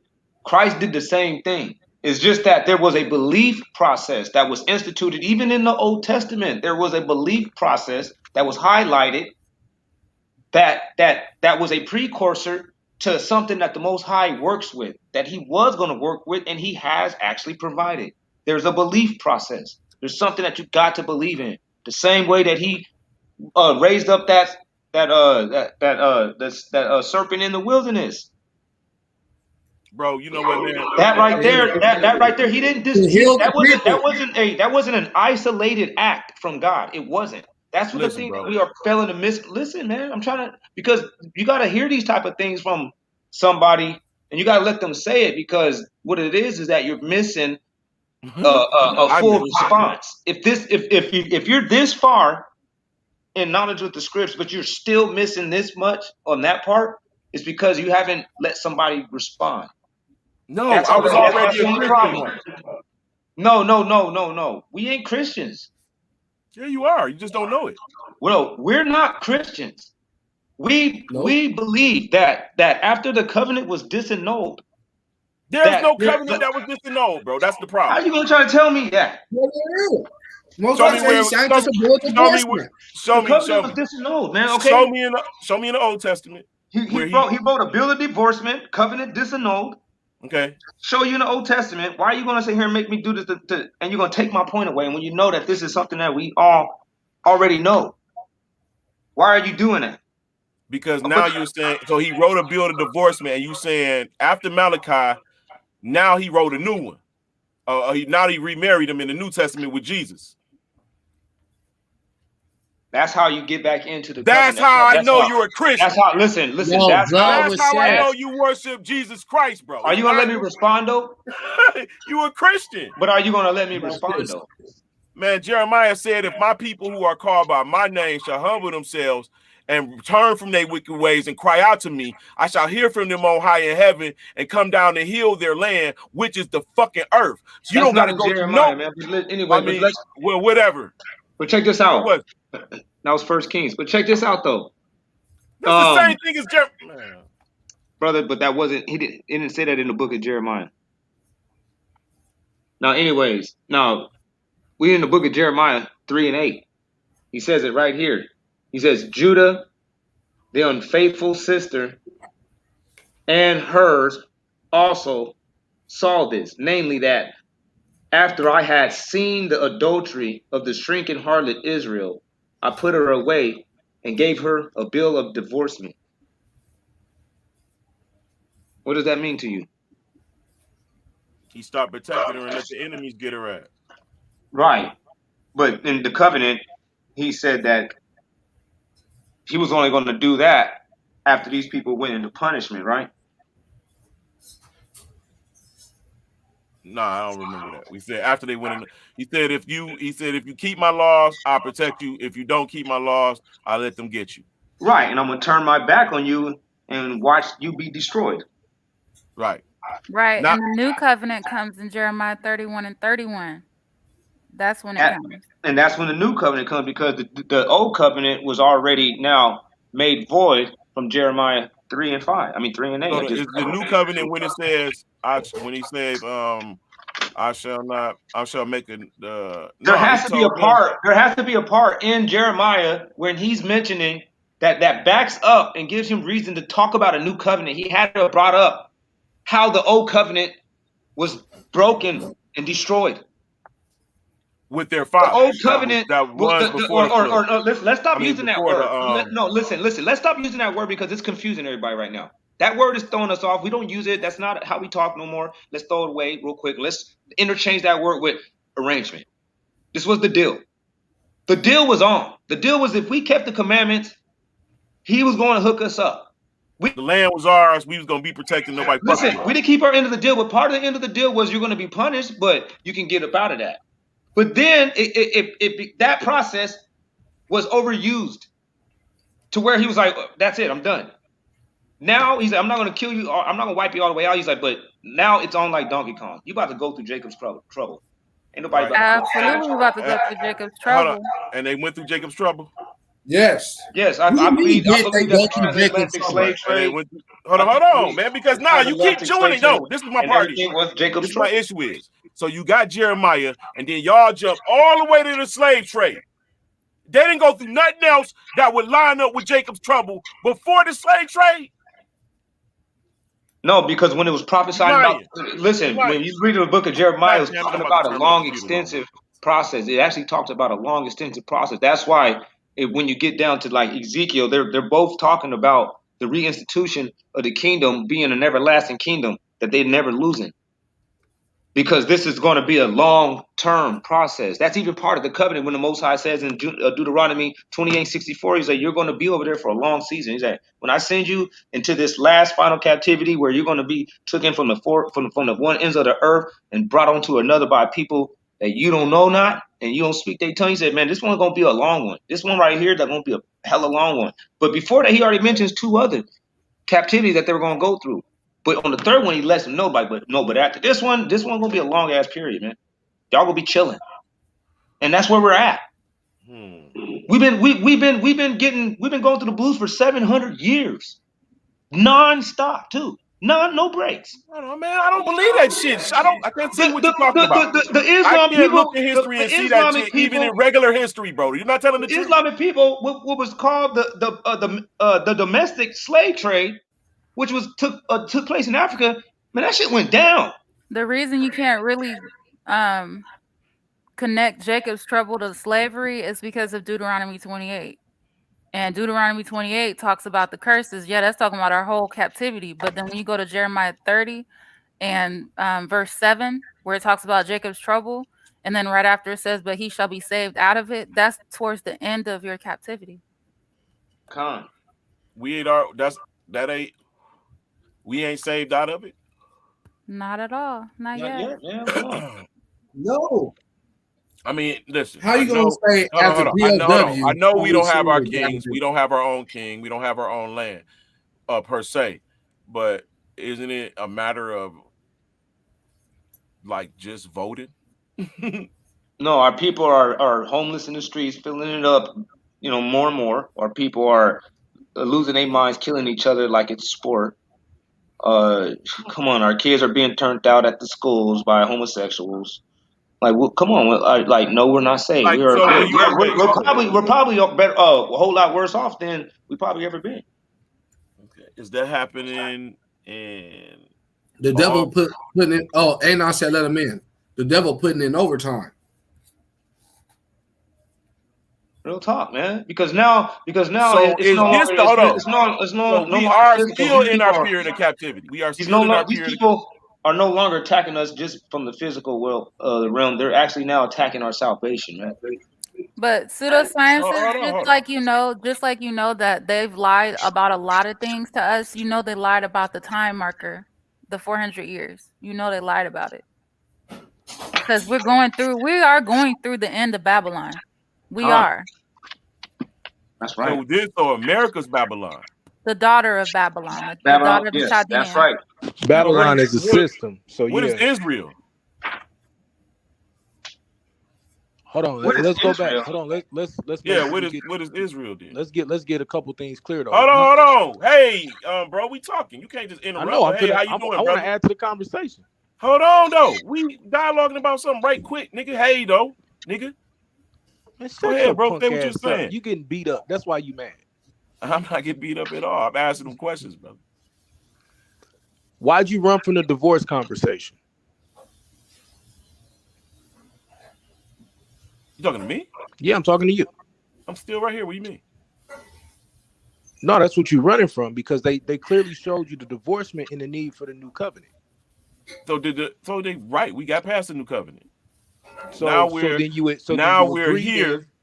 agree then that we needed a new covenant. No, hold on. Are you asking me? Do I agree? I asked you what I asked you. You agreed. You didn't. You said no. You insinuated. No, I said so. Then you agree that. So that's not a question. Covenant.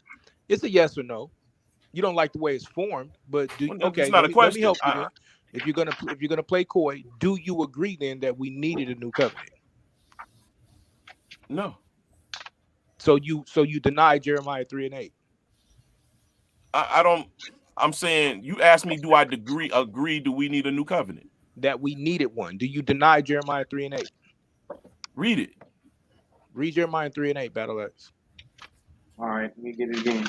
Jeremiah chapter 3 and verse 8. Judah, the unfaithful sister of hers, also saw this, namely, that I had well seen the adultery of the shrinking harlot Israel.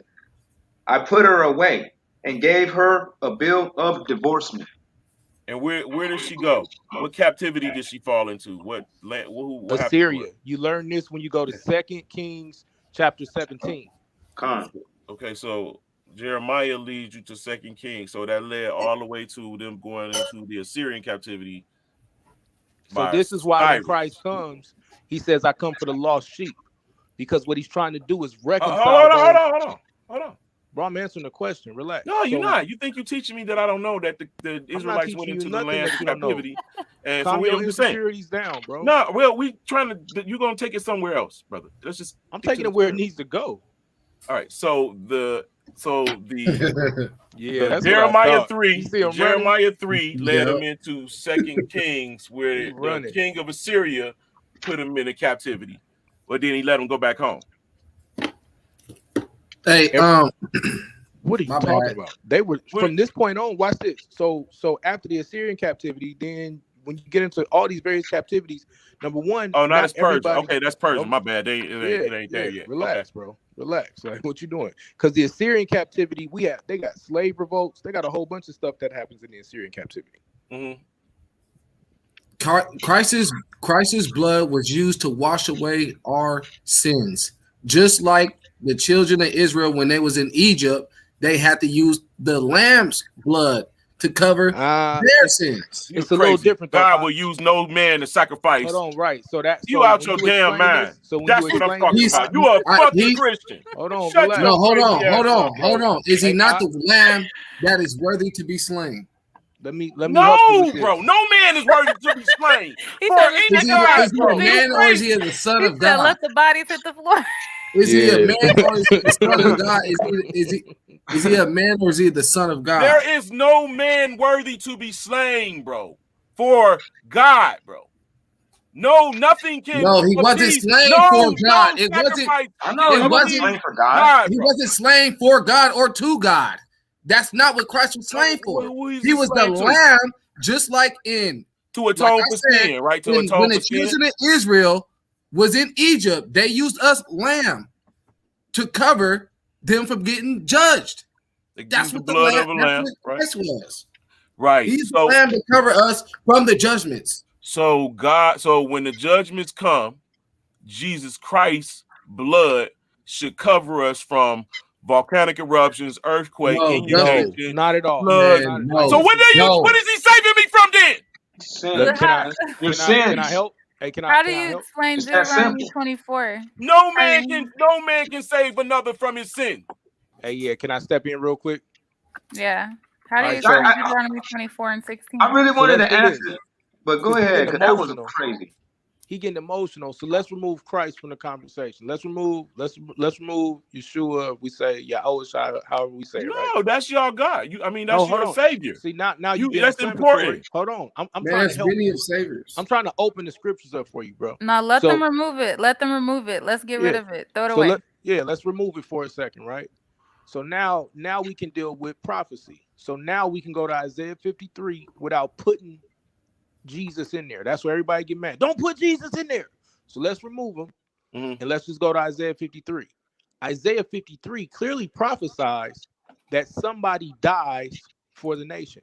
If it's not Yeshua, then other people will say that it's the nation of Israel that dies for, it's the righteous remnant that has to die for the rest of Israel. However you view it, man, tell them, Anon. However you view it, the prophecy says that somebody dies, and then through his knowledge is how the remnant is justified.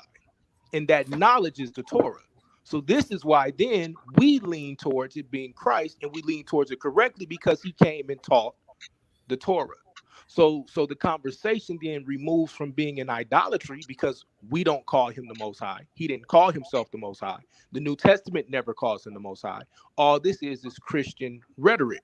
So when you get inflammatory and start screaming like that, it's just you being emotional based off what people are saying, not based upon the scriptures. Come on, man. And can I add to that, man? And it says right here, because even Paul actually understood that perfectly. So when you get to Acts 13 and 38, he says, "Be it known unto you, therefore, you men and brethren, that through this man is preached unto you the forgiveness of sins, not the worshiping of him, the forgiveness of sins, and that by him all that believe are justified from all things from which you could not be justified by the law of Moses, such as like murder, adultery." But why? So let's talk about the why, though, right? Let's talk about the why and how. Because when we read the word blood, for his blood, this is talking about the martyrdom or the violent death that they put upon him and what this was supposed to serve. And we see this acted out in Acts chapter 2. It's supposed to serve as a point to cause you to repent. You're supposed to look on that and see it, and it calls you and leads you to repentance, because there is no forgiveness of sins without repentance. And what is repentance? Is turning from violating the law to now coming into adopting the proper covenant. That's why the whole New Testament is talking about putting away sin. Notice, Yeshua's always telling you, he's healing people and telling them, go and sin no more. But what does the church always tell you? Oh, no man can keep the law. You're lying. Right? The entire point of understanding, and these brothers that brought it out earlier, is sin is the transgression of the law. This is why Hebrews 10:26, I want to say, says, if you sin willfully after you get the knowledge, there is no more sacrifice. There is no more atonement, because now you willfully are violating the covenant. That's why it's important now for us to have these conversations and teach it. That's the completion of Deuteronomy 30. While we are spread amongst the nations, we bring these things to the mind of the nations. So now you are left without excuse. Now, hey, you know what, bro? What's up? I had to think about Isaiah 53, so I pulled it up. And as I read Isaiah 53, and familiar with the rest of Isaiah, this is clearly talking about us. But you said no man could die. Right. I don't care who you say it is. I don't care who you say. No, hold on. But this is what it is. Let me finish. Let me finish. This is what I realized. It's the point. It's like a prophetic scene. The kings of the world in the future are saying this about us. No. Yes. No, that's brother. You already tried that shit, and that you already know that doctrine. Everything that happened to Christ just happened to us. It happened to Christ before it happened to us. Nah, this is about us, and he speak about us. He speak about the children of Israel as one person all the time.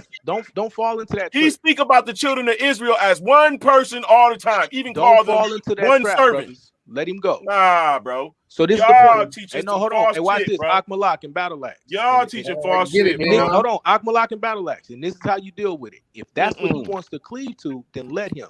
But don't let him get away from the point that he clearly said that no man could die for another man's sin. He's not dying for your sin. You can't die for no man's sin. What you're seeing is that what you seeing is this, bro. The black man in the world, all over the world. He ain't touching that scripture, though. No, I am. I'm on the scripture. I'm showing you what it's saying. Said it, man. It says that somebody, whether it's 1,000 or 1, they die for the sins of ultimately Israel. Who, You man, have no, to, bro. No, look, who is talking? Who is talking? Who is talking It first of says all? Isaiah 53:6 says, "All we like sheep have gone astray. We have turned everyone to his own way, and the Lord has laid on him the iniquity of all of us." Who's that him? Who the kings of the earth are talking in 52. That's who's still talking. Listen, iniquity is the breaking of the laws, kings brother. of the earth are still talking. Hold on. But the iniquity is the breaking of the bro, laws. y'all You can't disrespectful, have iniquity without having the laws. No, yeah, you trying to moving the goalposts, bro. That ain't about that argument. You trying to say that this is about Jesus Christ. When it says You're that saying that this is about Jesus Christ, and you're saying that we're the one that's talking, and we're the saying that we sin against Jesus. But the truth is that these are the kings of the earth, and they're talking about us. Of the earth doesn't have the laws, statutes, and commandments to build. Yeah, they do. Yeah, they do, bro. They just chose not to keep them. They were not given the laws, statutes, all and the commandments. earth, which all the world Stop has. yelling, all man. The world, Stop yelling. All the world, Stop bro. yelling. All the world. Hold on, let me move Stop my yelling. mic. Stop all yelling. the world Because has listen, the earth. just check it out, though. Check it out. No. According to the scriptures, he didn't deal so with any other nation. According to the scriptures, he dealt so with no other nation. Okay. Bro, He then did. how can There is no covenant, so there is no iniquity built They up. all had a chance, bro. Even in the beginning with Adam, even with Moses, even after Noah, all of the nations have a So chance. are you admitting that somebody took on the iniquities of all of them and was oppressed, afflicted, and brought into the like a lamb unto slaughter? Do you believe that happened? Yeah, that happened to us. So I thought nobody died for nobody's sins. You just said no man could die. No, they didn't. That don't mean they died for their sins, bro.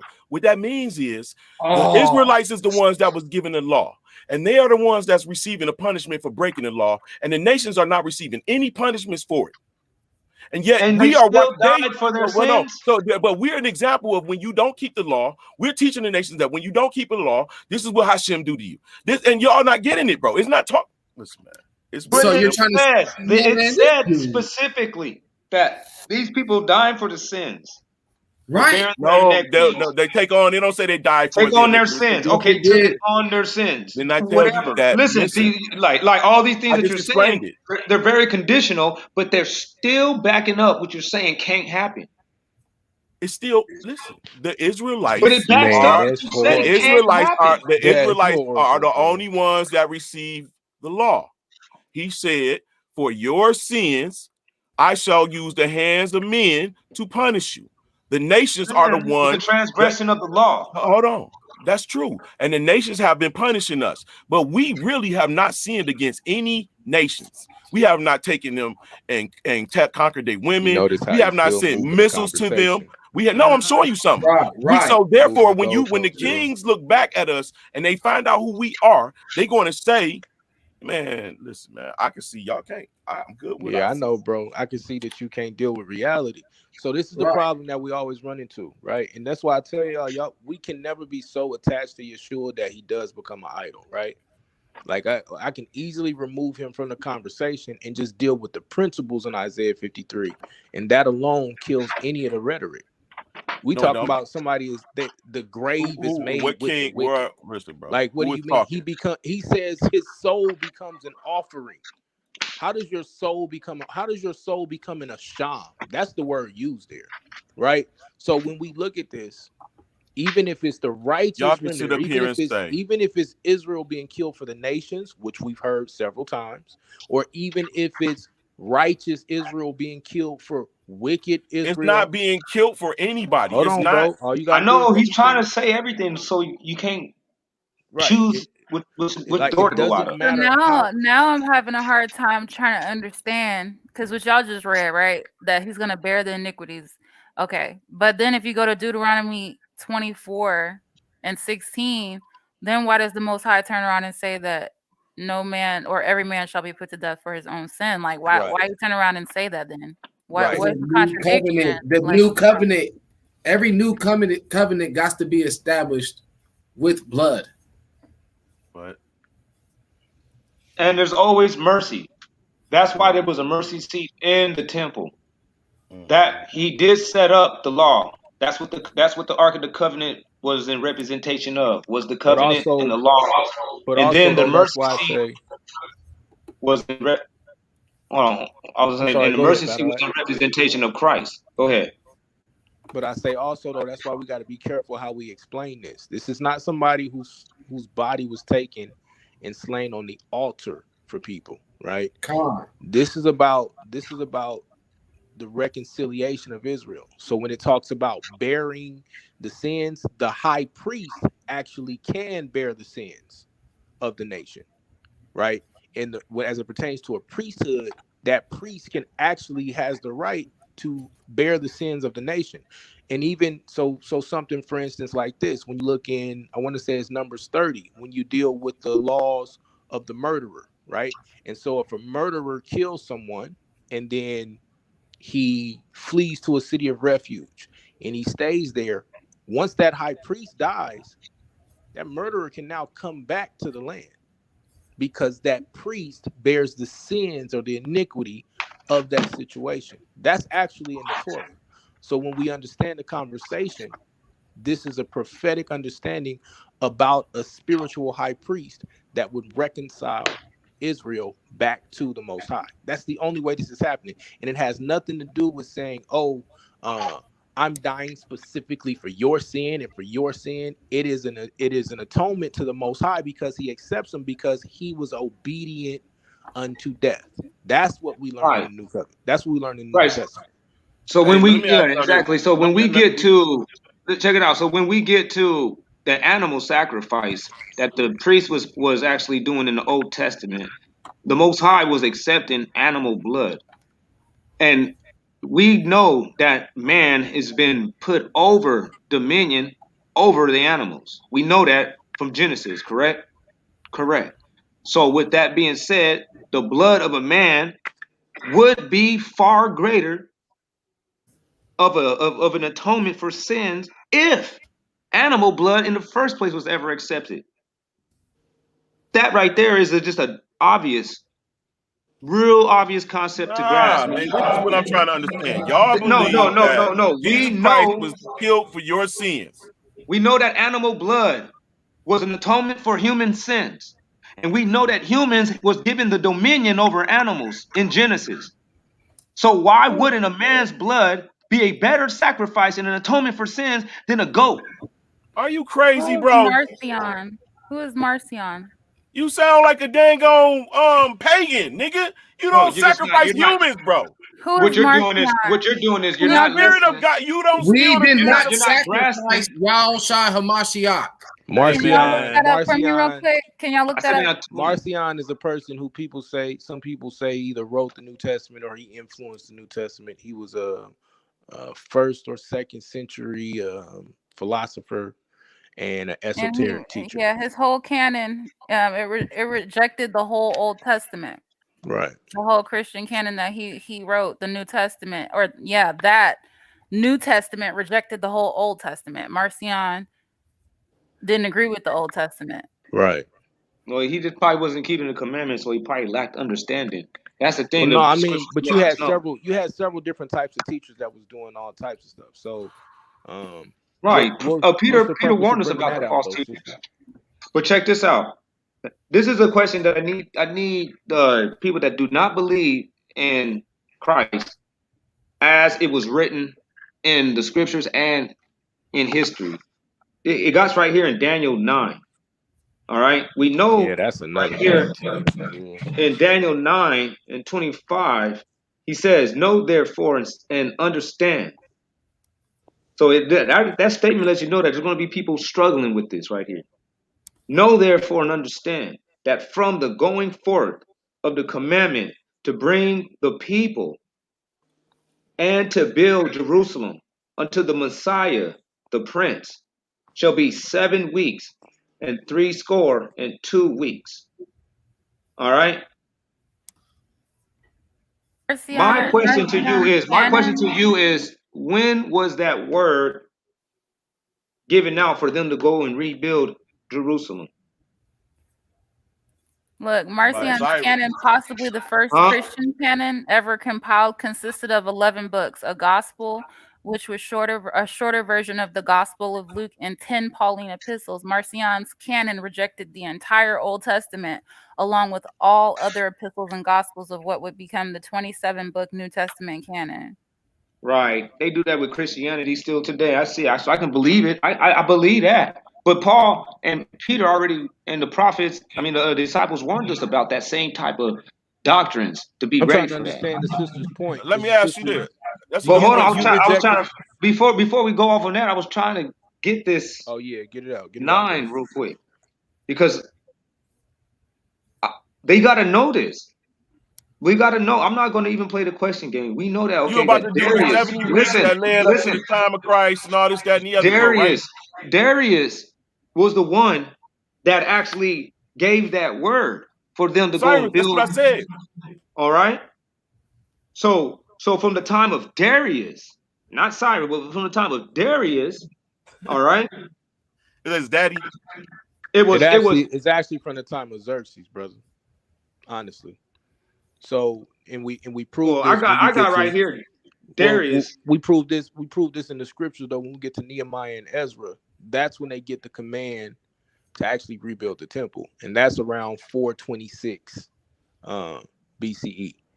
So what we see happening is they get the command to go back home, but they don't get the command to rebuild the temple until Darius.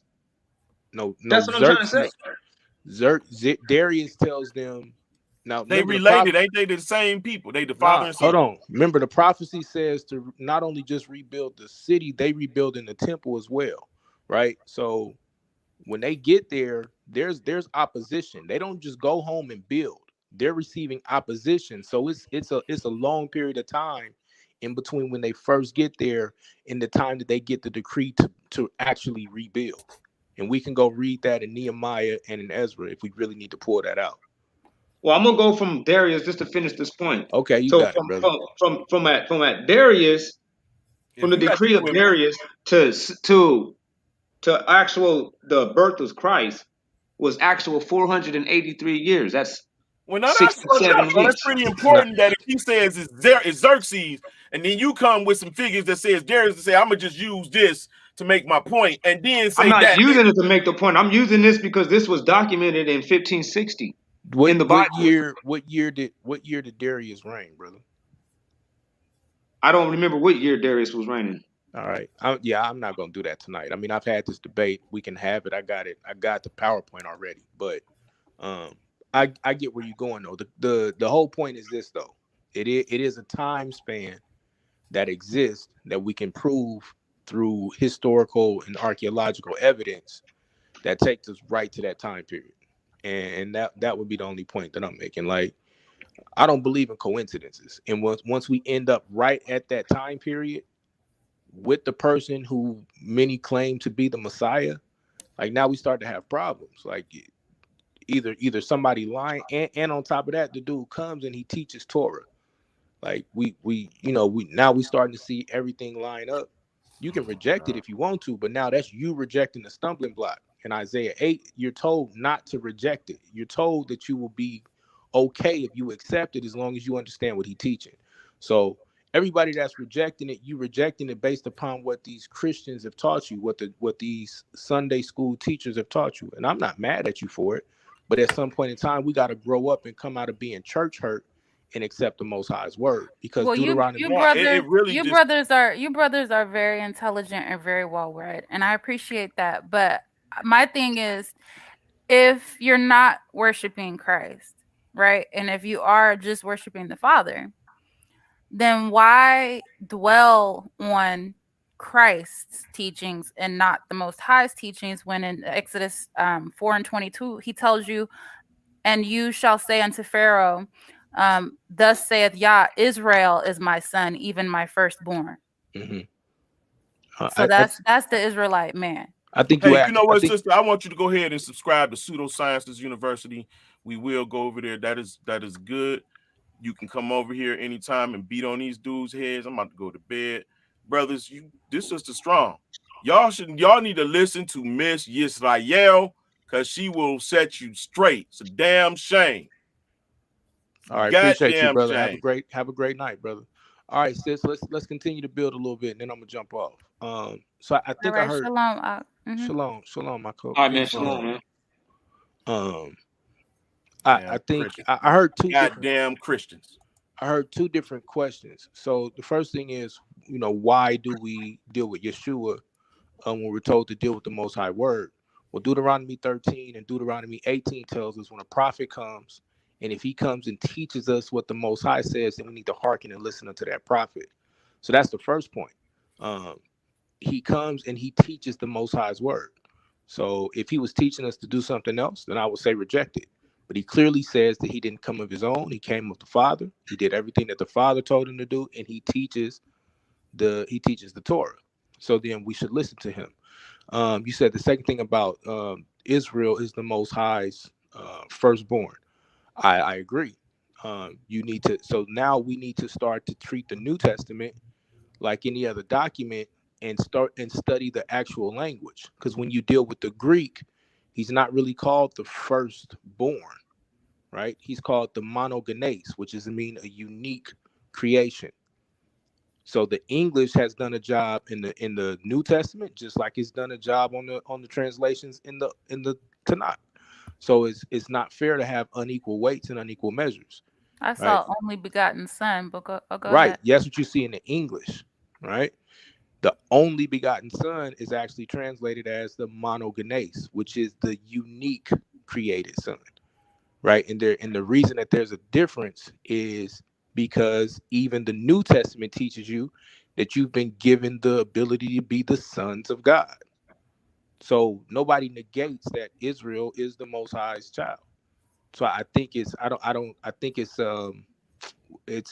semantics to try to say that by some, and I guess what you're insinuating is by these words that we're negating, or that the New Testament is negating Israel's place. But in all actuality, he's affirming Israel's place. I mean, even Paul says, "What place is it? What place is it then does the Jew have?" He says all of it, because they're giving the oracles of God. Right? It's always saying to the Jew first, then to the Gentile. Israel is never forgotten or done away with until you start to deal with Christianity. You have to separate the New Testament from our grandmother and our grandfather's Christianity. All due respect to our ancestors, they were not taught and not given the true understanding of this text. That's why we're in the latter days at this point.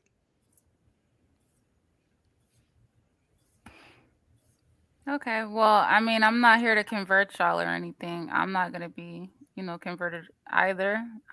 Yeah, nah, But yeah, I guess I was trying to understand, like, yeah, I believe the things that Moses brought forth, because he brought forth the Most High's word. I believe what he said and all of that, but I don't worship Moses, and I don't, you know what I mean? I don't worship Moses. I don't pray to Moses. I don't say in Moses's name, you know what I'm saying? In Moshe's name. Like, I don't do that. I always pray to the Creator, the Most High. That's Right. it. That whole thing about the in my name, or in the name of Christ, that was Christian. The Christians, especially in modern days, they have used that as if it's like that was supposed to be the signature, saying At vocal the end of your at the end prayer of and your all of that. prayers, and Right. that's not what it was. He was saying if you pray in his fashion, especially like when he tells us how to pray, when he tells them in Matthew 7, he tells them like when you pray, this is how you pray, and told them, "Our Father who art in heaven," blah blah blah. Let me add to that a little bit too, so we can bring clarity to this.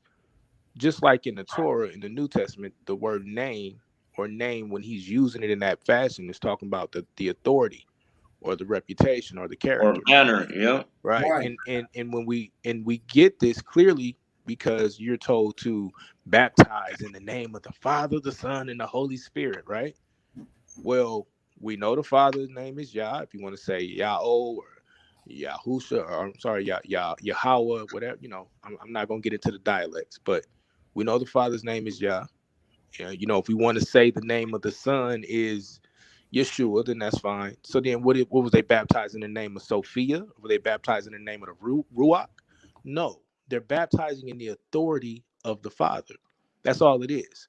So there's huge misconceptions that we as believers in the New Testament have to fight to clean up, and that's what we're trying to do. But you said something about we pray to Yeshua. Why would we pray to Yeshua? He never told us to pray to him. He told us to pray to the Father. He told us to pray to the Most High. That's Like right, our Father and who and art in and heaven. even with the concept of worshiping him, the only time you see him in any form of worship is as the king. Now you can deny and say he wasn't a king, that's fine, but they weren't worshiping him as the Most High.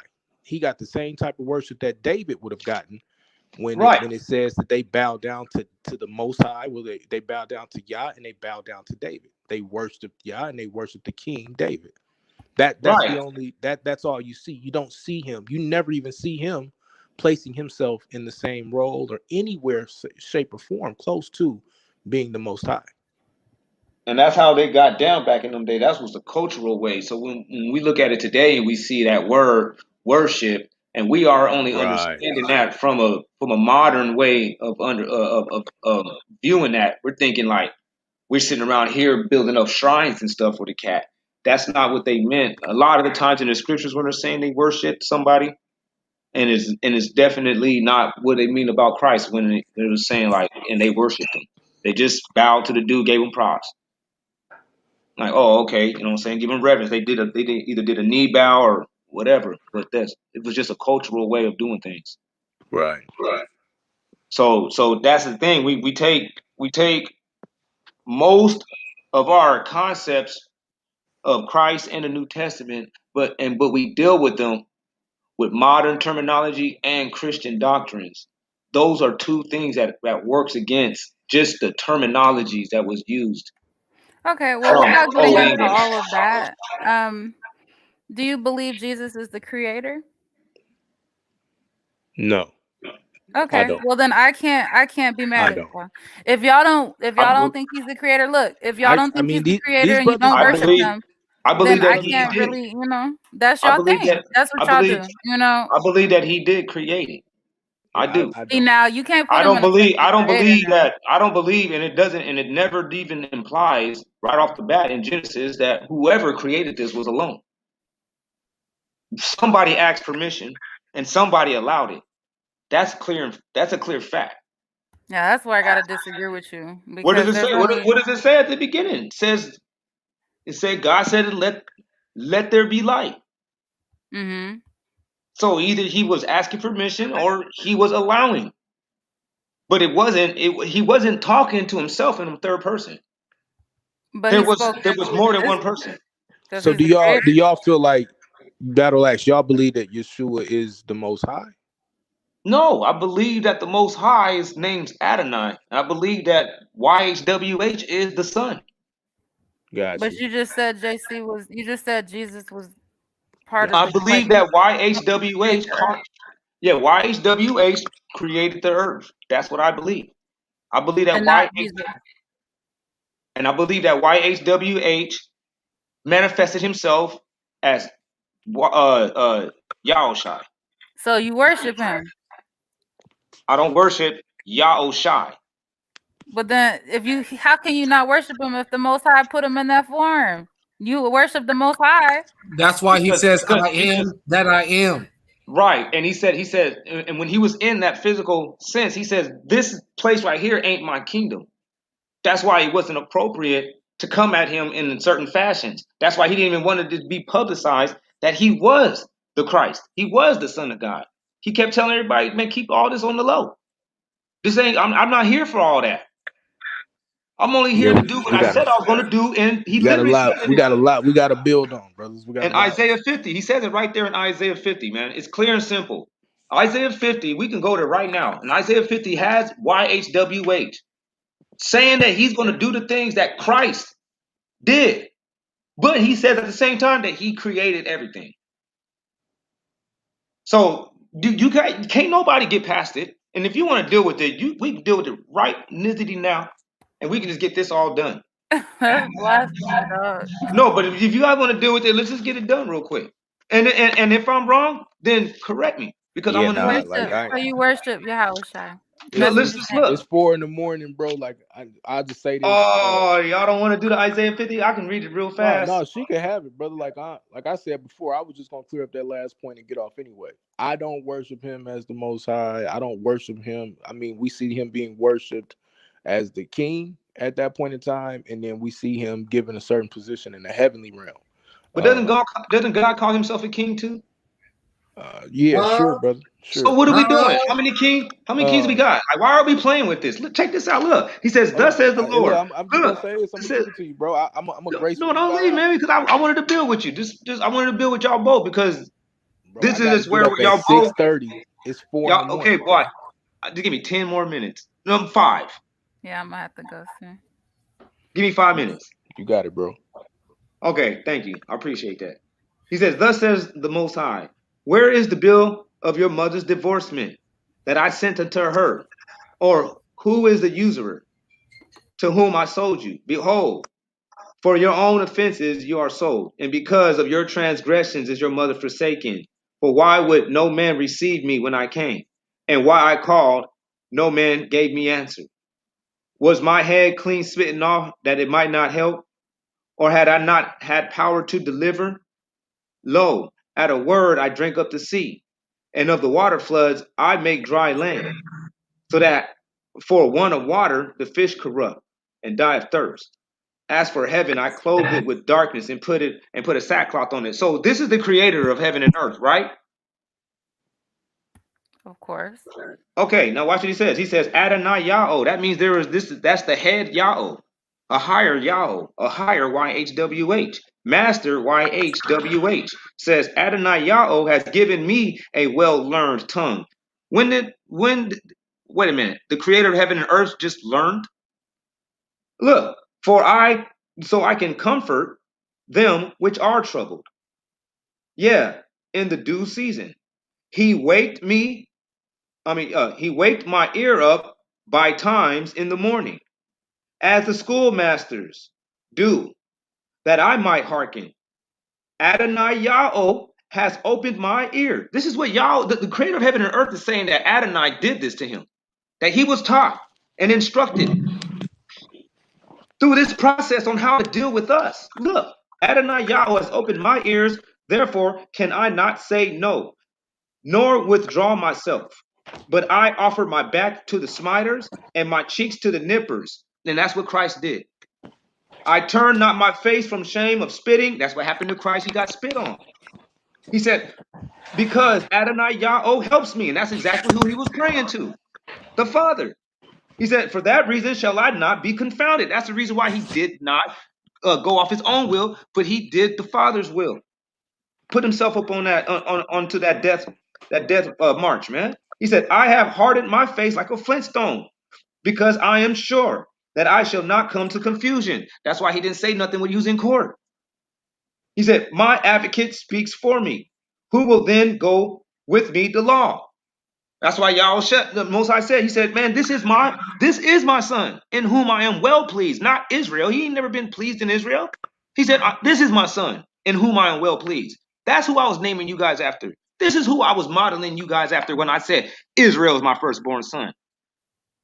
He's like, come on now. He's like, I said Moses is going to be like God under Pharaoh. Did that make Moses God that day? No, it didn't.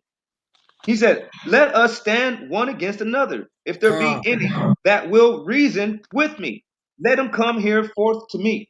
Behold, Adonai Yahweh stands by me. Come on, man. So when he said, let there be light, he just said what's going on. He says, no, Adonai Yahweh stands by me. He has my back, and he physically is there with them too. Because he says he sits on the right hand of God. Come on now. Look. And it says it in Daniel. This is a no-brainer. Watch this. He says, let him come here forth to me. Behold, Adonai Yahweh stands by me. What is he that can condemn me? Lo, they shall be all like as an old cloth, which the moth shall eat up. Therefore, Whoso fears the Most High among you, and that's exactly what he was telling was going to happen with them in Luke 21 and 20 when he said, like, oh no, you guys are going to get kicked out of this land, you guys are going to be killed and scattered to all nations of the earth, man. He said, why? Because these same people, they went up against him. And he says, they shall be like old cloth, which the moths shall eat up. Therefore, whoso fears Yahweh among you, let him fear the voice of his servant, even Yahushai, one of the servants. Whoso walks in darkness and no light shine upon him, let him hope in Yahweh and hold him by his God. But take heed that that you all have kindled a fire and girded yourselves with the flame. You walk in the glistering of your own fire, and in the flame that you have kindled. This comes unto you from my hand. Namely, and that can't be Isaiah saying that now. Namely, that Right. you shall sleep in That sorrow. is Isaiah he's talking about. No, it And didn't. It said it's Isaiah, coming from his hand. That was Adonai. Isaiah didn't do anything to the children of Israel, and he never got his back smitten. He never got spit on. He never got socked in the face by anybody. Isaiah didn't go through any of them things. He would be a liar that day. That'd be a lie, because it never happened in the scriptures anywhere. No one even tries to say it later on. That Isaiah went through some stuff. Nobody never says anything like that. That was Yahweh said that the whole time. He said nothing about but what Yahweh is already known to do. YHWH is known for everything he just gave claim to. But then he actually put himself into a position of a student, and he put himself in the position of a victim. That's what Christ did, man. He kept so saying you that he was a student. He kept saying that he worship was a Jesus. student, and he was a victim. So you worship Jesus. I worship YHWH.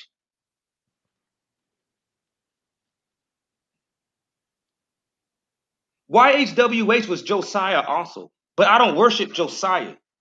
What? What? Yes, YHWH was Josiah also, but I don't worship. So King Josiah was yeah? Was Yahushai resurrected again? David, same thing. This is what he does. That's why he said, what is going to be your name? Because when he was in Egypt, when Moses was going back to the Egypt, he said, what is your name? He wasn't saying what's the pronunciation of how your name resonates in the sound. He was saying, what's your manner? Because Egypt had hundreds of gods. So he was Hey, going to the children of Israel, let going to me go just tell say them. this real quick. He was going to go to the children of Israel and saying, hey, man, the God, God said, you guys need to listen. I'm here to save y'all. He said, they're going to ask me, like, what God? Like, is it going to be the sun god, the moon god, the thunder god, the weather god? Like, what God? And he said, so that's why Moses was asking him. Moses asked him, like, what is going to be your name? Like, what's the name I'm supposed to tell him then? Like, what's the manner? What's your reputation? He said, I am the God of Abraham, Isaac, and Jacob. He said, I'll be whoever I'll be. Omnipotent.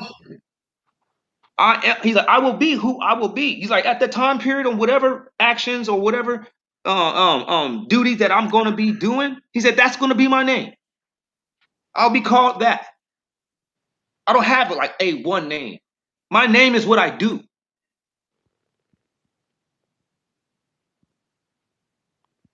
And if you don't get that, then why the hell is anybody named after any of these attributes? Why do people got names that says things about people what they're doing or giving the descriptions of some type of action? That comes from Hey, like I the said, bro, creator. like now we moved into something that would take like 30 minutes to an hour to start to get into. So I heard your breakdown. I respectfully disagree. You know what I'm saying? Yeah. I don't hate you, brothers, and y'all know what it is. Like I just respectfully disagree. If I got time tomorrow, I'll get on and we could chop it up about it. If not, the next day. That's But cool. yeah, I do want to build and talk about this. I just want to make it clear, like, nothing against my brothers, but I don't take that stance. That's Well, not how Isaiah was not saying that in Isaiah 50, and that's a fact. Isaiah didn't create anything. Okay, yeah. I mean, I'll deal with Isaiah 50. Isaiah never got smacked. Like, why are we gonna sit here and just act like The Most High didn't either. Christ Right. did? I know exactly. The Most High didn't get smacked. So who's lying? Is it Isaiah or is it God? Who lied just now in Isaiah 50? Neither. Somebody lied. Neither. No, because Neither. it didn't happen to Nobody Isaiah. lied. Nobody It didn't lied. happen to Isaiah. Did it happen to Isaiah? So what you just presented was what we call a false dilemma fallacy, meaning Well, you're giving me a yes or a no, and it's not a yes no, or a I'm not no. giving a yes or no. I'm just trying to ask. Did it happen to Yeah, Isaiah?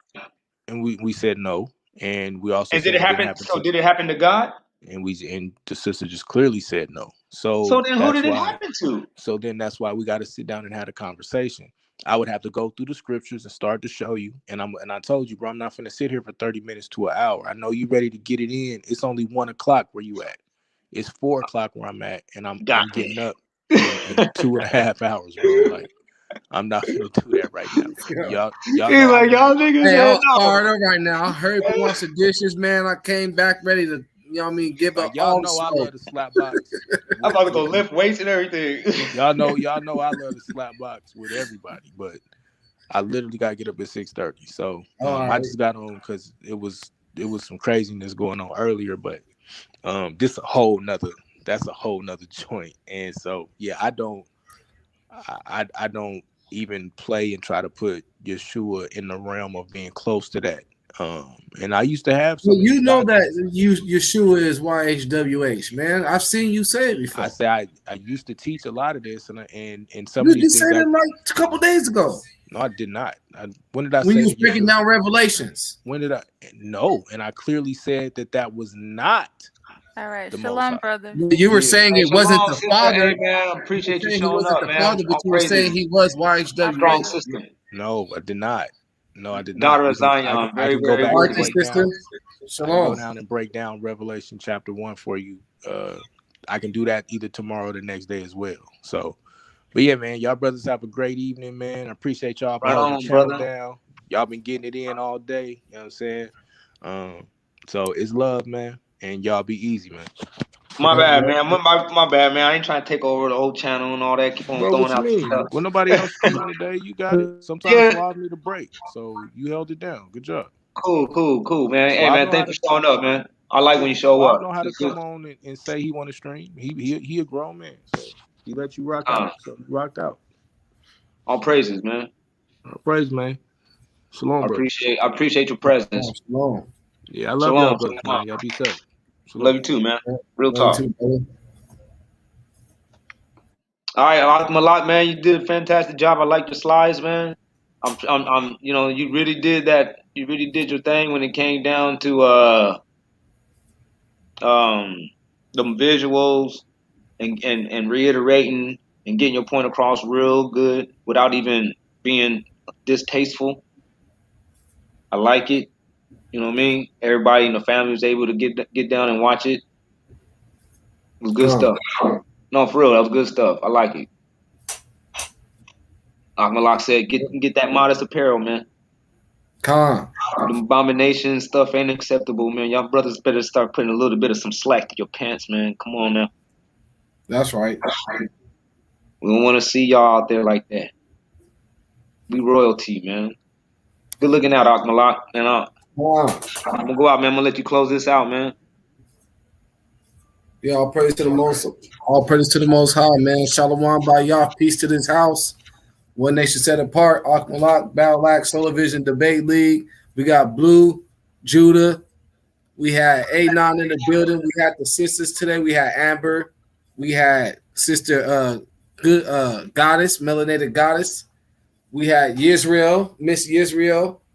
Shout out to all you sisters. I ain't forget about you, Bandos. I ain't forget about you, 100% Real Torah, Judah Nazareth. Man, peace to all y'all brothers and sisters that showed up today. Barbara, Dominique, all you brothers and sisters, man. Much love. Y'all, man, have a good night, man.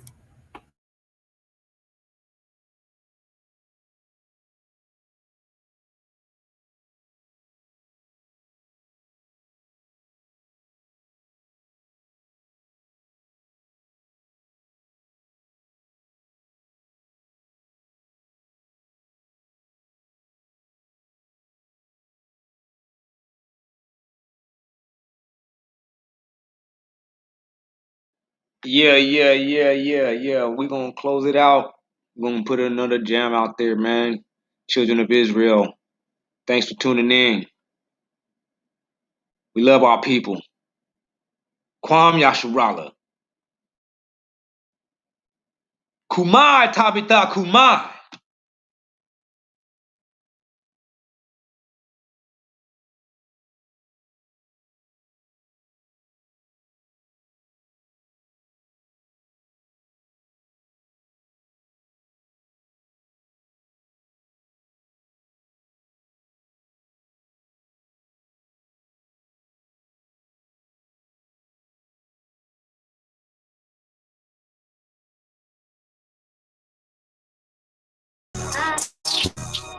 What Albright has already said, it is happening and will happen.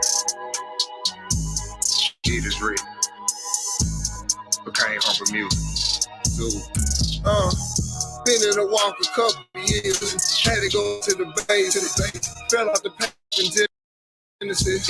Before the ship hit the nation. I was been teaching me patience. Really been good for my health. Cleaning my mind, I had to change. Taking some better still. I got some brothers who look out for me, keeping them close like an under teeth. Got my sons up under me. Block out the chatter and mumbling. Yahuwah said go, I see the green. Curse on my mind, let freedom ring. 3 times a day we gotta sing.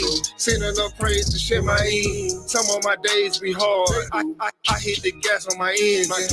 Some things that fell apart. Yahuwah has stated our vision. Hit to assist like I'm pipping. Only do faith, not wisdom.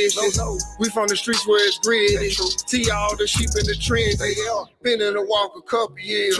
Had to go back to the base. Fell off the path in Genesis. Before the ships hit the nation. I was been teaching me patience. Really been good for my health. Cleaning my mind, I had to change. Taking some better still. Our babies be steady crying. Brothers be daily dying. Bruce say they for the people. Action be always lying. I only speak what I see. Separate that from the weed. Repent for my past. Ruah be washing me. I'm giving them all of me. This is my testimony. I'm giving them all of me. This is a test. This is my testimony. I'm the best. This is my test. This is my testimony. I'm giving her all of me. Been in the walk a couple years. Had to go back to the base. Fell off the path in Genesis. Before the ships hit the nation. I was been teaching me patience. Really been good for my health. Cleaning my mind, I had to change. Taking some better still.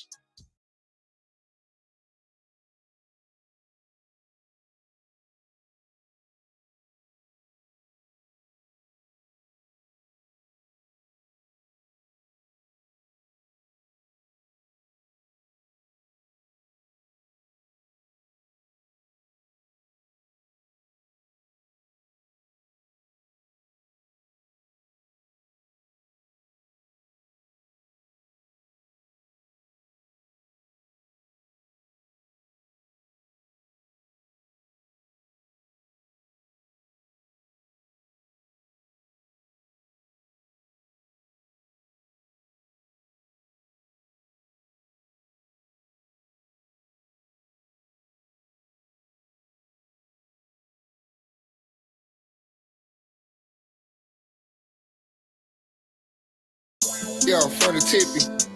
Alright. What's happening, Lee? Choices. Free brew. Cha-choo. Hey. We can't keep falling trying to get it right. Obedience the way to life. That's real. It's to the sheep all across the globe. The world is dark and it's very cold.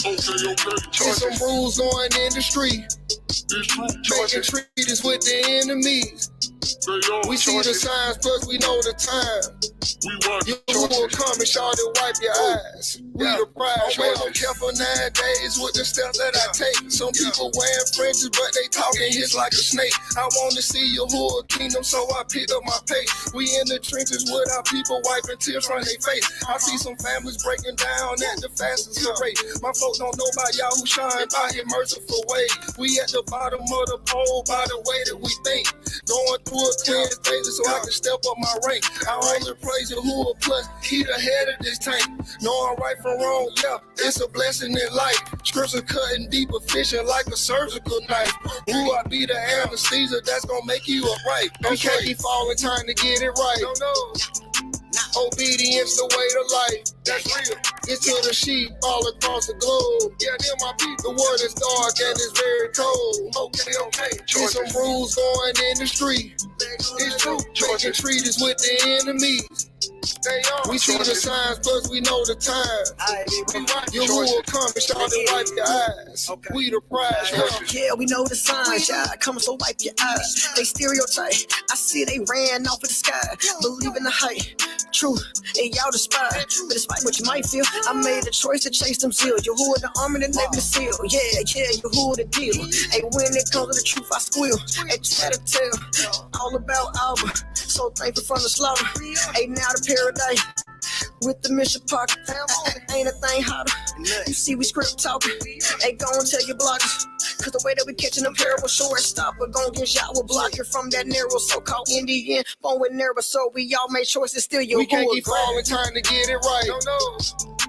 Obedience the way to life. That's real. It's to the sheep all across the globe. Yeah, them my people. The world is dark and it's very cold. Okay. There's some rules going in the street. It's true. Making treaties with the enemies. We see the signs, plus we know the time. We watch you will come and shout and wipe your eyes. We the prize, yeah. Hey, it's time to get it right, cause we the chosen and we got choices. You can't let go with it, coke, and now you hearing evil voices. Babylon about to fall, and I'm a watchman, so I know. Every time I read the scriptures, it's a lie because it's show. Hey, it's jumping off the page, just read Matthew 24. Revelation soon to come, boy, it's knocking at the door. You keep sleeping with the enemy, it's bad for your health, it's in your life. Put them coons, but you get judged by yourself. I love you, I'm just trying to show you how to live forever in the kingdom. Gird it up with your sisters and your brother. Need to set yourself apart like Ezra 10:11. Can't keep falling off this road when you're trying to get to heaven. We can't keep falling, trying to get it right. No. Obedience the way to life. That's real. It's to the sheep all across the globe. Yeah, them my people. The world is dark and it's very cold. Okay. There's some rules going in the street. It's true. Making treaties with the enemies. We see the signs, plus we know the time. We watch you will come and shout and wipe your eyes. We the prize, yeah. We the prize. We the prize. We the prize.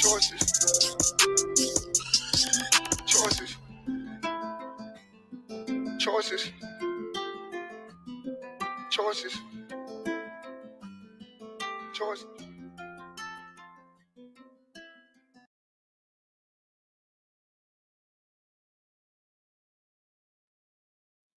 All right, Kwam Yasharala Israel. And we out. Y'all have a blessed night. Watch out for them haters. Keep them commandments. Don't lose hope. We almost out. Last stretch. Battle axe, Finahas, Akbalak, Torah. One nation set apart. The Argument League. Anonymous Hebrew in the house. Yay. Can't forget Lance and his sister. Can't forget our sister Miss Israel and all the other sisters that showed up. All praises.